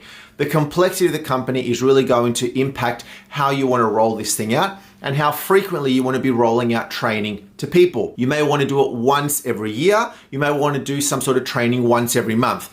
My big thing is that cybersecurity training is one thing, but awareness is more important. We want our people to just be generally aware around cybersecurity. What are the threats that are out there? It should be part of their nature. So if they just have some training once a year and they don't touch on that topic for another 12 months, Well, in 12 months, you and I both know IT changes a lot. Cybersecurity threats change and they evolve a lot. They get a lot more complex. So it's pretty important to get people regularly used to what's going on. So the more frequent you do it, the better. And I recommend that you break up training to specific modules. Maybe have a training course just on phishing, maybe an hour. This is a phishing training course. We want all of our people to do this one by this amount of date. Maybe a training course on phishing. Maybe it's an hour session online. You give it to them and you say, hey, we want this completed within the next month. Then there's going to be a course around different types of malware. Here it is. Learn this. Then maybe one on social engineering. And you sort of tackle all of these key modules maybe throughout the year and making sure that your people are doing it. Now, the other thing that I always recommend, it can be a little bit tricky with certain individuals, but I recommend making it compulsory as well, because you are ultimately responsible for security. Ultimately, the CEO, the managing director, the person who owns the business is ultimately responsible. So you need to convince them, and then they are ultimately responsible to ensure that your people are actually doing it. Because if somebody clicks on something that they shouldn't and it brings down the business, the person at the very top is the one who's going to be impacted the most, and their job is going to look really, really bad. So everybody needs to play a part in ensuring that cybersecurity training is rolled out across a business, but ultimately that there's a general sense of awareness all the time. So you've made it to the end of this cybersecurity class. We've covered a lot of material. And look, we've given you a lot of tips to help you in your sysadmin engineer journey. You know, if you're a network or systems person, I mean, this is sort of aimed at both groups, but you've now got a little bit more understanding to be able to better manage your systems and your network, but now with a security lens. And I recommend that out of this course, if you've learned anything, you've now learned the importance of ensuring that every system that you put in place is not just put in place because it needs to be put in place and you just build a server for the sake of building a server, but that you're building it with security in the forefront, that you're building it to ensure that the server is robust, it's secure, and that it's almost as hacker-proof as it can be. But now where do you go to from here? We've covered a lot of material, of course, and the nice thing about this being online is you can go and review this multiple times. You've now bought the course and you can go back and check it out as much as you can. We've now got a lot of material. If you haven't been downloading any of the PDFs, go and grab all of those. They're good material for you to use, for you to go and reference if you need some definitions around a lot of the things that we have talked through. But now the journey only starts for you. I now recommend that you need to go and put this stuff into practice. First thing that you need to do is now go to your place of work. Now, whether you're doing this in a workplace, maybe you've got your own home lab at home, maybe you're just doing this for learning in preparation for that next job. Whatever it is, go and try some of this stuff yourself. Go and actually install some of the tech that we've talked about. Learn a little bit more around the techniques that maybe penetration and hackers use, some of the tips that they would use, and then look at what you can be putting in place to better secure your network and your services. Now, I recommend that you try to keep up to date as much as you can. Technology, of course, changes regularly. And yes, we've given you a lot of material, and it was really, really helpful, and hopefully it was really, really helpful. But every single day, there's new tech that is being delivered, announced. There are new vulnerabilities, more security threats. Every single day, you're hearing more and more and more of cyber incidents in businesses. So you, as a cyber person, as a security, as an admin, need to keep up to date with what's going on in the industry.